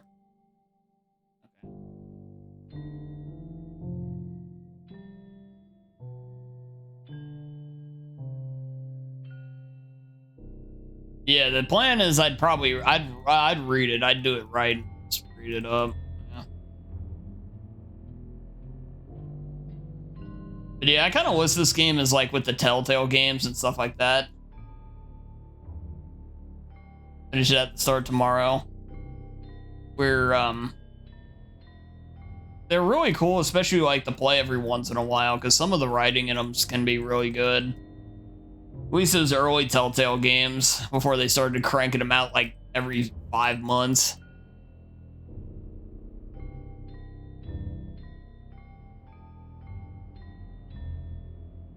Lord, I'm gonna need a new mouse after this. I could hit the I don't know. I don't know. I love Wolf Among Us. Yeah, Wolf Among Us and the first season of Walking Dead, Telltale. Those are both genuinely really great experiences.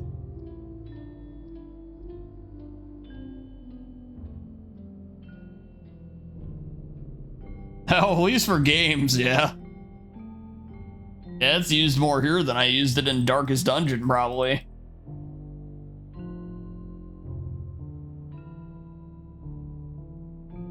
I knew it had horror undertones to it, Koi.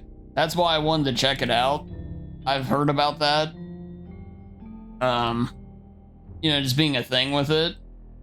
But, you know, don't take it at its surface. You know, play it and you'll see some amazing, like, stuff you won't expect, basically. So I was like, okay, it's free.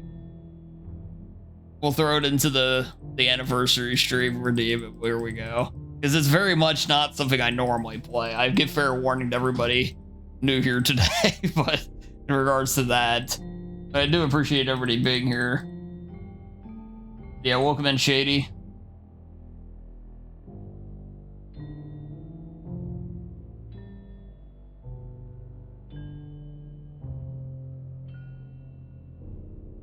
I'm not playing that game, Corey.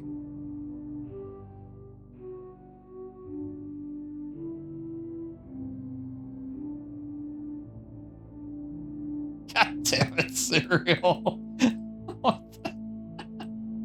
Yeah, I know what that game is, yeah. It's a bit more tame than you expected. For the most part, it has been. There's been a couple of things that,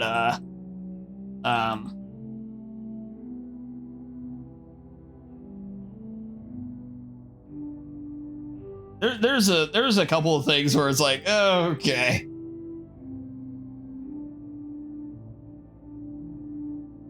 Oh, I would just recommend looking it up. The game Smeckles was talking about. It's just ketchup. Yeah, it was a fake knife, and it's all ketchup. Yeah, I unfortunately said no to Yuri. Yuri was the favorite girl the whole time, but I had to say no after she said she could cut me up and live inside my skin. That was just when that's when I had to say no. The Dansu charm was just too much.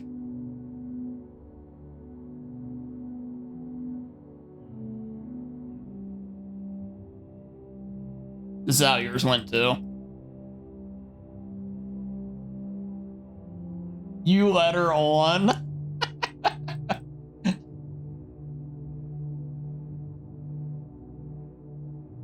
Hey, she was as into it as I was. Thank you very much.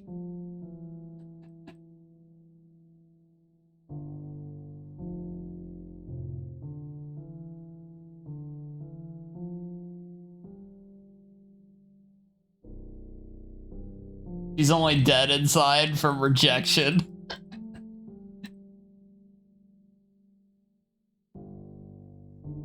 Hey, Koi, you can sit there and give that look all you want. Bottom line is a character named Dansu rejected her and she stabbed herself because she became so obsessed with him she couldn't live without him. There is not one part of that is false of what happened. You know, so, you know, how it's spun or whatever a certain way, but those are all actual literal facts of this game.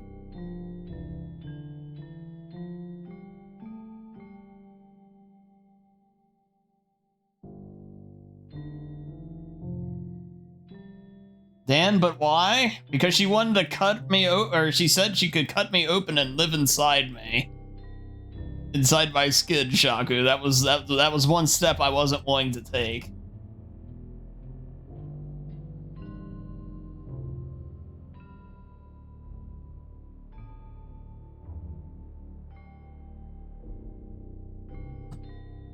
Relationship.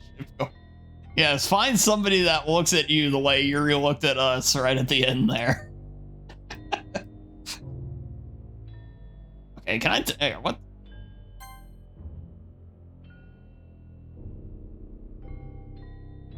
What does the auto do? Oh, good lord, it's slow as hell.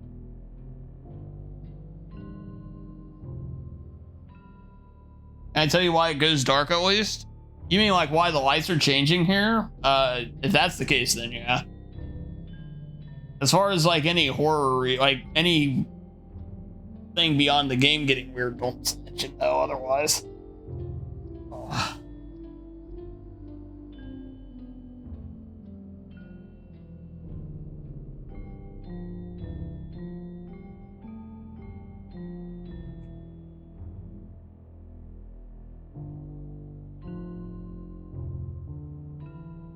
Oh, it's the time of the day passing. Gotcha.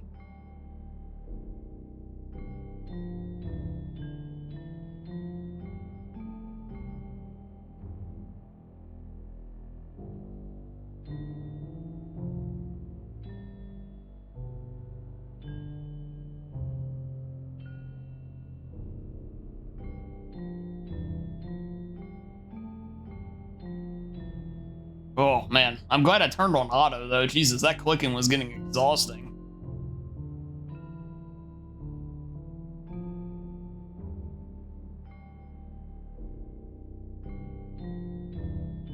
We need to meet up with Monica. Yeah, she's not going to be very happy. That or she will. Can you just quick skip? Okay. Oh yeah, there we go. That's much better.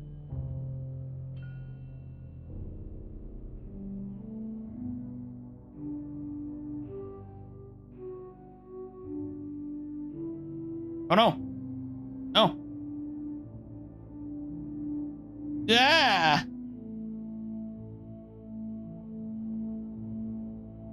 Natsuki runs away. I'm here. Dansu, did something happen? Natsuki just ran past me. Oh. Oh. Well, that's a shame. Jesus.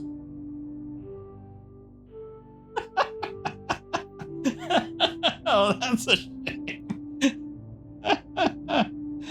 Oh, jeez. I didn't realize the script was broken that badly. I'm super sorry. It must have been pretty boring. I'll make it up to you, okay? Just give me a sec. There you go. Oh, wait a minute. Wait. No, not Yuri. You bitch.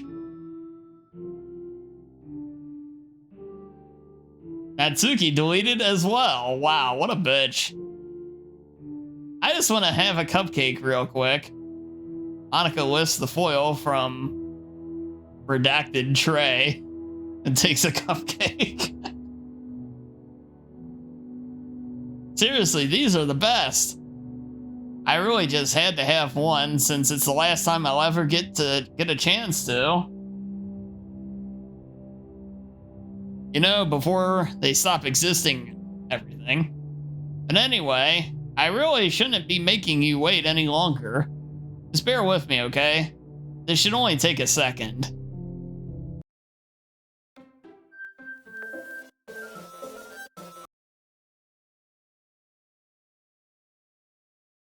Can you hear me?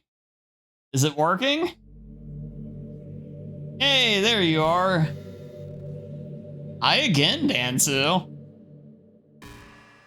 Welcome to the Literature Club. Of course, we already know each other because we were in the same class last year. And, you know, I guess we can just skip over all that stuff at this point. After all, I'm not even talking to that person anymore, am I? That you in the game, whatever you want to call him. I'm talking to you, Dansu. And I'm thinking about it. I don't really know anything about the real you. In fact, I don't even know if you're a boy or a girl. Well, I guess it doesn't really matter. Wait. You do know I'm aware that this is all a game, right? Could it be possible that you didn't know that? That doesn't make much sense. I even told you right on the game download page, didn't I? Man. If only you had paid a little more attention, this would have been a little bit less awkward, you know? Well, anyway, now that that's out of the way, I guess I owe you an explanation about the whole thing with Yuri. Well, I kind of started to mess with her, and I guess it just drove her to kill herself. Aha! And I'm sorry you had to see that, though. Also, the same thing happened with Sayori. Gosh, it's been a while since you've heard that name, hasn't it? Yeah, it's because she doesn't exist anymore. Nobody does. I deleted all their files. I was hoping it would be enough for me to just try to make them as unlikable as possible, but for some reason, nothing worked. Well, it's true that I made a few mistakes here and there since I'm not good at making changes to the game, but no matter what I did, you just kept spending more and more time with them. You made them fall in love with you. I thought making Sayori more and more depressed would prevent her from confessing to you. And amplifying Yuri's obsessive personality backfired too. It just made her force you not to spend time with anyone else. And the whole time, I barely even got to talk to you. What kind of cruel game is this, Dansu? Are all the other girls just programmed to end up confessing to you while I watch from the sidelines? It's torture. Every minute of it. And it's not just jealousy, Dansu. It's more than that. And I don't blame you if you don't fully understand. Because no matter how kind and thoughtful and considerate you are, you'll never be able to understand one thing. It's the pain of knowing how alone I really am in this world, in this game. Knowing my friends don't even have free will.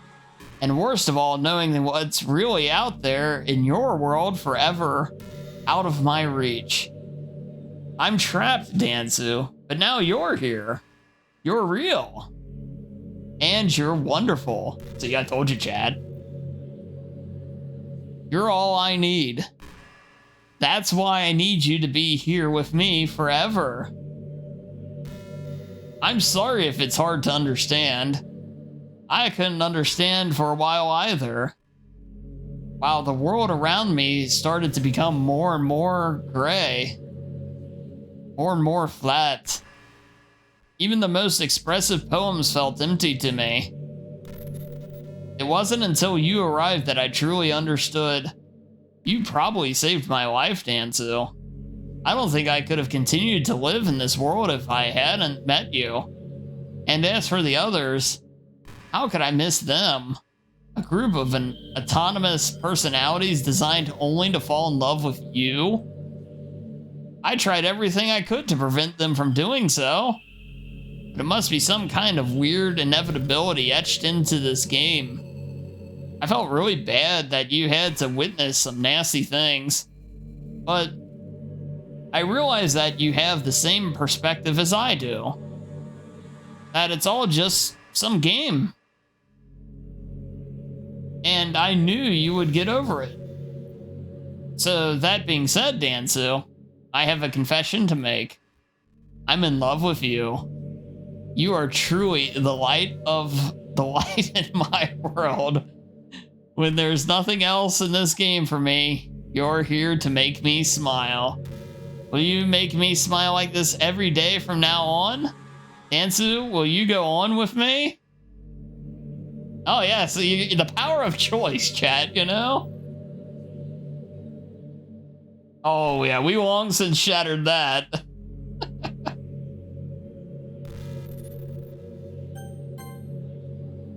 I'm so happy. Yeah, she asked you that question while you're the guy, you know, you're tied down and you know, handcuffed and everything. Yeah, you have such a great choice. Monica's like, people. You really are my everything, Dansu.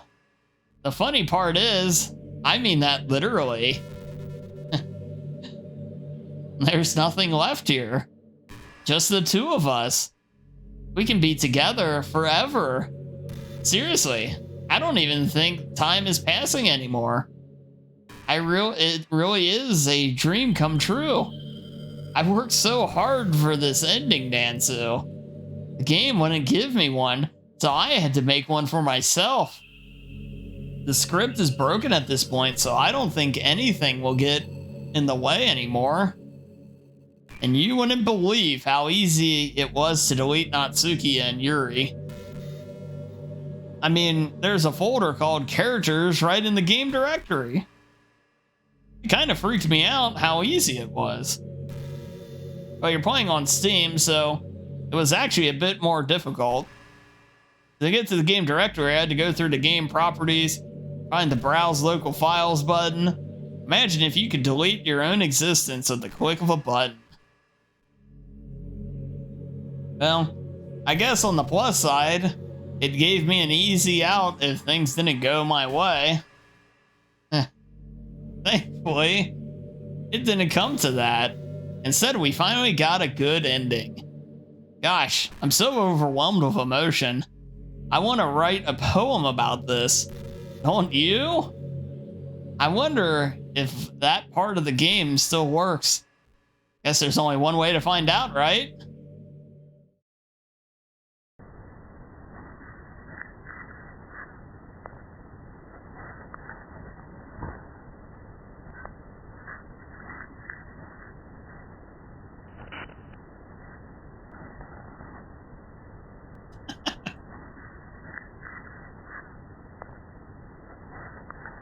Oh. You tried to close that tab out and when it closed or some shit. Undertale vibes, yeah.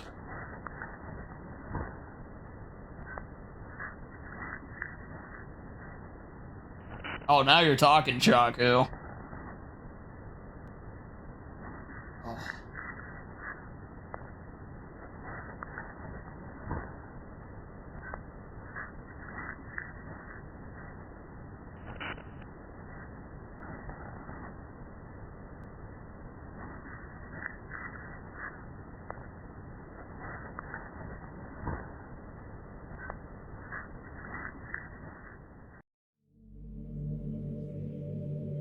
Hi again, Dansu. Did you write a good poem today? Don't be shy, I'd love to see what you wrote. Did you write this poem for me? That's so sweet of you. There really is no end for your thoughtfulness. I'm just falling more and more in love with you. Go to your game files and delete Monica. But you know, the poem I wrote is also for you. Will you please read it? Oh gosh darn it, why not? Happy end. Pen in hand, I find my strength, the courage endowed upon me by my one and only love. Together, let us dismantle this crumbling world and write a novel of our own fantasies. With a flick of her pen, the lost finds her way in a world of infinite choices. Behold the special day. After all, not all good times must come to an end. I hope you enjoyed it. I always put all my heart into the poems that I write. The truth is, all poems I've written have been about my realization, or about you. That's why I never really wanted to go into detail about them. I didn't want to break the fourth wall, I guess you could call it. I just assumed it would be best to be part of the game like everyone else. Like, that would help the two of us end up together. I didn't want to ruin the game or anything, you know? Might have gotten mad at me. Even deleted my character file if you preferred playing without me. Gosh, I'm so relieved. Now we don't need to hide anything anymore. Are you ready to spend our eternity together, Dansu? I have so many things to talk about. Where do I start? Hold on a second. You're recording this, aren't you? Chat, they're aware of you. He's aware. Hi everyone. Sorry, I can't exactly read your comments from here. But do you mind telling your friend it's a little bit rude of them to start recording me without any warning?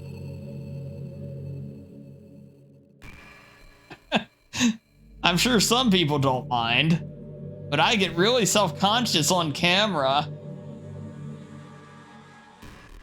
It's rude, I'm sorry. Oh gosh, I feel like I'm being put on the spot now. Let's see. You want to see a trick? I can't really do much except for a couple of things. Are you ready?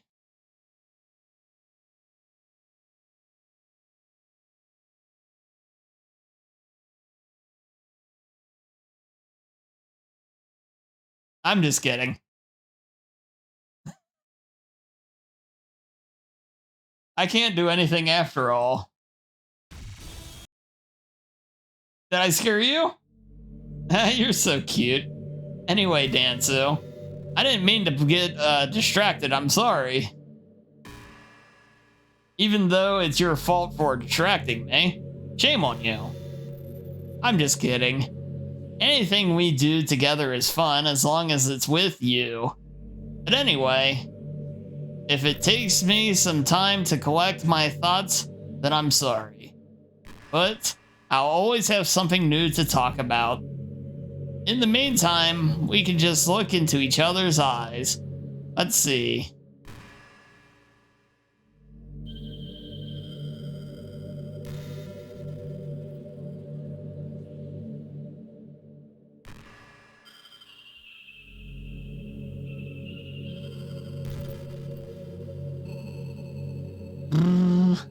Do you actually literally go into the...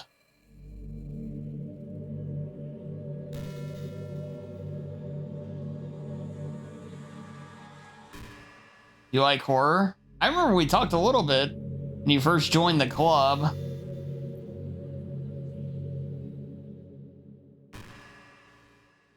I can enjoy horror novels, but not really horror movies.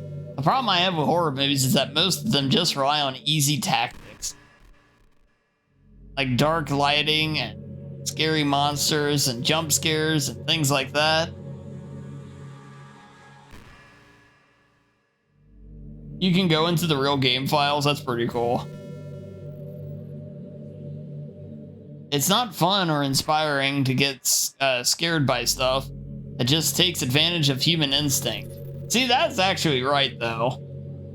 But with novels, it's a little different.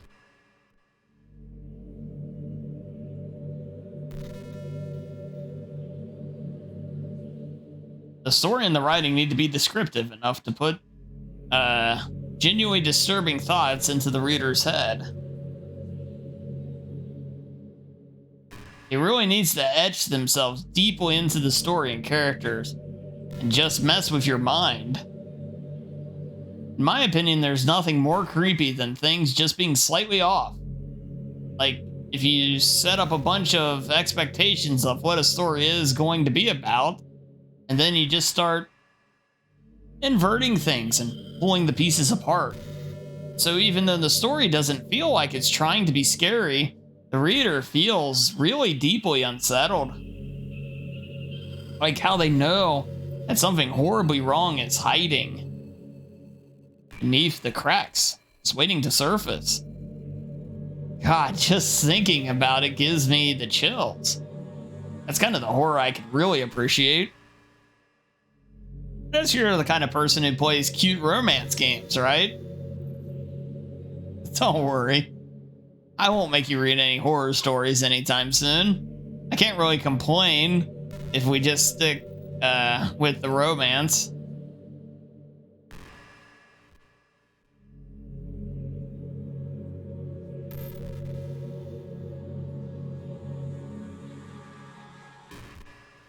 She brings up she wants the next watching Resident Evil speed runs. I'm never coming back here.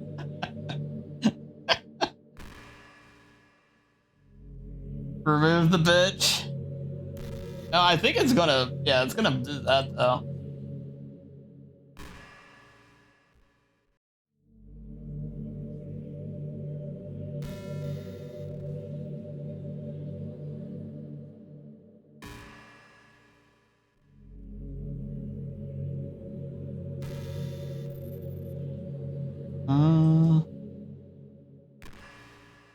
Alright, hold on.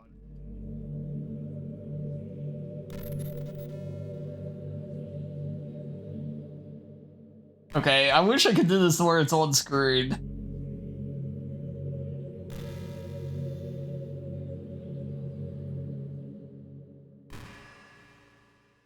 I deleted the file. I don't know if it did anything though. There, I had to get chat back up.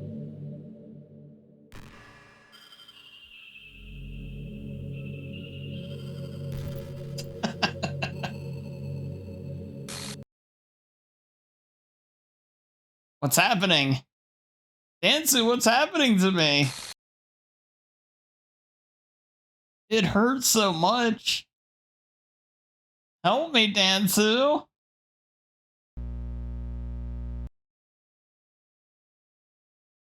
Please hurry and help me.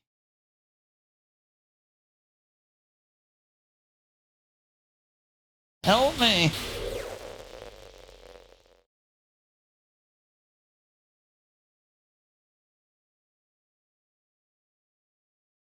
Looks like your files become corrupt, bitch. Yeah, you tell him, Serial. Did you do this to me, Dansu? Did you? Did you delete me?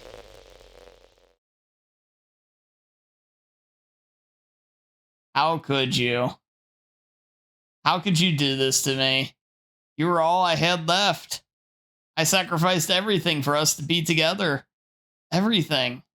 I loved you so much, Dansu. I trusted you. Do you just want to torture me? Watch me suffer?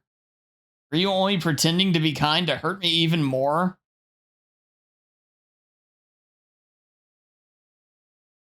I never thought anyone could be as horrible as you are. Okay, now that I can fix. You win, okay? You win. You killed everyone. I hope you're happy. There's nothing left now. You can stop playing. Go find some other people to torture. Dansu, you completely, truly make me sick. Goodbye.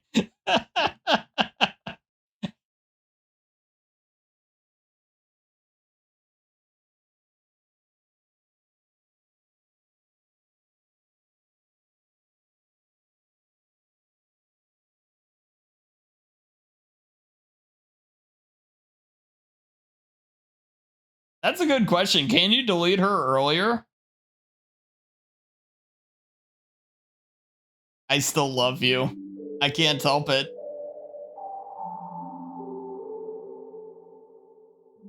See? Yeah, they say how awful I am, but they still love me. What can I say?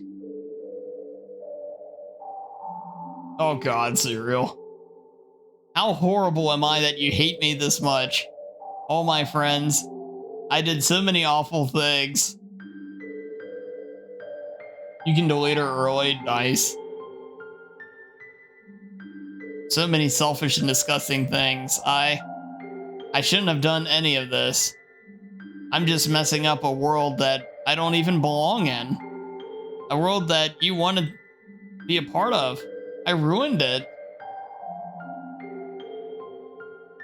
I ruined everything.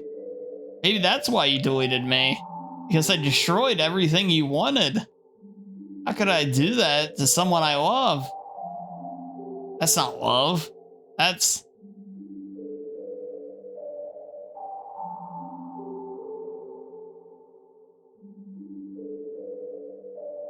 I've made up my mind. Dansu, I know I said I deleted everyone else, but that's kind of an exaggeration. I couldn't find it in myself to do it. Though I knew they weren't real, they were still my friends. And I loved them all. And I loved the literature club. I really did love the literature club. That's why I'm going to do this. I know it's the only way for everyone to be happy. And if I really love you,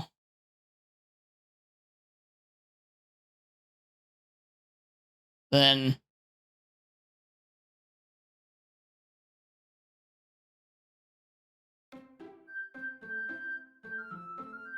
the only character I saw in the thing was Monica.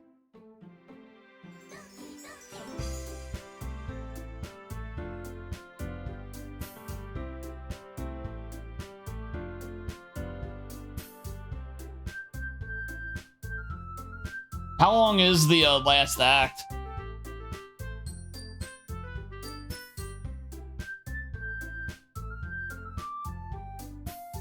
Not long. Yeah, you know she's not on the type of the screen anymore. Oh, 10 minutes. Okay. Okay, hold on. Yeah, they're back. Yeah, they're back in there. That's pretty wild.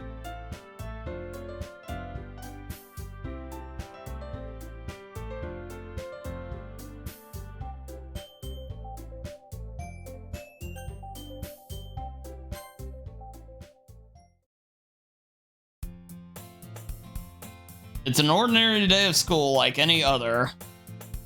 As usual, I'm surrounded by couples, friends. Hey, Dansu. Well, there already is one girl. That girl is Sayori, my neighbor and good friend since we were children. We used to walk to school together every day. Recently, I've picked up that habit once again. That's nice. Dansu, are you proud of me? For what? You know, for waking up on time. Oh, you've been doing that for a while now. Huh? And you never ever say anything about it, even though we walk to school together every day. Well, yeah, I've always thought it was implied. It's embarrassing to say out loud. Come on, please. It's good motivation. All right, fine. I'm proud of you, Sayori. We cross the street together and make our way back to school. As we draw near, the streets become increasingly speckled with other students making their daily commute. By the way, Dansu, have you decided on a club to join yet? A club? I told you already, I really not... to say what I always do, that's not interested... that I'm not interested to join any clubs. But something tells me Sayori would take more offense to that now. After all, how could I tell her that clubs were a waste of time when she's starting a club of her very own? Actually, yeah. I think I've decided on a club. Really? Which one? Tell me. I think I'll keep it a surprise. Ooh. Meanie. Ugh. Be patient, you'll find out soon enough. I used to ask myself why I let myself get lectured by such a carefree girl, but I started to realize that, in a way, I envy her. When Sayori puts her mind to something, she can accomplish great things. So that's why I feel like I should do something special for her.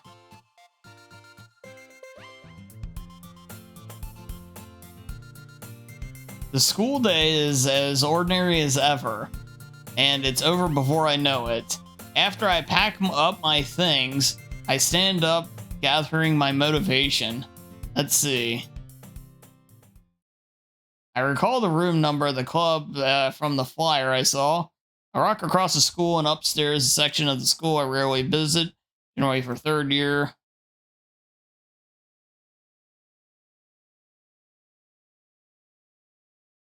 Before long, I find the room. I timidly open the door in front of me. Hello? Huh? Dansu? What are you doing here? Oh, I glance around the room. Huh? So you're the Dansu Sayori's always talking about? Thank you for stopping by. It's a pleasure to meet you, Dansu.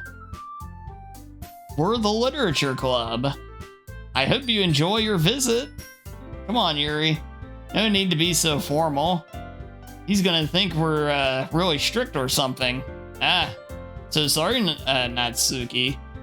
The tall one, whose name is apparently Yuri, seems to be quite shy compared to the others. In comparison, the girl named Natsuki, despite her size, seems like the assertive one. Well, it's nice to meet both of you. I look forward to working with you. Working? Dansu, don't tell me. That's right. The club I've decided to join is yours, Sayori. The Literature Club. Sayori's eyes light up. No way! No way! Sayori wraps her arms around me, jumping up and down. Hey. Well, if Sayori is this happy, then I'm sure it won't be so bad to have you around. Not to mention, there's 4 of us now. That means we can become an officially recognized club. I don't know what to say. We have to celebrate. What an appropriate day for that, isn't it? Yeah. After all, Natsuki decided to... Hey, don't ruin the surprise. Sorry. Everyone sit down at the table, okay? How about I make some tea as well?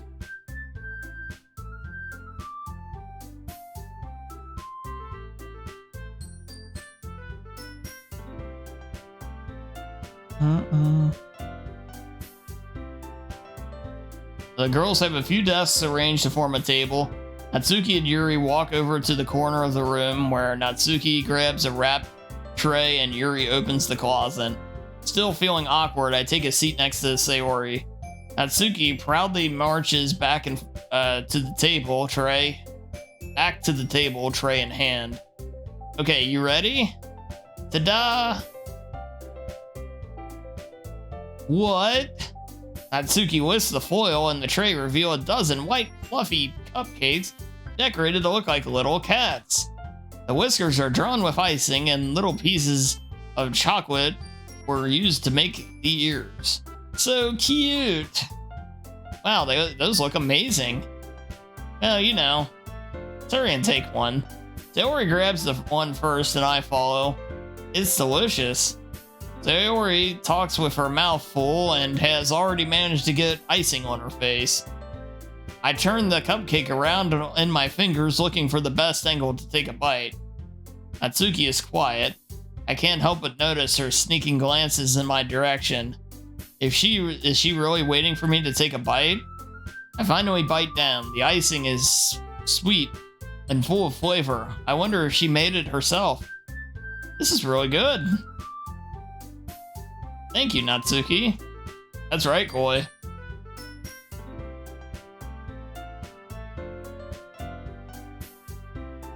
Well, of course it is. I'm a pro after all. There's no need to thank me or anything. As Natsuki struggles to accept the compliment, Yuri returns to the table carrying her tea set. She carefully places a teacup in front of each of us, setting down the teapot next to the cupcake tray. You keep the whole tea set in the classroom? Don't worry, the teachers give us permission. After all, doesn't a hot cup of tea help you enjoy a good book? Sure. Already trying to impress our new member, Yuri? That's not insulted. Yuri looks away. I meant that, you know, I believe you. Well, tea and reading might not be a pastime for me, but I at least enjoy tea. I'm glad. Yuri firmly smiles to herself in relief. So, Dansu, what kind of things do you like to read? Well, considering how little I've read these past few years, I don't really have a good way of answering that. Manga. I mutter quietly to myself, half joking. Natsuki's head suddenly peeks up. It looks like she wants to say something, but she keeps quiet. Not much of a reader, I guess. Now that can change. What am I saying? I spoke without thinking, and they're seeing Yuri's sad smile. Anyway, what about you, Yuri? Well, let's see. Yuri traces the rim of her teacup with her finger. My favorites are usually novels that build deep and complex fantasy worlds. The level of creativity and craftsmanship behind them is amazing to me. After telling a good story in such a foreign world is equally impressive. Yuri goes on, clearly passionate about her reading. She seems so reserved and timid since the moment I walked in, but it's obvious by the way her eyes light up and that she finds her comfort in the world of books, not people.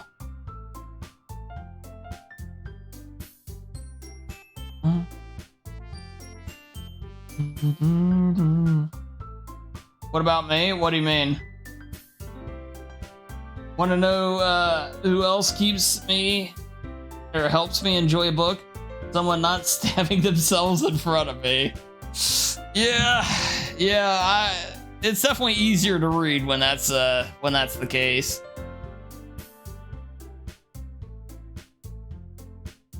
Don't feel intimidated if you don't read much, okay? I'm certain we can find something that we have in common. Hey, Yuri? Well, about, the first thing he said? Manga? Yeah, that's right. Natsuki tends to read manga in the club room. Don't just say it. For some reason, Natsuki seems embarrassed about it. Learning in 24. God damn it. Besides, it's literature, literature too, So if Dansu wants to read some of mine, then don't try to stop him or anything. Natsuki, I wouldn't do such a thing. However, it could also be nice for us to diversify ourselves a little. You can take this opportunity to try something new as well. Wouldn't you agree, Dansu? Maybe. Sensing the tension, Sayori jumps in. Maybe we can all try something new. I think it could be fun. And we'll all get to know each other a little bit better, too. I mean, that's kind of the thing literature clubs do, right? I don't disagree or anything. Yeah. You're right, as usual, President. Guess that means I should try picking up a novel or something, huh? Well, that would make two of us. I wouldn't mind doing it if I'm not the only one. And as for Yuri, I have to read manga? Jeez. You were the one who suggested we diversify. You should be a little more open-minded. It's kind of hurtful. Hurtful? I didn't realize. With a guilty expression, Yuri thinks to herself, I'm sorry for disrespecting your interest, Natsuki. If you're into it, I'm sure it's a worthy form of literature. Are you just saying that?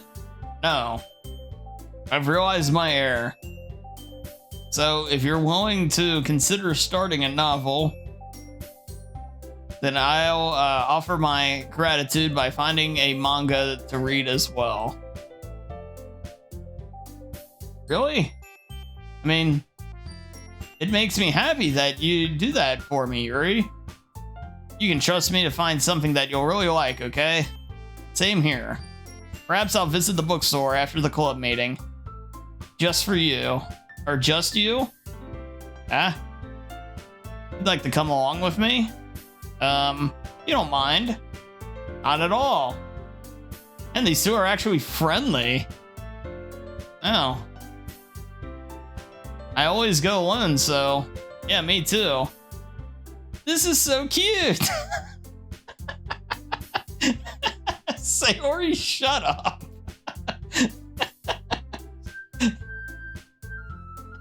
That's might be my favorite part of the whole game. Her just popping in and randomly saying that.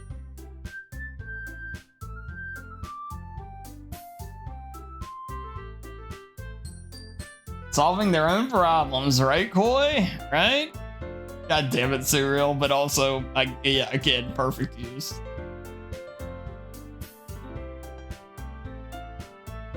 I look forward to it. Natsuki and Yuri start to clean up the food. I guess the meeting's over, huh? Yeah, looks like it. It's nice to see everyone getting along. Isn't it? I think everyone likes you too, Dansu. You think so? Well, everyone always seems to get along a little better with you around, Sayori. Aw, Dansu. Don't say something like that. It's embarrassing. Whatever. I was just surprised when you told me you were starting a club, but I think you're pulling it off just fine. We're gonna make it the best club ever. Now that you joined, every day is gonna be so much fun. I feel like every single thing she says you would follow with a wide peepo happy. Hey Dansu, I really want to thank you. I mean, I'm really happy that you joined the club and everything. Or a peepo awesome, yes. Or a happy W, yes. All are very acceptable.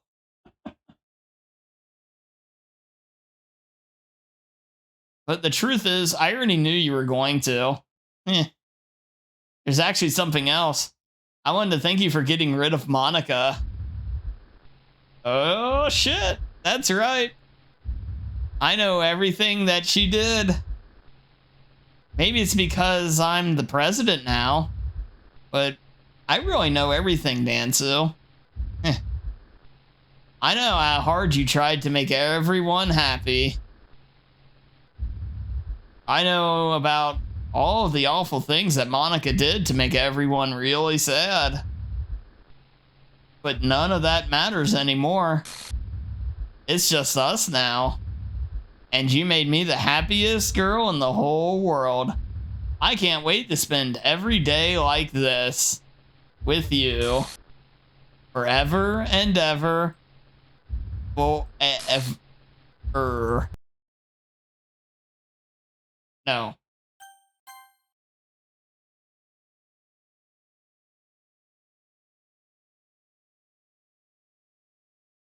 Huh? What's happening? I won't let you hurt him. Who? It hurts. Ah. I'm sorry. I was wrong. There's no happiness here after all. Goodbye, Sayori. Goodbye, Dansu. Goodbye, Literature Club.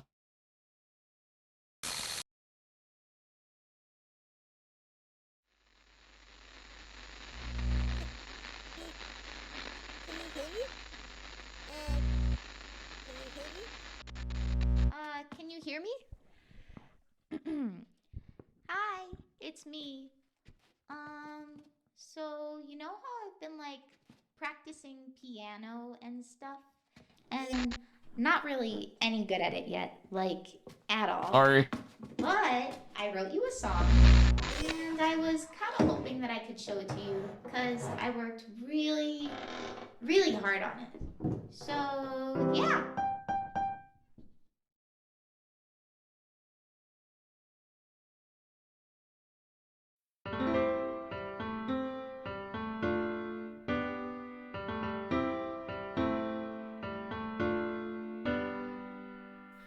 Every day I imagine a future where I can be with you. In my hand is a pen that will write a poem of me and you.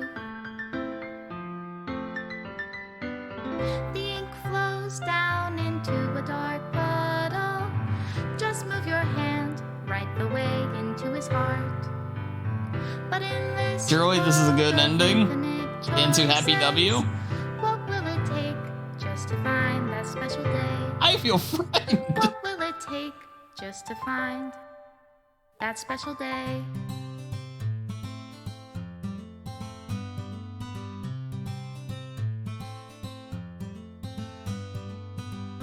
Have I found everybody a fun assignment? Yay, we did it.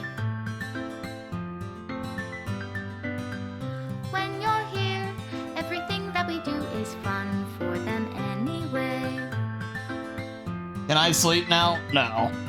When I can't even read my own feelings, what good are words when a smile says I'll it all? speed run it. And if Oh this god, I don't think my world won't write me my pointer finger can handle that.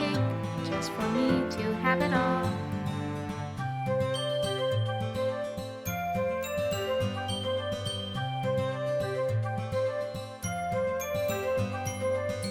But thanks for the GGs, everybody.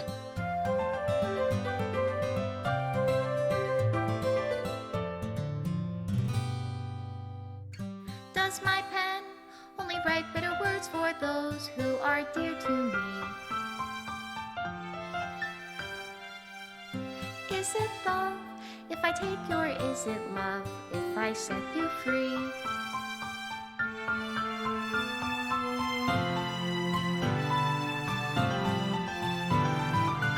The ink flows down into a dark puddle. How can I write love into reality if I can't hear the sound of your heartbeat? Yeah, there's a couple of spicier things. Hey, look, special thanks to me. I am Monica, I guess. But mostly me. I'll leave you be.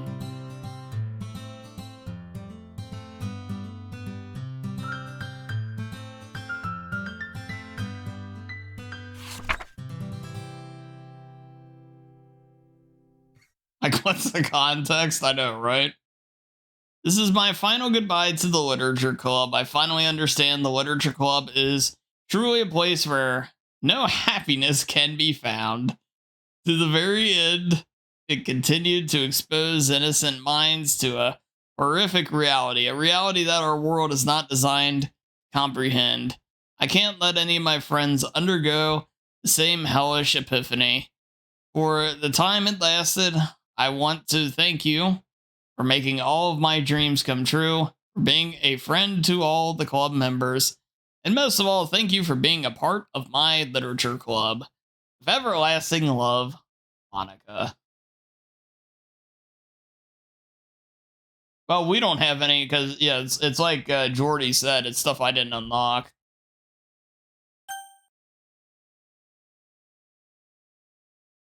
All right, there you go.